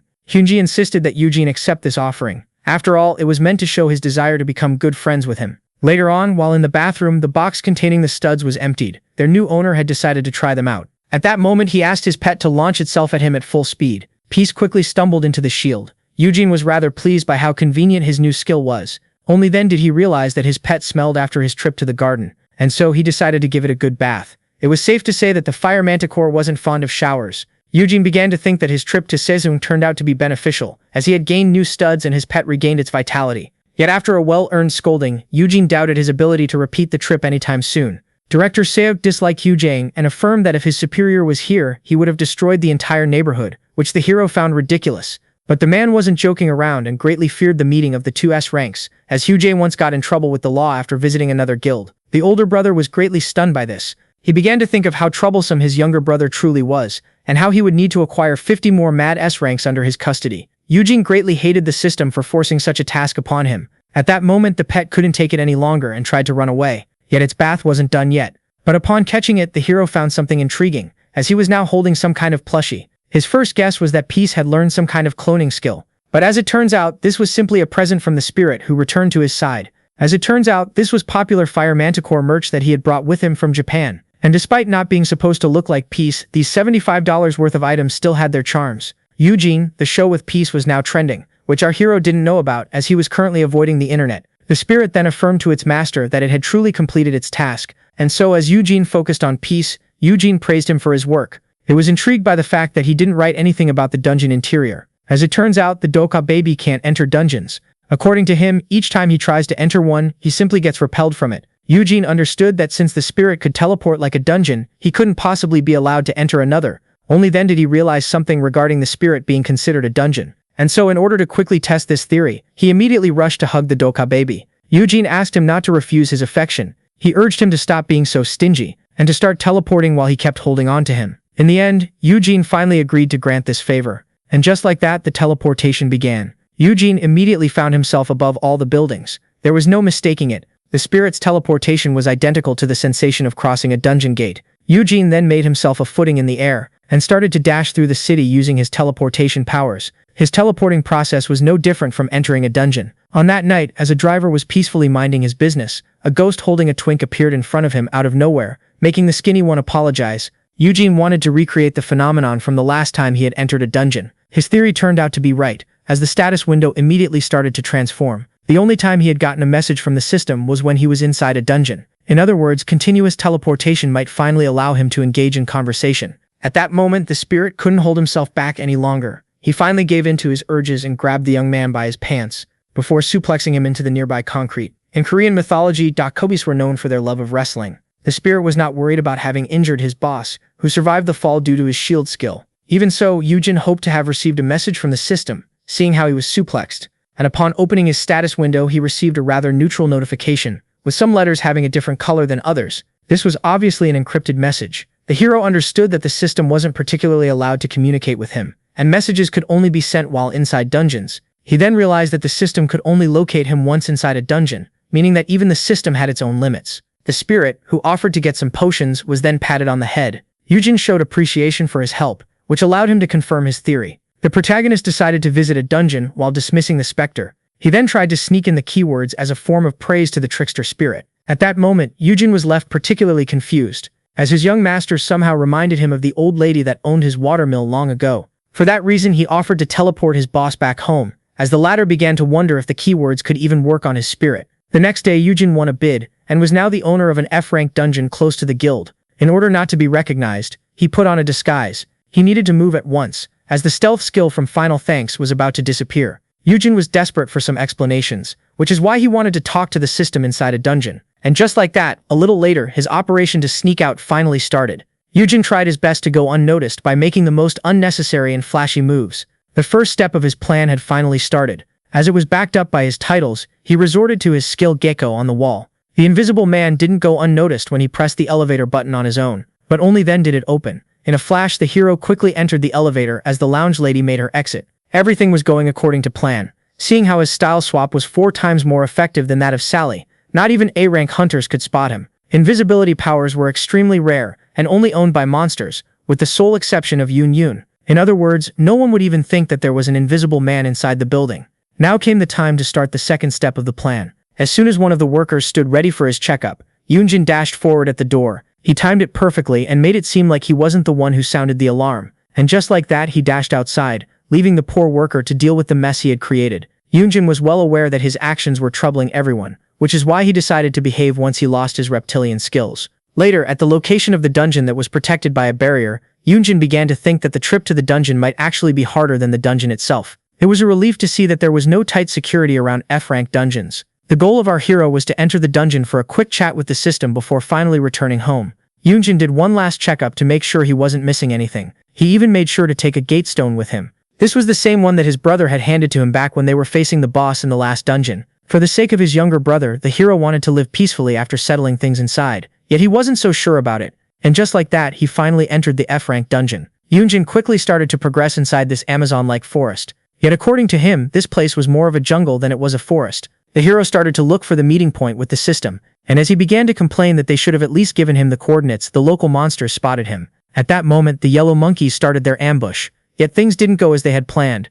Yoonjin was more worried about the system taking a long time to find him than the monkeys. And just like that, in front of his reptilian might, the mammals began to drop like flies. While progressing through the dungeon, he tried to reach out to the system. He then resorted to one of his reptilian skills, before unleashing an acid rain upon the F-rank monsters.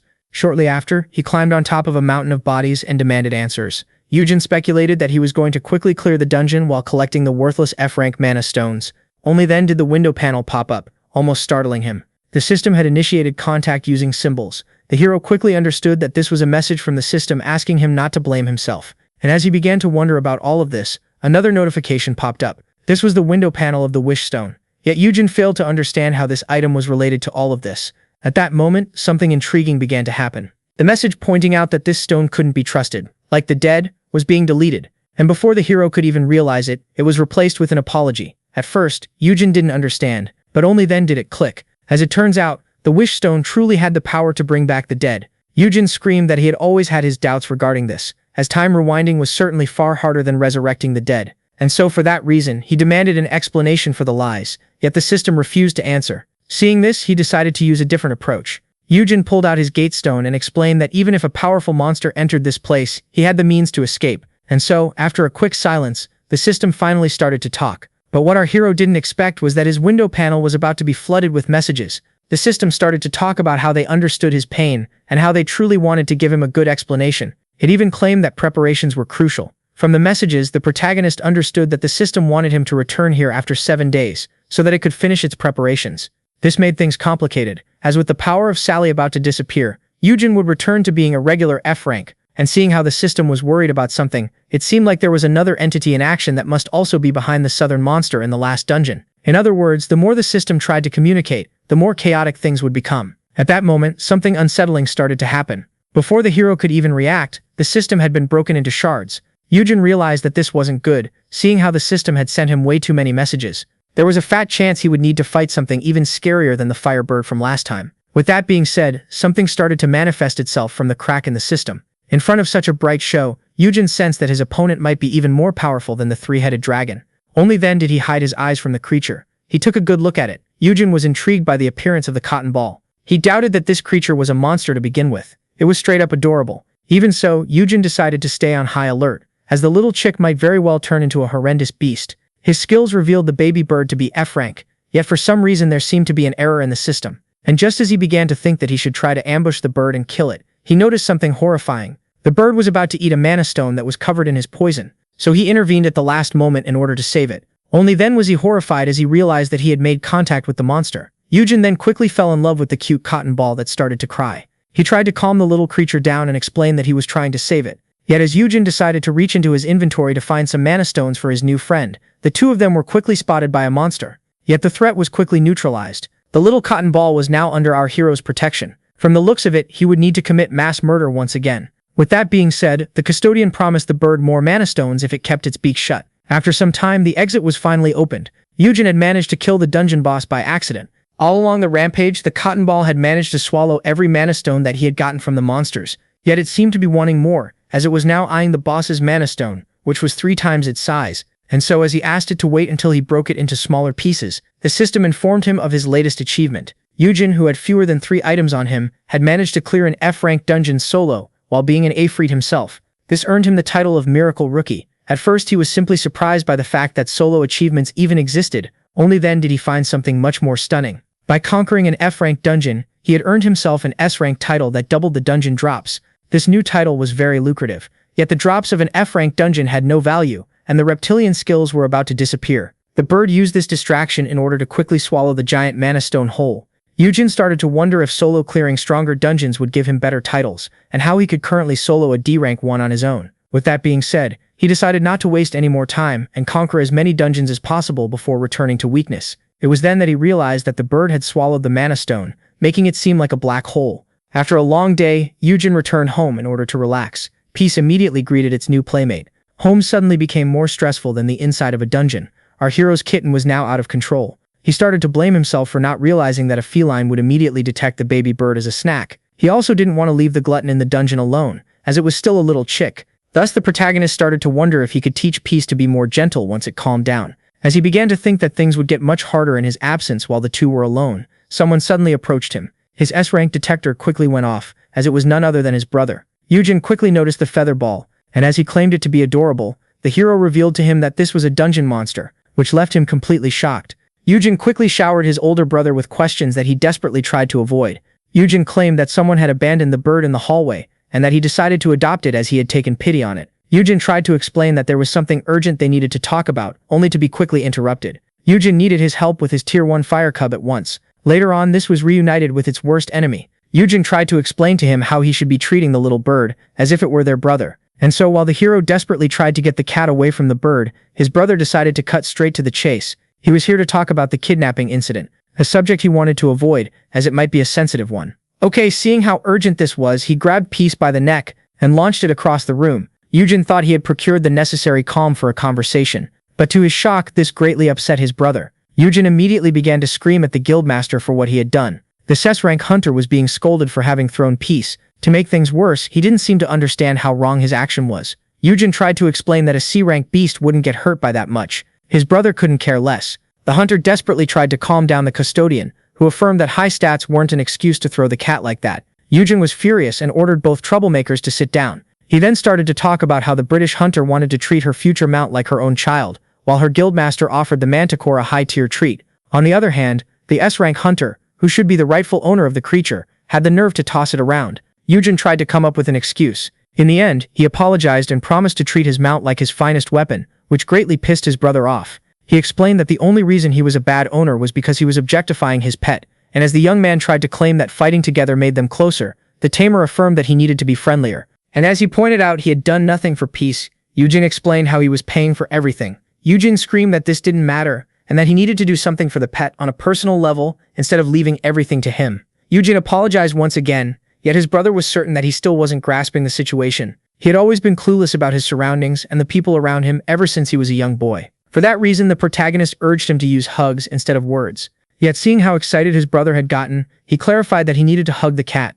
Both the official owner and pet greatly disliked the situation, and as soon as the custodian was happy, they quickly got away from each other. Shortly after, Peace turned towards its real owner. From the looks of it, the little creature was worried that it had incurred the wrath of its master by bullying the bird named Peep. Peep, Yoojin quickly presented the feather lump and asked the furball if it was going to behave from now on. At first, it seemed like Peace was determined to make Peep Peep its next snack, but as it turns out, the feline had learned its lesson. While the tamer was absorbed by his beasts, his brother tried to persuade him to get a physical checkup, just to be safe. At that moment, he remembered something, and asked his brother if he had something planned for next week. Yoojin had plans to go on a raid, just the three of them, to check his brother's new skill and make him bond with his future mount. Yoojin agreed. Thus, as his brother started to walk away, the guildmaster couldn't help but see him as a liar trying to hide a secret. After that, our protagonist cleared 2 other dungeons on his own, with the first being an E-rank dungeon that seemed like a walk in the park, and the second being a D-rank dungeon that looked more like a fishing trip. On every raid, the system would try to talk to him, and every time he would get rewarded with items and potions.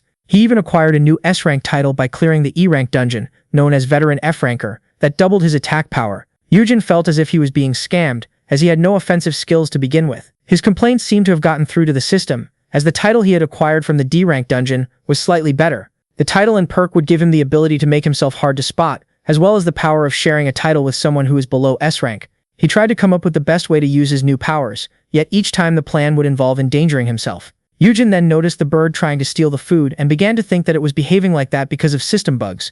He even got a hunter with a taming skill to try and appraise it, only for it to fail, as not even the twig skill or the super nanny skill seemed to have an effect on it. Only time would unveil the real potential and nature of Peep Peep, who seemed to be under our hero's custody, seeing how much he loved him. At that moment, Peep noticed something disturbing. The other pet was trying to climb on top of him, and as soon as the bird settled itself on its head, their owner rushed to immortalize the moment. Peep Peep tried his best to pose for the picture, only to lose that nose balance and fall headfirst on the ground. Yoojin, who finally decided to create a social media account, decided to use the first picture as his profile pic. As soon as he made his account, his adorable pets earned him an astonishing amount of followers. At that moment, the ghost made its entrance. While praising its master for his newfound fame, he explained how these pets were now the buzz of the internet, and rushed to introduce himself to the glutton bird. Yoojin even offered it a very expensive A-rank mana stone as a treat. Yoojin started to scream at him, as he was spoiling his bird rotten. The fact that the specter had mistaken his master for the old lady of the watermill meant that he was now under his custody. Everything was going according to our hero's plan.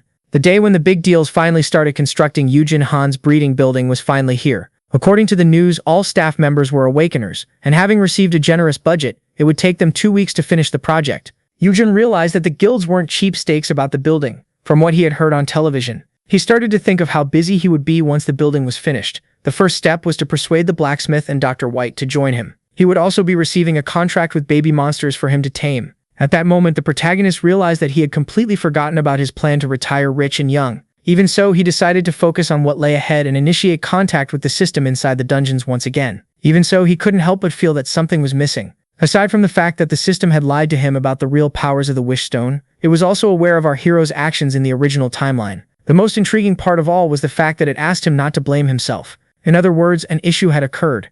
The simple fact of direct contact with him meant that there was truly a problem at hand that might have occurred because of time travel. In the end, the hero decided to shake it off, as worrying about it wouldn't solve anything. For that reason, he decided to save the questions for the next time he met the system. Yet Yoojin was a fool, as he should have prepared better for that day. Everything went into chaos, and the black flames swallowed everything. Yoojin, who was now facing the blade of his own younger brother, realized something. If he had been more honest with him from the start, he might have been able to avoid all of the upcoming mess. Back to the present, where the protagonist should have expected the disaster in the future, a feast was being prepared. He apologized to the blacksmith for only being able to make eggs, yet this one explained that he enjoys cooking. And with that being said, under a weird atmosphere, the four of them sat together for dinner. Yoojin had invited his little chicks so that they could bond together. Upon taking the first bite, Yurim immediately started to praise the master blacksmith for his cooking. Yoojin urged Yu Hyun to try one of the dishes made by Myungwoo, yet this one decided to stick with the eggs made by his brother. The hero found it rather ironic. While the fire hunter was turning the cold shoulder, the ice was trying to be warmer towards them. Yoojin tried to scold his little brother for being offensive, so the blacksmith clarified that the two of them barely talked and would rarely even need to, once he went with him. Yurim found those words to be rather cold from the past though. When asked about it, it was revealed that the master blacksmith wanted to follow his best friend, and that he had chosen him over Hyun, who begged him to stay. Yurim was impressed, as it meant that the new building would have a breeding spot as well as a smithy. Yoojin's goal was to get his brother and the legendary blacksmith, whom he had promised a penthouse, to come closer. After all, Myungwoo was the kind of man who knows how to spoil his friends. Yet to his shock, Yoojin was as cold as ever. He remained quiet while doing the dishes. Yurim and Yoojin began to talk about how awkward the atmosphere at dinner was. The hero was well aware that his brother wasn't exactly an extrovert, yet found it shocking that he wasn't pleased by the fact that he could now protect himself. His first thought was that his tall and handsome brother was jealous of him, yet Yurim was certain that it wasn't the case. According to her, Yoojin was a little sad to see his custodian stand on his own feet. Yurim theorized that Yoojin feared the fact that his bond with his brother was getting colder, but when asked to elaborate, she explained that she was only talking for the sake of it. Yurim then pointed out how stressed the guildmaster was. After all, the security system of his guild had been continuously showing errors for the last 3 days. Yoojin started to blame himself for this. Yurim clarified that this was the guildmaster's fault, and urged his brother to abandon him and join her, as she had forgotten that he was her boss. Later on, the hero tried to do his best to cheer his brother up, thinking that he was the reason behind his cold behavior. Yoojin decided to offer his brother flowers, only to be met with an expressionless face. Things didn't go as planned. He wasn't as smooth as Hyun Jae-sung, which is why the operation had failed. His goal was to get at least a laugh out of his brother. Yet for some reason, the young man hadn't shown any emotion in the past few days. Hyun Jae was certain that a heartfelt conversation would resolve everything. But things began to snowball before they could even properly talk. Later on, Peace started to analyze his surroundings. Hyun Jae asked it if it remembered the dungeon it came from. He was happy by the fact that the fire manticore had forgotten everything about its origins, and so as they kept on talking, Peace was suddenly startled. Out of nowhere, blue monkeys rushed in to attack. Peace decided to hold his ground, and just like that, he started to butcher the incoming primates, leaving his owner pleased. According to Hyun Jae, this was very much natural. Monsters were naturally aggressive towards those of other species, which is why it was common to make them fight each other before killing the weakened winner. Yu Jiao found this a good way for Peace to level up, but the guild master had to simply focus on himself. This cold behavior was starting to get annoying. Later on, while progressing through the dungeon, one of the blue monkeys jumped towards our protagonist, but before he could even take it out, it was entangled in the red wire. And just like that, it was barbecued to pieces. The same thing happened to the next monster. As for the third, it was consumed by the black flames. For the fourth attempt, it got hit in the face by a bunch of blue feathers. Yu Jiao couldn't tolerate it any longer. When confronted about it, Yu Jiao explained that he was simply helping him clear this dangerous place. Yu Jiao then addressed the elephant in the room and pointed out how something seemed to be bothering his brother. He wanted to know if he had anything to do with it, yet Yu Jiao claimed that he didn't want to waste his energy on someone who won't share his secret either. Yu Jiao was stunned. He then pointed out how the whole secret thing was started by his brother in the first place. After all, he had heard about all of the misdeeds that his brother had done while they were apart from people he remembered. Weirdly. And so as he continued to scream at his brother, his sword flew right by his ear in order to stab a monkey in the heart. Yu Jiao affirmed that this secrecy was needed in order to keep the custodians safe, and for the sake of growing the guild. The guild master couldn't deny the fact that his brother had a story of his own. According to him, the only thing that was left for him to do was simply to accept the fact that his brother doesn't need his protection any longer. And so, after understanding it all, Yu Jiao explained to his brother how it was very natural for someone to worry about his family. Yet Yu Jiao wasn't forced to carry the burden alone. After all, he now had enough influence that most guild masters wouldn't dare to even mess with him. Yet, according to the S-rank hunter, this wasn't the issue. And so when asked about it, the guild master unleashed his powerful black flames and asked his brother if it was possible for him to peacefully enjoy his life. Yu Jiao wanted his brother to slack off while he attended to his every need. In exchange, neither of them would question the other's behavior. Yu Jiao simply wanted his brother to stop going into dungeons. Yu Jiao recalled a similar memory that he had gotten from his brother back in the original timeline. Yet, as he was about to talk about his brother's secret, the system became ready for a conversation. This greatly stunned the protagonist, and before he could even realize it, he started to disappear. Yu Jiao, attracted by the light, turned around.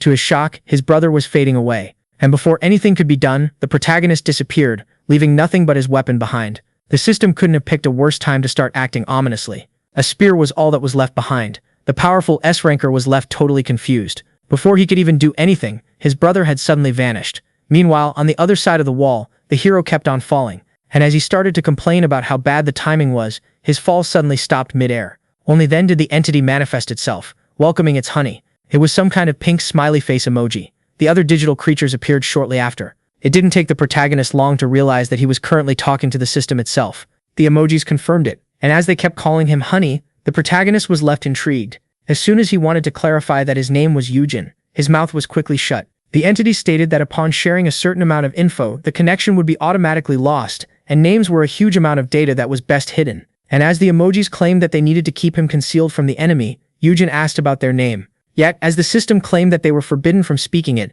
Yoojin began to speculate that he was going up against Voldemort. The emoji took the opportunity to apologize for the fact that they had lied to him about the Wish Stone. Yoojin urged them not to sweat it, as in the end this turned out to be for the better for him and everyone else. He then decided to stop wasting time since his brother was waiting for him, and asked the emojis how they knew about the original timeline. He also wanted to know if time traveling caused some kind of issue. At that moment, the smiley face revealed that the important part was yet to come. According to them, it was only Earth's time that was rewound. To make things easier, they manifested trees, claiming that they were representations of dimensions, and pointed him to the one that represented his realm. They then demonstrated the effect of the Wish Stone on it, and just like that, the giant tree shrunk back to a small plant. It was only Earth that was pushed years into the past. In other words, the time travel didn't affect the other dimensions, meaning that the dungeons were still the same in quantity and quality as before the time reset. For that reason, Earth would see its dungeon problem grow faster than before, with the entities trying to slow the process. And since the enemy was trying to gain power in the dungeons, the system desperately needed the skills of the custodian.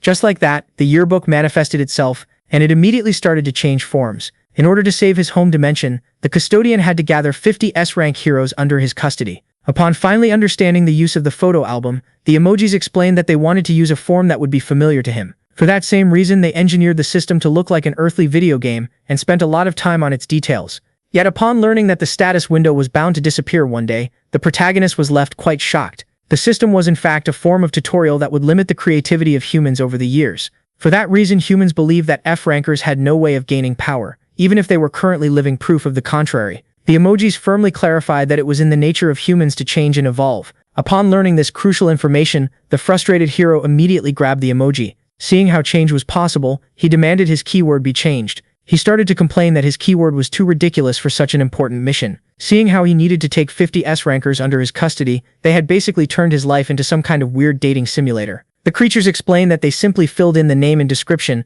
and that he was responsible for this. Yet he blamed them for how unclear the system was. Yoojin then brought up the fact that they had given his friend the hobo an inventory filled with rare items, as well as a very clear instruction manual. So it was revealed that the skill Golden Smithy was imbued with a save file from its old world. Yoojin was already aware of the existence of other realms beyond Earth, and the Golden Smithy was a workshop created in one of those other dimensions before getting sent to Earth. Something as big as the smithy was rarely transferred, yet its previous owner spared no effort in transferring it to the next world, regardless of how high the cost was, as this was the only way to aid future generations.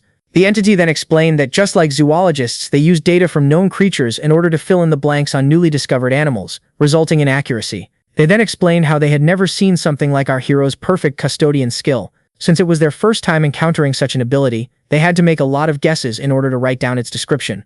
The regular custodian skill itself was rather rare, as one needed to be the guardian of a born S-ranker in order to acquire it. The hero already knows that, before awakening, elite hunters have the potential of being either A rank or S rank, and under the wrong circumstances, they might awaken to the weaker rank. Yet there exist individuals who can only awaken as S ranks. Such individuals are extremely rare anomalies that quickly differentiate themselves from the rest of their species. For that reason, they had a hard time blending in with the rest of society, who would start to fear and love them as gods. And as they pointed out that this was the reason for the custodian title being extremely rare, Yoojin began to think of how he had never once failed his brother. No custodian had lived a long life, as they become the weakness of an S-ranker who might hurt them by mistake due to overprotectiveness.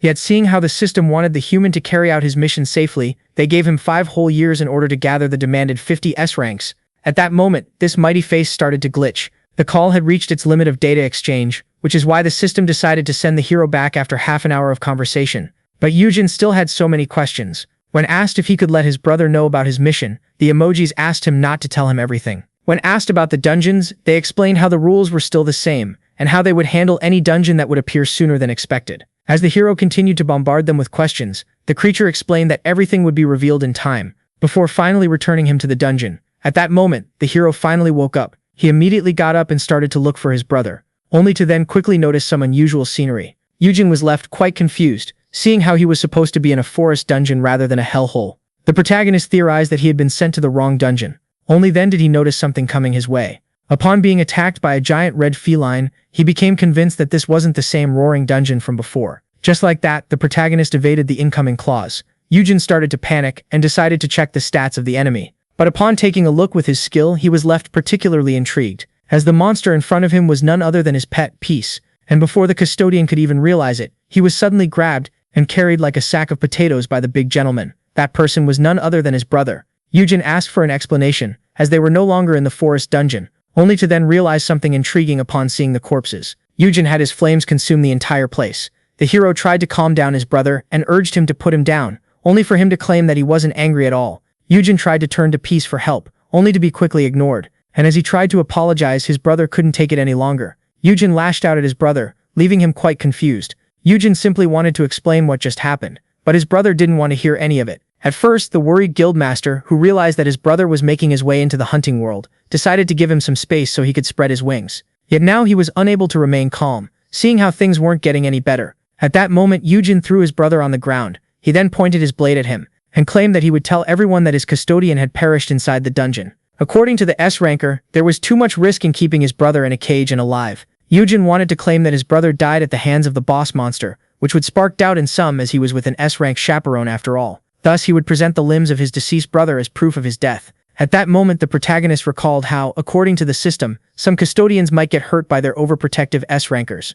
Thus, as Yoojin swore to heal his brother after amputating him, this one was left utterly panicked. Only then did the protective skill of the studs kick in. Yoojin used this chance to run for his life. Yoojin, who could cut through the shield like butter, hesitated. The hero claimed that he didn't want such protection, and that he would rebuke his brother if he dared to harm him. The guildmaster quickly parried the knives thrown at him. He then grabbed his brother and pointed out that he had been hiding a few things from him. Yoojin then resorted to his mark of the master. Just like that, Peace entered the battle. It immediately bit the arm of its official owner. Yet the bite of such a young cub was nothing to the Seth rank, who quickly took control of the situation. And just like that, he suplexed the fire manticore. Peace had been knocked out cold. Yoojin lashed out at his brother for daring to harm his pet once again, only to be quickly pinned down on the ground. Yoojin was convinced that this was the only way, and just like that, he went for the stabs. He revealed how at first he felt happy, thinking that they would be close like before. For that reason, the guildmaster, who was now demanding to know the truth, had been turning a blind eye to many things. He had a hard time believing that his brother became a tamer at level 10, and he wasn't the type to take care of Peace after learning how expensive it would be. Yoojin then brought up the master blacksmith and Peep. Things became even crazier when Yoojin entered a dungeon. The guildmaster then pointed out how he was powerless in front of his vanishing older brother, and just like that, he began to cry about his weakness. In the end, Yoojin wasn't strong enough to amputate his brother. For that reason, he decided to simply take some of his skin instead. As he was going for the stab, he promised to heal him shortly after. Fearing for his life, the protagonist asked the system to manifest itself. And just like that, a new type of window panel showed itself. Yoojin was left stunned as he had never seen anything like this before. Yoojin quickly got away from his little maniac and affirmed that he promised explanations. He revealed how he truly decided to raise the manticore upon seeing it, as it had the potential to become S-rank. Yoojin also revealed how he had been secretly clearing dungeons on his own, with one of them being where he met the cotton ball. At that moment, the hero declared that he had been helping the creator of the system. Yoojin was left stunned, and as he pointed out that he didn't want his brother to do anything that would endanger him, he got punched in the face, as this hypocrite wanted to amputate his brother. For a second, Yoojin had forgotten how sturdy S-ranks were. Yoojin then revealed that it wasn't his lack of trust that led him to keep this a secret. In the end, his brother was the man that he trusted the most in the whole wide world. The custodian then demanded a potion in order to heal his defeated Pokemon. He couldn't deny the fact that he had caused a lot of worry for his brother. The hero then pointed out how the weird behavior of the security system was because of him and his stealth skill.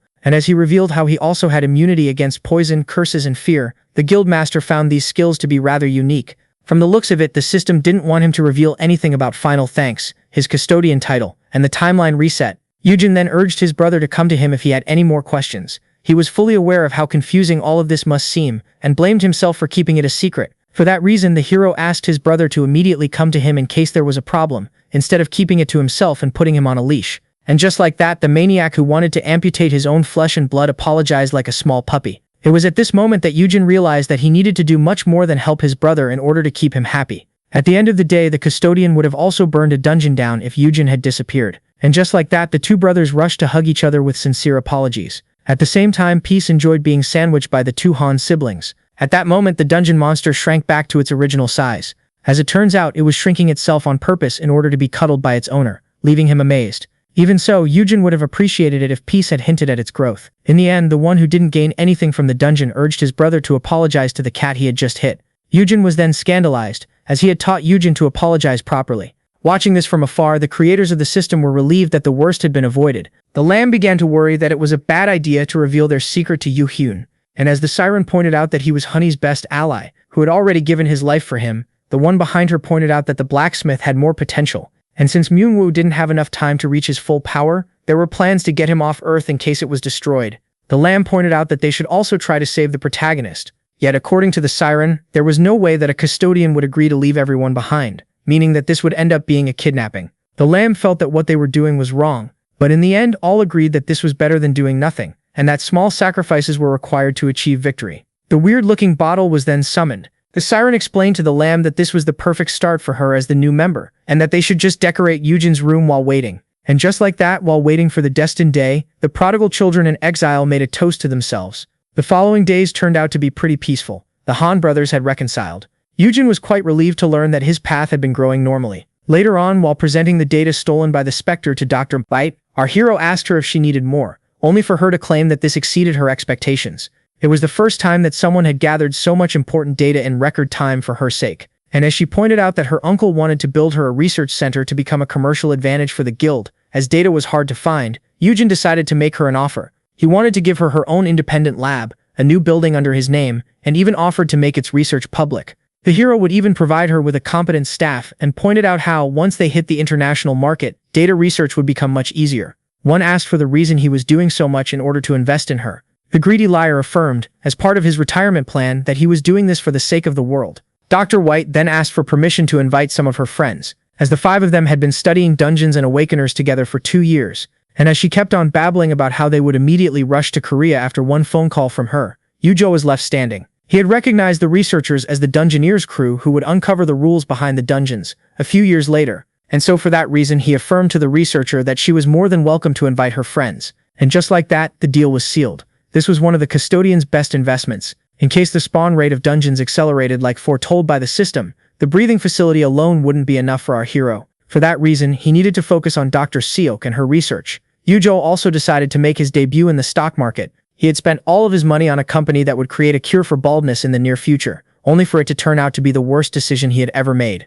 Yujo's current priority was gathering more S-rankers. At that moment, 3 high-ranked hunters arrived at the scene. As it turns out, the 3 of them were having a girls' day out. Hyuna gave Yoram a lot of advice regarding the best nearby restaurants. The 3 monsters had arrived in Korea but were still being held on the ship. And so, upon hearing this, Hyuna approached Yujo in order to check on him. He claimed that nothing special had happened, despite having encountered death countless times since the last time he saw her. Miss Moon was happy to hear this and quickly grabbed him. She wanted to know if he could give her one of the 3 new monsters. As she offered to make the creature level up for him, Yoojin tried to calm down his little brother, who was about to incinerate a potential candidate for the yearbook. And so, as he was negotiating with the customer, So Young gently grabbed his hand. She tried to pull him closer while asking him if he would still raise her baby dragon even after receiving 3 new monsters. And so, as Yoojin was being affectionately tortured, Yuram couldn't help but compare him to some kind of slime. The hero was certain that he couldn't handle 50 overpowered S-rankers like those 3. At that moment, Yuhan approached his brother. He wanted to present him with a gift. This was an interpreting item that would come in handy for the custodian after he started receiving international clients. Yuhan declared that he wouldn't meddle in his brother's affairs any longer, but urged him not to endanger himself. To him, he was the most important person in the world, and while the older brother was overwhelmed by such cuteness, the ladies were utterly disgusted. Thus, now having fixed relations with his brother, and being more motivated than ever, the hero decided to try his best as the cages were unloaded from the ship. Yuhan then started to think of how he couldn't just sit by and let the world crumble. At that moment, the container was opened. In the eyes of the protagonist, this was his chance to acquire an even better happy ending with his brother. But he knew things were much easier said than done. The worker then handed the new caretaker the mark of the master. He explained to our hero how the new incoming monsters would cause him many troubles. On the way to Korea, they had received their fair share of troubles. At that moment, a monster escaped from its cage. A powerful wind emerged out of the container, and just like that, the mystical beast finally made its appearance. It was a griffin. The half-lion, half-eagle creature that only exists in legend was now a real animal, brought forth by the dungeons. Hyuna wanted a pet griffin, as they were unmatched in the air. But as Yurim found the creature adorable, So Young stated that dragons were still superior. At that moment, the creature decided to look down. Because of the custodian title, the powers of the Mark of the Master had been greatly amplified. This caused a surprising burst of affection toward the hero in the heart of the griffin. Yunus was left startled as the monster charged right at him. Horrified, his brother intervened at the last moment in order to smack down the creature and accidentally broke its neck. Just like that, the protagonist was knocked out cold. And so as everyone focused on him, the griffin noticed something that it loved. And just like that, it immediately charged at the incoming package. Hyuna decided to step in. She created a small storm in order to stop the griffin mid-flight. Yet, to her utmost shock, it escaped her ability with great ease. Seeing how the monster seemed to have immunity against wind-based attacks, the Ice Witch decided to step in. The mighty Severinker quickly caught up with the baby griffin, but the teenage girl was immediately smacked by its wings. The girl, who had never tried to approach a pigeon before, found it hard to catch the creature with its huge flapping wings. The easiest choice would be to freeze it, yet they couldn't risk killing the creature. And so, seeing this, So Young decided to trap it using a canvas made from dungeon materials, and just like that, she launched her attack. Shortly after exhausting everyone, the baby griffin found itself quite pleased with how it was cocooned. At long last, the rampage had stopped. It would have been much easier to take its life. At that moment, So Young started to realize that if her future dragon adopted such behavior, she would have a hard time taming him. In the end, humans and monsters had been mortal enemies, which is why some considered making them pets to be an impossible dream. Seeing how it had almost attacked his brother, the guildmaster offered to put it down at once, only to be quickly stopped. Yoojin woke up. He explained that although it didn't want to harm him, the griffin might have ended up causing some injuries. After all, this little creature, with the potential to become S-rank and unlock skills, must not be allowed to be around low-rank awakeners weaker than it. For that reason, the tamer urged the girl to release the beast, and asked his brother not to intervene. His goal was to teach it how to behave around others. Yoojin was perfectly suited for this task, as he was the weakest person here. With that being said, the custodian raised himself, and thus he asked the griffin to approach. The baby monster rushed to embrace its new caretaker, affectionately driving its claws deep into his flesh. Yoojin tried his best to contain the pain, but he ended up startling the beast as he started to bleed everywhere and scream in agony. He had done this on purpose in order to show the beast how weak he was. Yoojin then healed himself and gave the monster another chance, and just like that, a stunning carnage began. With great passion, the hero demonstrated his weakness, and while his brother was deeply moved by his heroism, the girl found this spectacle to be utterly stupid. After some time, the griffin finally landed gently on the hand of its new owner. It was then praised for its cleverness, seeing how quickly it learned to control its strength. Yoojin then asked Yurim to hold the griffin and cover its eyes, and while she was worried that they might lose control of it once again, the hero explained that blinding it and keeping it away should be enough.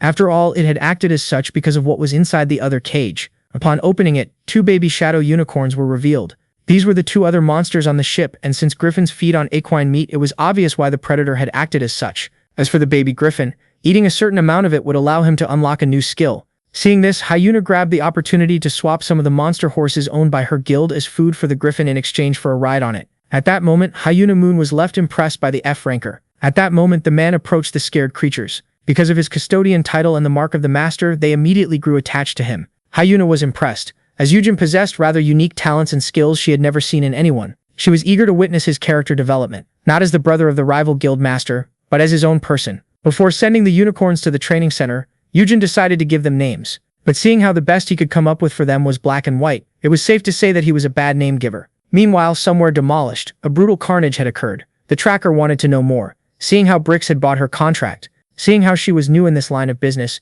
she wanted to know how someone was able to evade the high-rank binding curse on her contract. Yet the one being choked didn't have an answer. Seeing how his guildmaster perished during the kidnapping incident, he didn't know who destroyed the contract. And so, seeing this, the lady tightened her grip around his neck. Seeing how the man was completely useless to her cause, she decided to rip his head off his shoulders. Just like that, blood stained the ground. Seeing how her buyer had perished and the rest of his guild was practically useless, the savage lady decided to question the one they had kidnapped. It didn't take the monsters long to get used to their new homes.